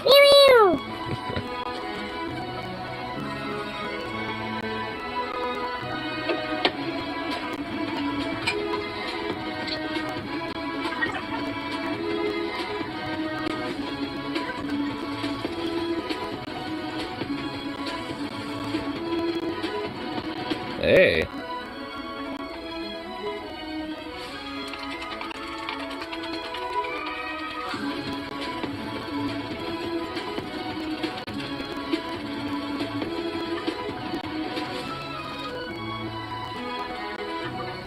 Damn, getting it all up there.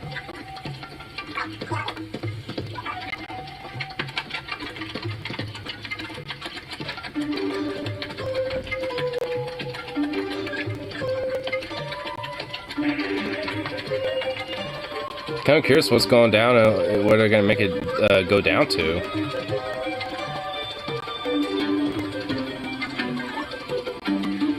American construction system. Oh, it's two guys in a forest. I know, dude. Two dudes in a forest, and yeah, I know what's up. Hey, nice.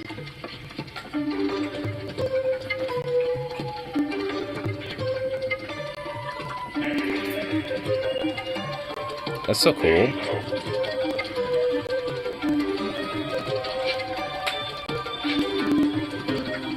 Is this supposed to be like a water? Ooh. Oh, that's cool.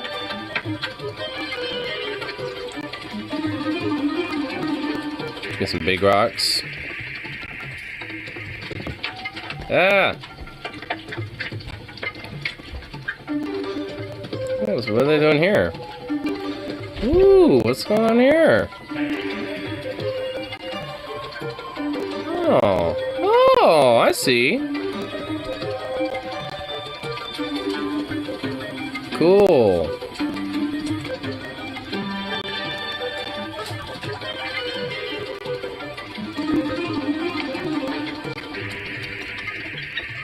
Ooh, what's going on here? Ooh. Water drain. Oh, they're making a little pool? Ooh, look at that.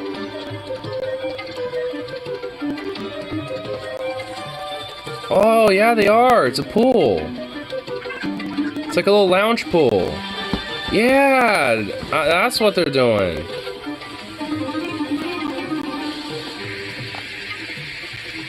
Ooh.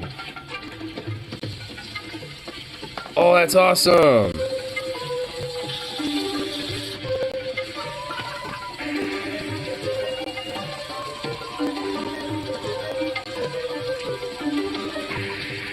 This is... Hey. Cook up a little feast.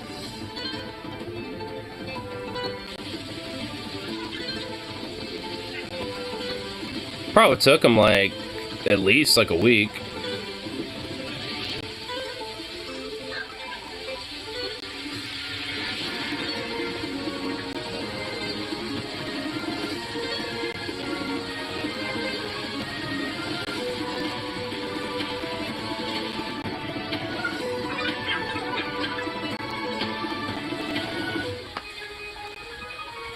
I'm guessing that's, yeah, I mean, I saw the little steps they go in there, so it's a little pool you can swim and chill in.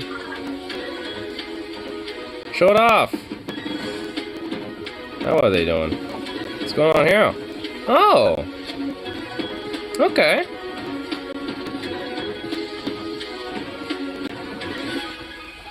Just add a little extra flex.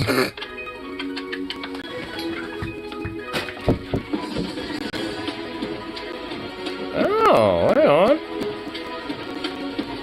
Oh, there we go. Nice.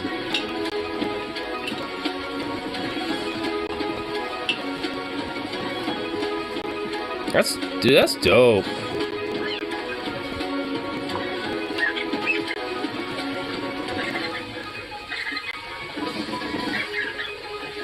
It looks absurd when it's all sped up.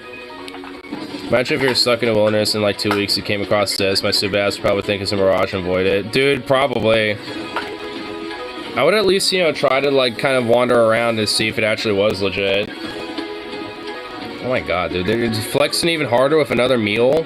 Bruh. They're just hella flexing. Dude, that is fucking dope. Bro, this is actually a huge L. What? Primitive tools survive. What? Carnage left bit. Huh?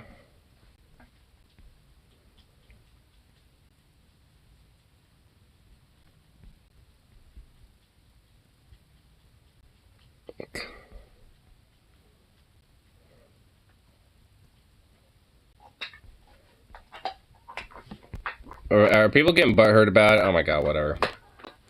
People all butthurt. Now I'll probably end up walking off a cliff if I go over there.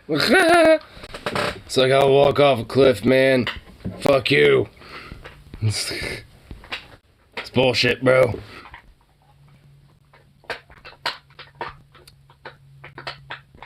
This is a huge L. People keep recommending the same video.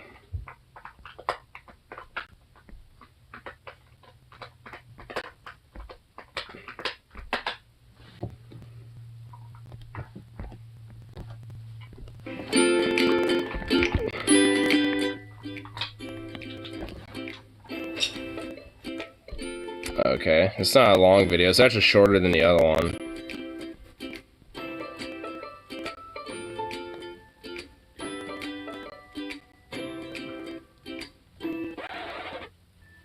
Oh, the day after.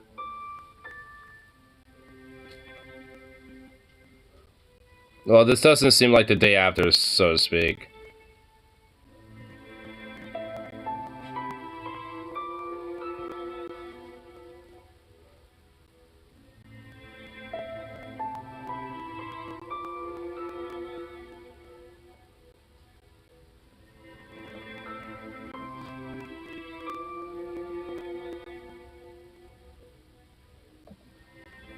Okay, the music is a little like, yo.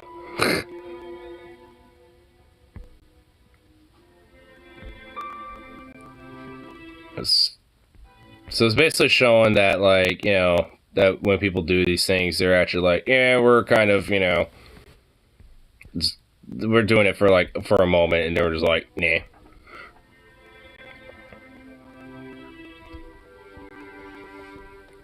What is this? My goodness. Well, I mean, if they're in this type of state, I'm pretty sure we wouldn't necessarily see it as a mirage. Be like, oh, well, it looks abandoned. Probably think it was like an old-ass village, and like, damn, someone used to like be out here in some archaeological thing 100 years or some ago. Think colonialism. But honestly, I mean, I guess maybe just modernized.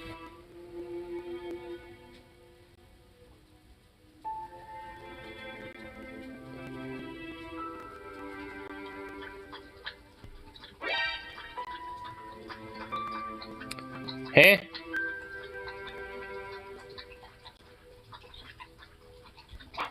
Yo, wait, yo. West Barroway, 6 kilometers away. Oof. Cement bags, huh?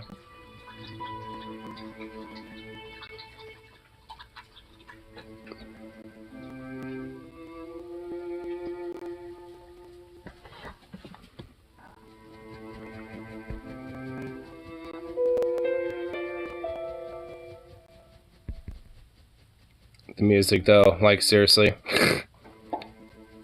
Tug your heartstring music. Let me just tell you what. But, yeah, okay, well, I mean, I know, it's like, frankly, honestly, especially when it comes to the popularized videos of this type of shit, they tend to be all, like, you know, fake as fuck for the most part. Damn you, nature! I know. Damn humanity for being, you know, always having to find some way to exploit people's heartstrings.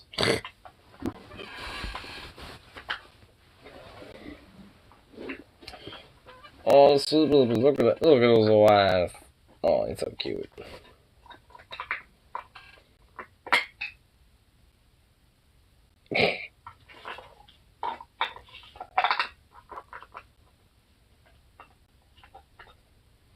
You want a little bath, buddy? I know you do. Look at you, little sweet thing. My goodness.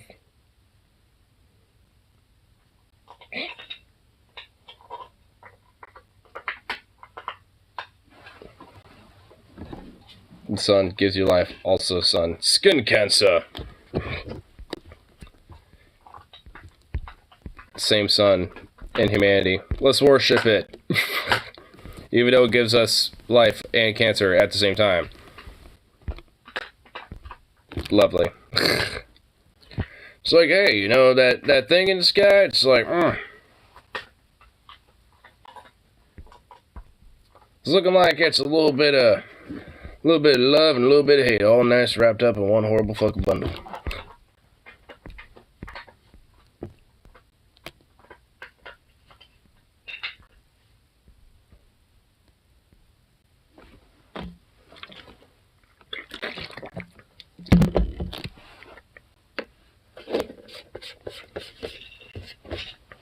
My friend Rip said he saw Kyle's video responding to authoritarian Supreme Court.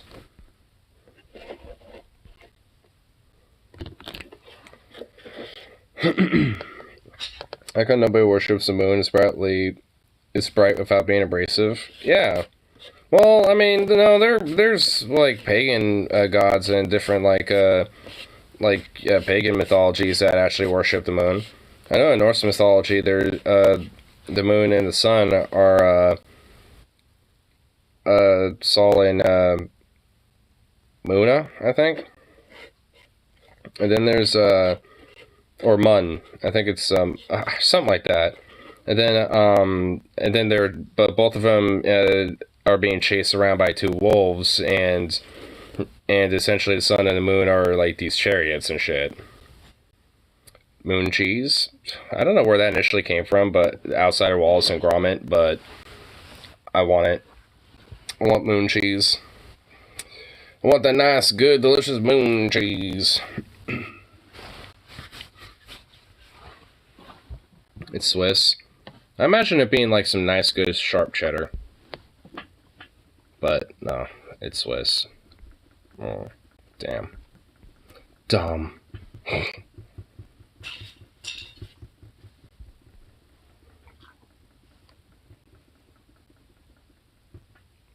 Booba. Look at you, being so cute. Yes, you is. Oh, you stretchy thing. Oh. It'd be awesome if different moons had different flavors.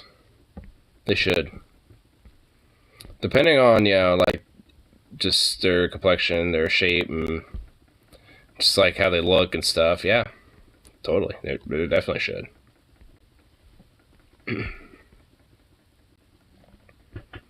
Oh, sweet baby Jesus. Oh my god, so... okay, I'm just on the subscription feed in my thing here real quick.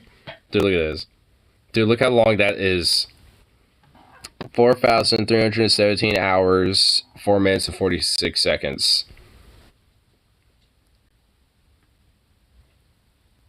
I didn't even think it would actually, like...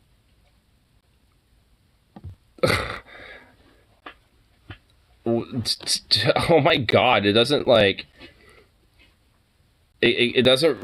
wow, it doesn't, like, register the time factor anything higher than fucking hours. Dude, that is... holy hell. I know, dude. It's like Jesus.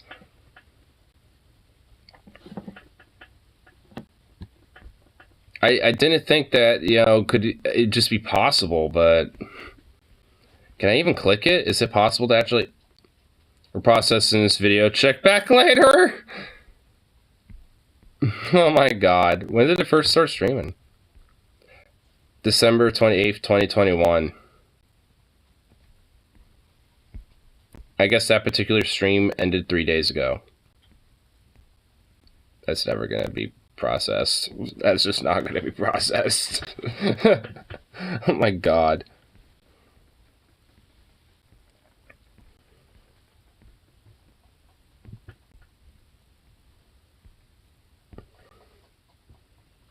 Booba.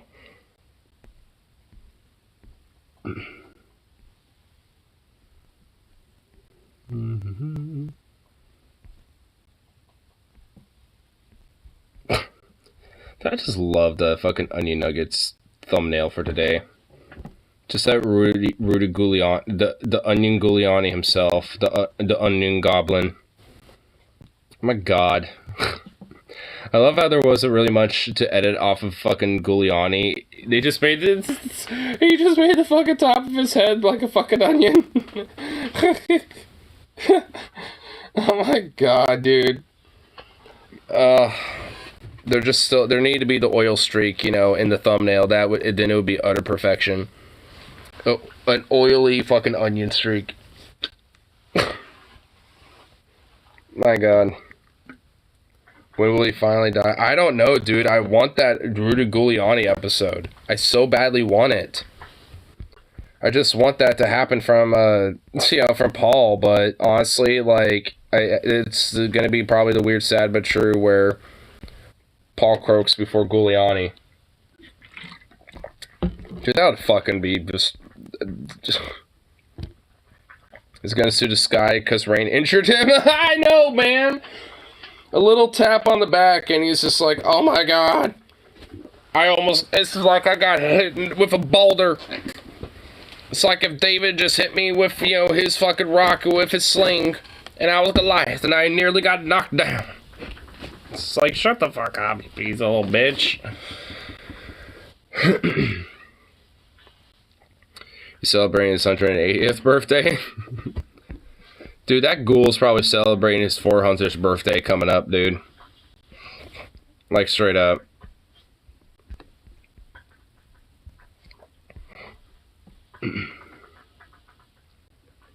Ooh. Almost at the 420 mark. Nice. Ooh, what's this? Avash, my dude video. I couldn't finish the video. The left cam meme. Oh, I think I've heard of this dude. Maybe this is nature's way of telling us we aren't meant to live past a certain age. Yeah, probably. Most likely. Stop suggesting him, guys. This is literally the fucking description. Oh god. I just... Even looking at the video file. Dude, it sounds like he's allergic and dying, just the thought of it. You can feel the cancer racking my body. Holy shit. Oh god, it's like radiation poisoning. Jesus. Yeah, whatever, sure. You can all suffer with me. What is it, Benny boy? Benny Johnson's The Left Can't Mean, episode 8.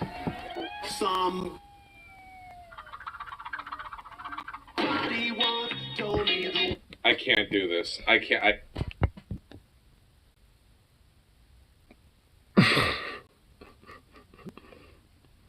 I'm laughing because honestly, that literally made me feel like I wanted to die. More than anything. Like, I think I just felt a bit of my life essence just drain out of my body. Like, I think I just, like, aged, like, 10 years just now. We got another Supreme Court ruling. I can't do this today, guys. World is gonna roll me. I ain't the sharpest. No copyright. Oh, yeah. Stop, please. Yeah, it's okay. Yeah. Wait. This fuck is appropriating the fucking synthwave aesthetic? No, fuck you. Dude, this guy can't... No. The right wing is not allowed to have the fucking synth aesthetic. Only we can. Fuck you. I don't care. That's some appropriation. Oh my god, he's actually all in on it.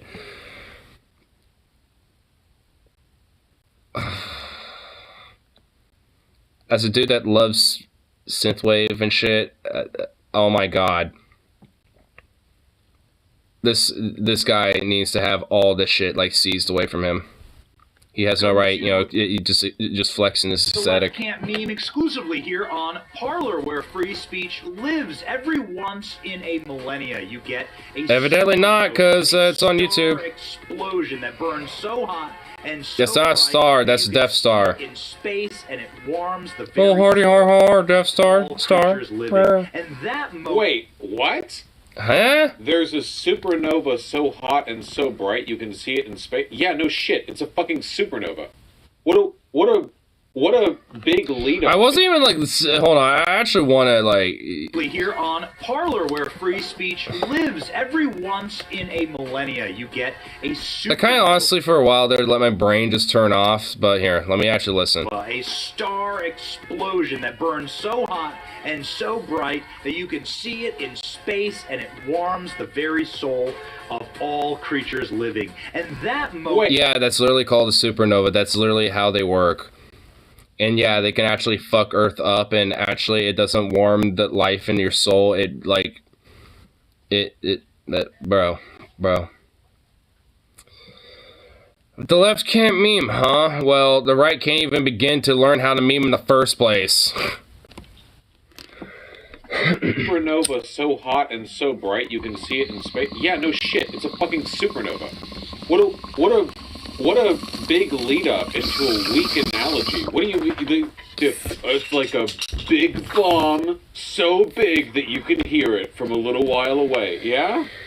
Why are we watching this? It's bad. I'm not watching the whole thing. I would rather kill myself in real life right now live on twitch.tv/youtube.dlive than watch more than like a minute of this. Okay? I like how he was just pretty unequivocal about that.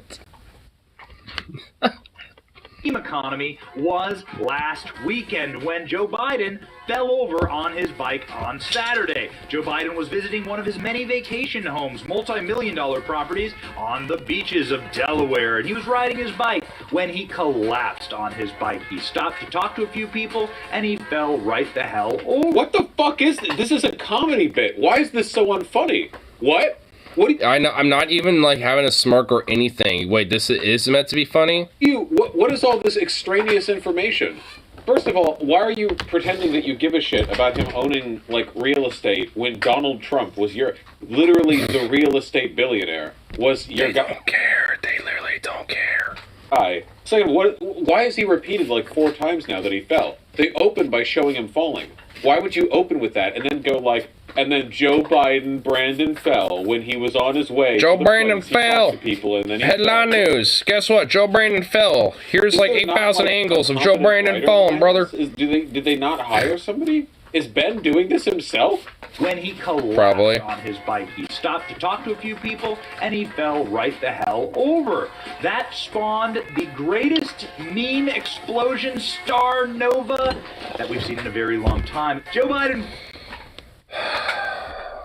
Oh my God. His bike, timber! And the memes fell like gold from the sky. It's 4:20, so I'm gonna just take this moment to have a minute. Because honestly, even with that aside, I actually do need a fucking minute.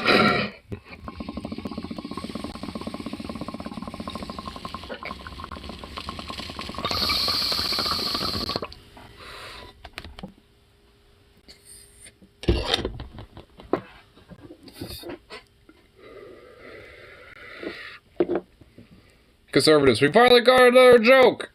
What's the joke? Joe Brandon fell. It's like, okay. And the left can't meme. Like, honestly, where's like, I mean, it's not even that they have another joke. They don't even have one. It's like, oh, memes fell from the sky. The gold quality supernova memes exploded for the cosmic ether, and it was because Joe Brandon fell. And it's just like, what? There's that well must be drier than sun-dried sandpaper. That was left in the oven to dry even further after, for like 2 hours. We're on Parler, memes you can only see on this beautiful... Oh my God, the whole thing is just going to be the Joe Biden bike thing, isn't it? Platform, memes there. Ground. Solid. It's Joe Biden, 0. Joe Biden, another Putin meme. The bear. Now Putin's riding a bear and clobbering Joe Biden. Me after leg day. I feel that. Trying to get in shape. Oh, was slapped by Will Smith. Got it. 2 memes in one. The fusion of the memes. They were so joyous together. Joe Biden as a toddler returning to the fight. Honestly, I just honestly, I really, I don't even know. I really was. I honestly was feeling the exact, like, honestly, I felt like post hindsight mortem, like, telepathy happened, where, like, Vosh, like, I was channeled into, like, Vosh's mind for a minute, because, frankly, everything I wanted to do, he just kind of did there, and I don't even know, I don't even know. Like, this is supposed to be fucking, like, funny.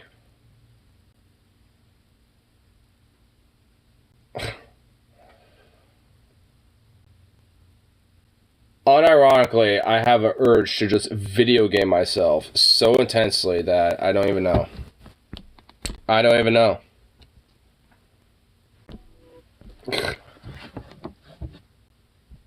Wow. I just feel assaulted. I just honestly just felt like I was just assaulted. I'm actually gonna post that as a comment on there.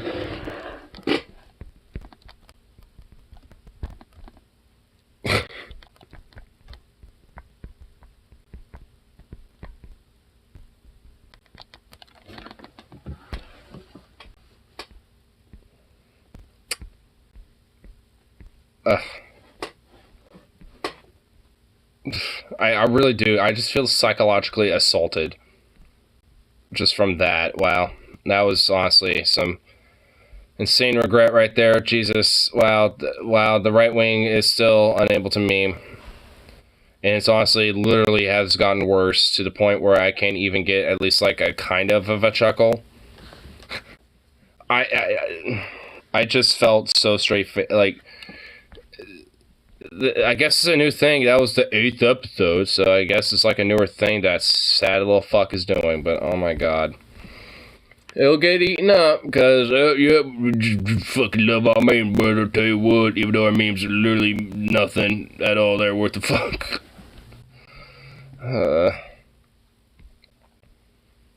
Just deport them to Svalbard already. You know, what's the biggest island is Svalbard, so I can just be precise if it's fucking, you know, this island I want to petition. Svalbard is not just, you know, one fat island, there's a bunch, so let's figure it out. Let's go. Alright, Svalbard, where are you at? Come here, Svalbard.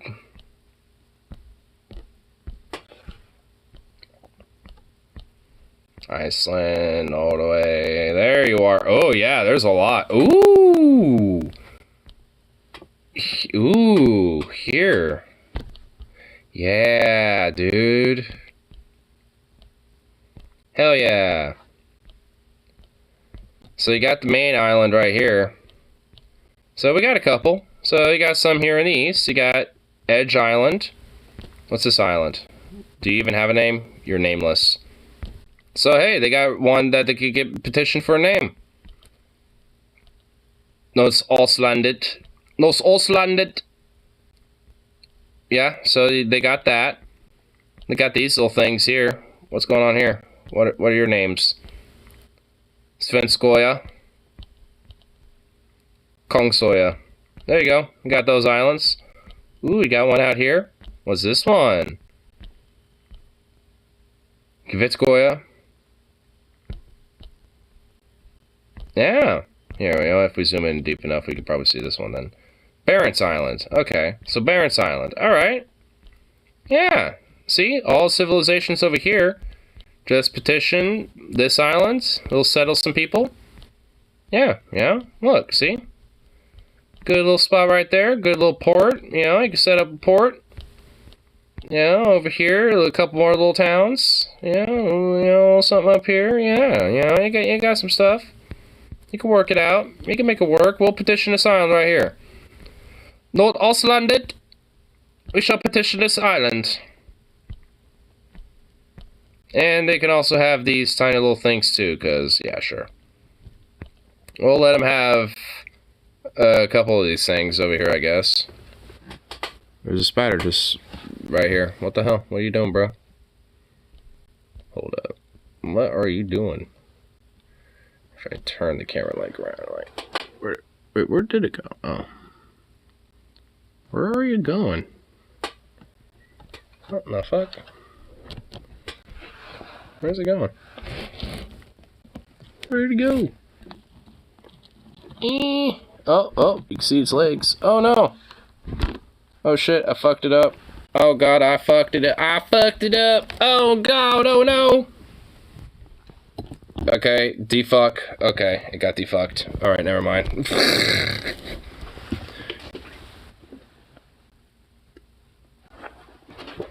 Little weirdo. Well, I guess I am on that one.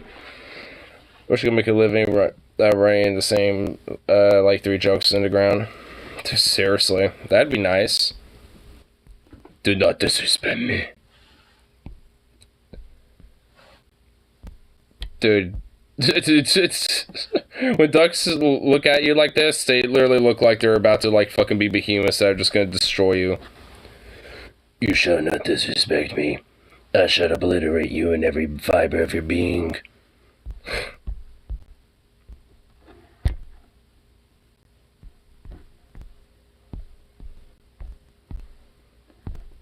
But yeah.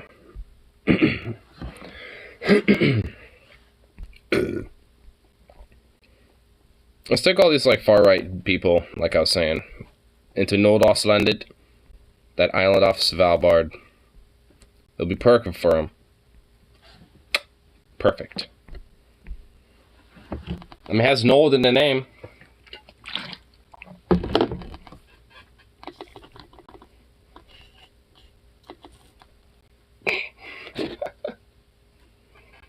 Hi.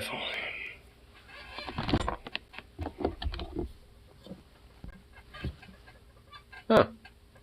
As flooding has redrawn the contours of the landscape, Yellowstone's pelicans, bison, elk, and bears have been on the move, taking advantage of parts of the park closed to tourists. Yellowstone's flooding was bad for humans, but many have just been what nature needed. Well, good, because fuck humans' needs on that. Nature is a little bit more prioritized when it comes to that. Given their own island with no government aid and see how long they feel about small government. Yeah, exactly. That's why they should go on the island of Nordostlandet. And, you know, have their fun there. We'll just petition the Norwegian government and just be like, hey, you know, let's just, you know, work out a deal.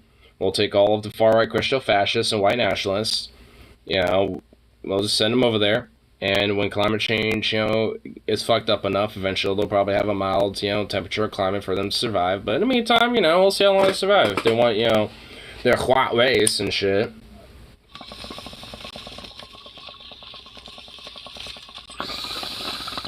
They want a white land. They should have made sure that it was figurative, not literal. We want to preserve some of our white lands. It's like, alright, well, here you go. Wait, why is it glacial ice, snow, and fucking barren whiteness of death? Because guess what? You never specified, bitch. Why haven't they? A black man's president, leave the country. Okay, have fun. Yeah.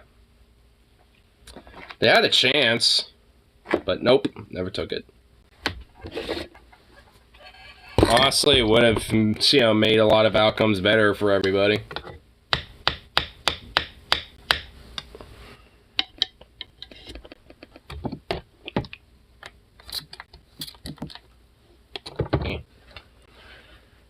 That's their reason to. At least we don't have to deal with the libs and the immigrants and all that bullshit.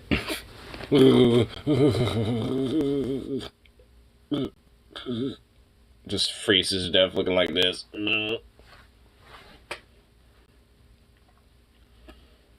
Booba. Sleepy little booba boy.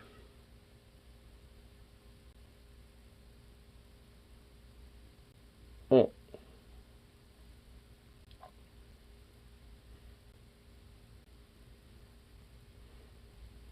One person. I was talking about everything. Oh, was I wrong about everything? Nah. Well, I mean, honestly, if there's a lot of fucking people who were, you know, during the pandemic with COVID and shit, fucking literally dying on their deathbed, still denying that they had COVID and shit, then yeah, I guarantee you there's gonna be people doing the same shit in this scenario. Camera fucking dude. It's like, was I wrong? Nope. It's just I wasn't strong enough as a white man to survive in these lands.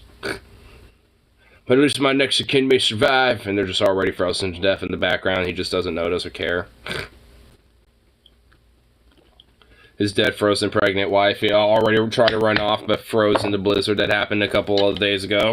It's just like, damn.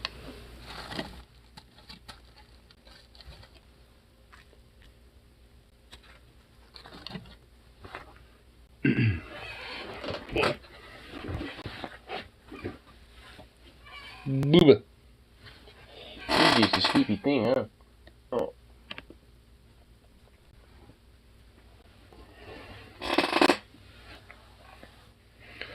These people do not need saving. They're nature's way of telling us to let them free of the gene pool. Yeah. That's what I say. That's how I feel about it. I mean, come on. Let's just petition, you know, Svalbard, the, island no side landed. Just let them have it. It'll work perfectly. All we have to do is just, hit up the Norwegian government. That's it. I mean, if they have the means and abilities, they could potentially, just set up trade and commerce with, some of the towns that, happen to be on the other island. But if not, well, tough shit. Come on, pull yourselves up by the bootstraps. I thought you were all the master race here. Come on now. The master race should be able to handle even the harshest of conditions.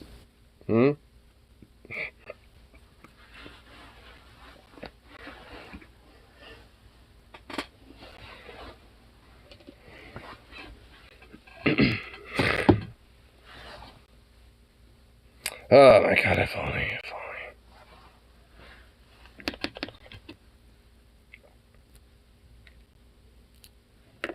Yeah, honestly, knowing that my little puppy is sleepy right now is actually a good thing. Because, gotta make sure he gets a little bath tonight. The Master Race guy lost to a dementia sniffing little girl's hair. And now they're going to have another one, DeSantis, to try to usurp the place because the last one was a little too unappealing. At least now.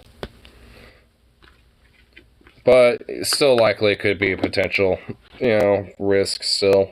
Like a little rerun of 2020. Oh my god, that'd be a fucking nightmare. At least it'd be more easier to see a two-term Biden presidency, I guess, from that, but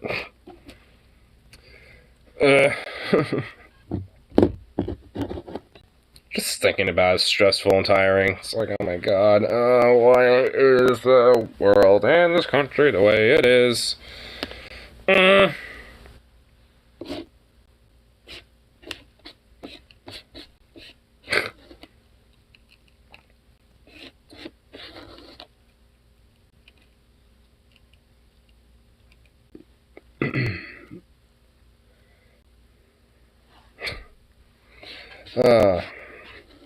What I find interesting is, well, not really interesting, more of terrifying, is that, the prospect of a DeSantis presidency is honestly, legitimately, kind of in my mind, seem like it's more of a growing prospect and shit.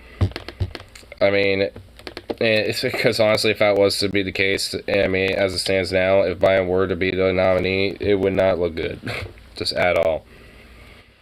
And that's what, and my hope is, is there going to be at least something, or, of a challenge against Biden, in a sense, from the left on anything? I mean, hell, even if there's, one or a bunch, of different type of candidates, that could potentially at least challenge him and shit, that'd be nice. At least for me, I'd actually be alright with Marianne Williamson. She actually seems, like a pretty, decent, type of candidate that would be worth it. Kind of at least somewhat worth a fuck. Bernie's too old. He's not really exactly worth it. Plus of how much, he's kind of like with his whole, my friend Joe. And I feel like I just got, a bunch of random hairs from Zukov, all over me. Well, I guess to be fair, I did give him some little scritches earlier. Like, who else? And then everything else is just basically just like corporate pieces of shit that ain't worth a fuck. So, yay. Unless, like, Nina Turner decides to make a run, but I don't know how well she will even do on a national level. I mean, John Fetterman, but he's going to be in Senate, probably, so not him.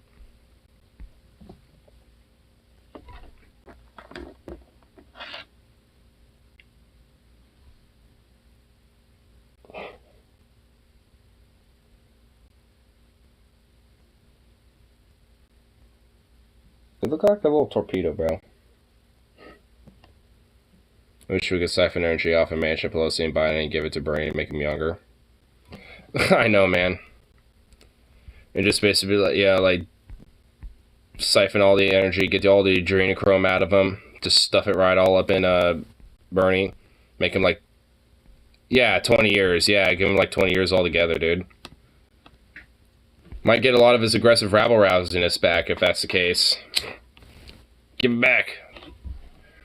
He needs to have it back, damn it.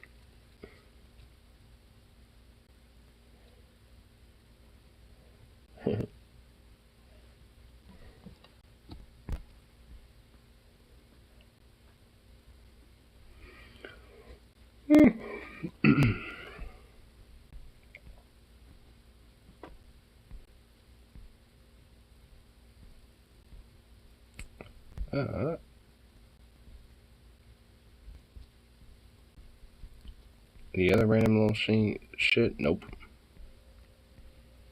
Boo. Now I'm getting recommended random little survival shelter things. Crafting complete and comfort survival shelter. It's like, oh my goodness. So many of them. I mean, honestly, that's kind of like, you know, the whole thing about it is just, you know, at least with that type of shit, is there's so many of those fucking things that I think is what makes it really, you know, destructive. I'd vote for Nina. Yeah, same here. I definitely vote for Nina Turner.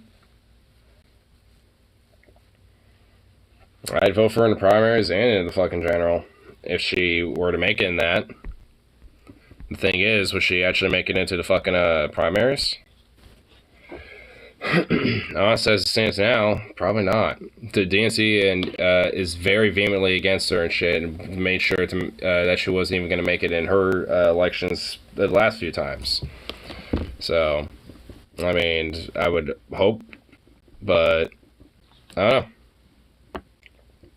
A week is being rained out. Damn. It's actually been kind of warm and shit lately. It's kind of cooled down a little bit, but not that much. New little ghouls. Yeah.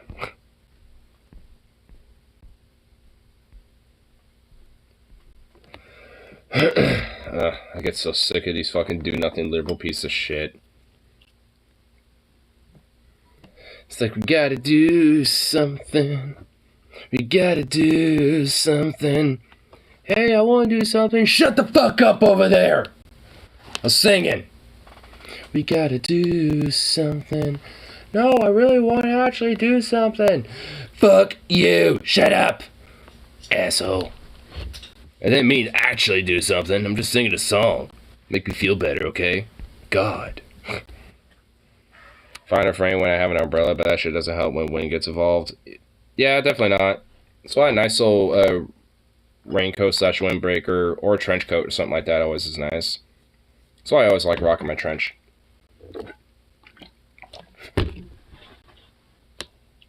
Oh my god, this little boy. Oh, belly. Oh, who's a good sweet little thing? Oh. Who's a good boy? Yes, you is. Yes, you is. He's a good boy. Yeah. Need a raincoat? They're not really too expensive. The trench coat I have works pretty well. Though I always like to have at least like another coat underneath that. Like, you know, some sort of, you know, light hoodie or something. Just to at least make sure I, you know, have something to over the head, at least when it rains. Or just like a really nice hat that I can just kind of like really hide my head in, like this. I mean, this hat doesn't exactly work too well, you know, but it covers the head enough. It works.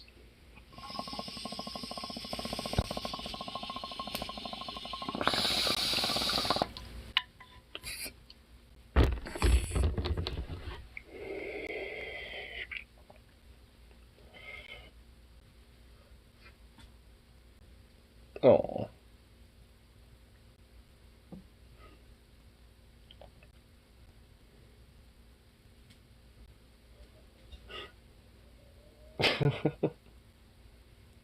He's doing this little like a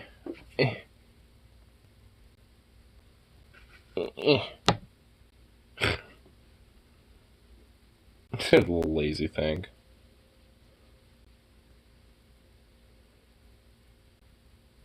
Hate to wake him up, but he'll wake up anyway when I start getting up and shit. But get him a little bath, all that fun stuff. Get that going. So can I actually finish the last little bit? Yeah, see, I knew it.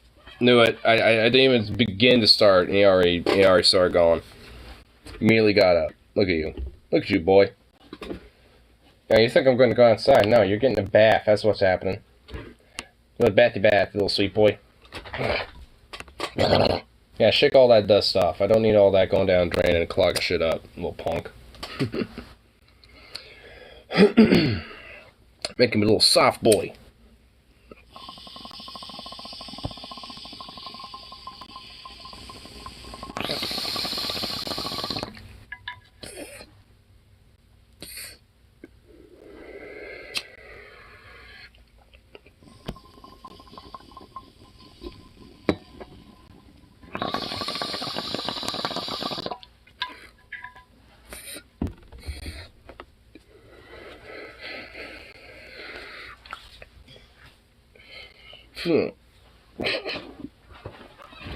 Little silly thing. Anyway. Think all good for the rest of the lovely evening. Been going on for almost 5 hours anyway. So, good lengthy amount of time. So, I'll be back around for that next one. So, till then, peace out. Of course, I'll be around for that next time.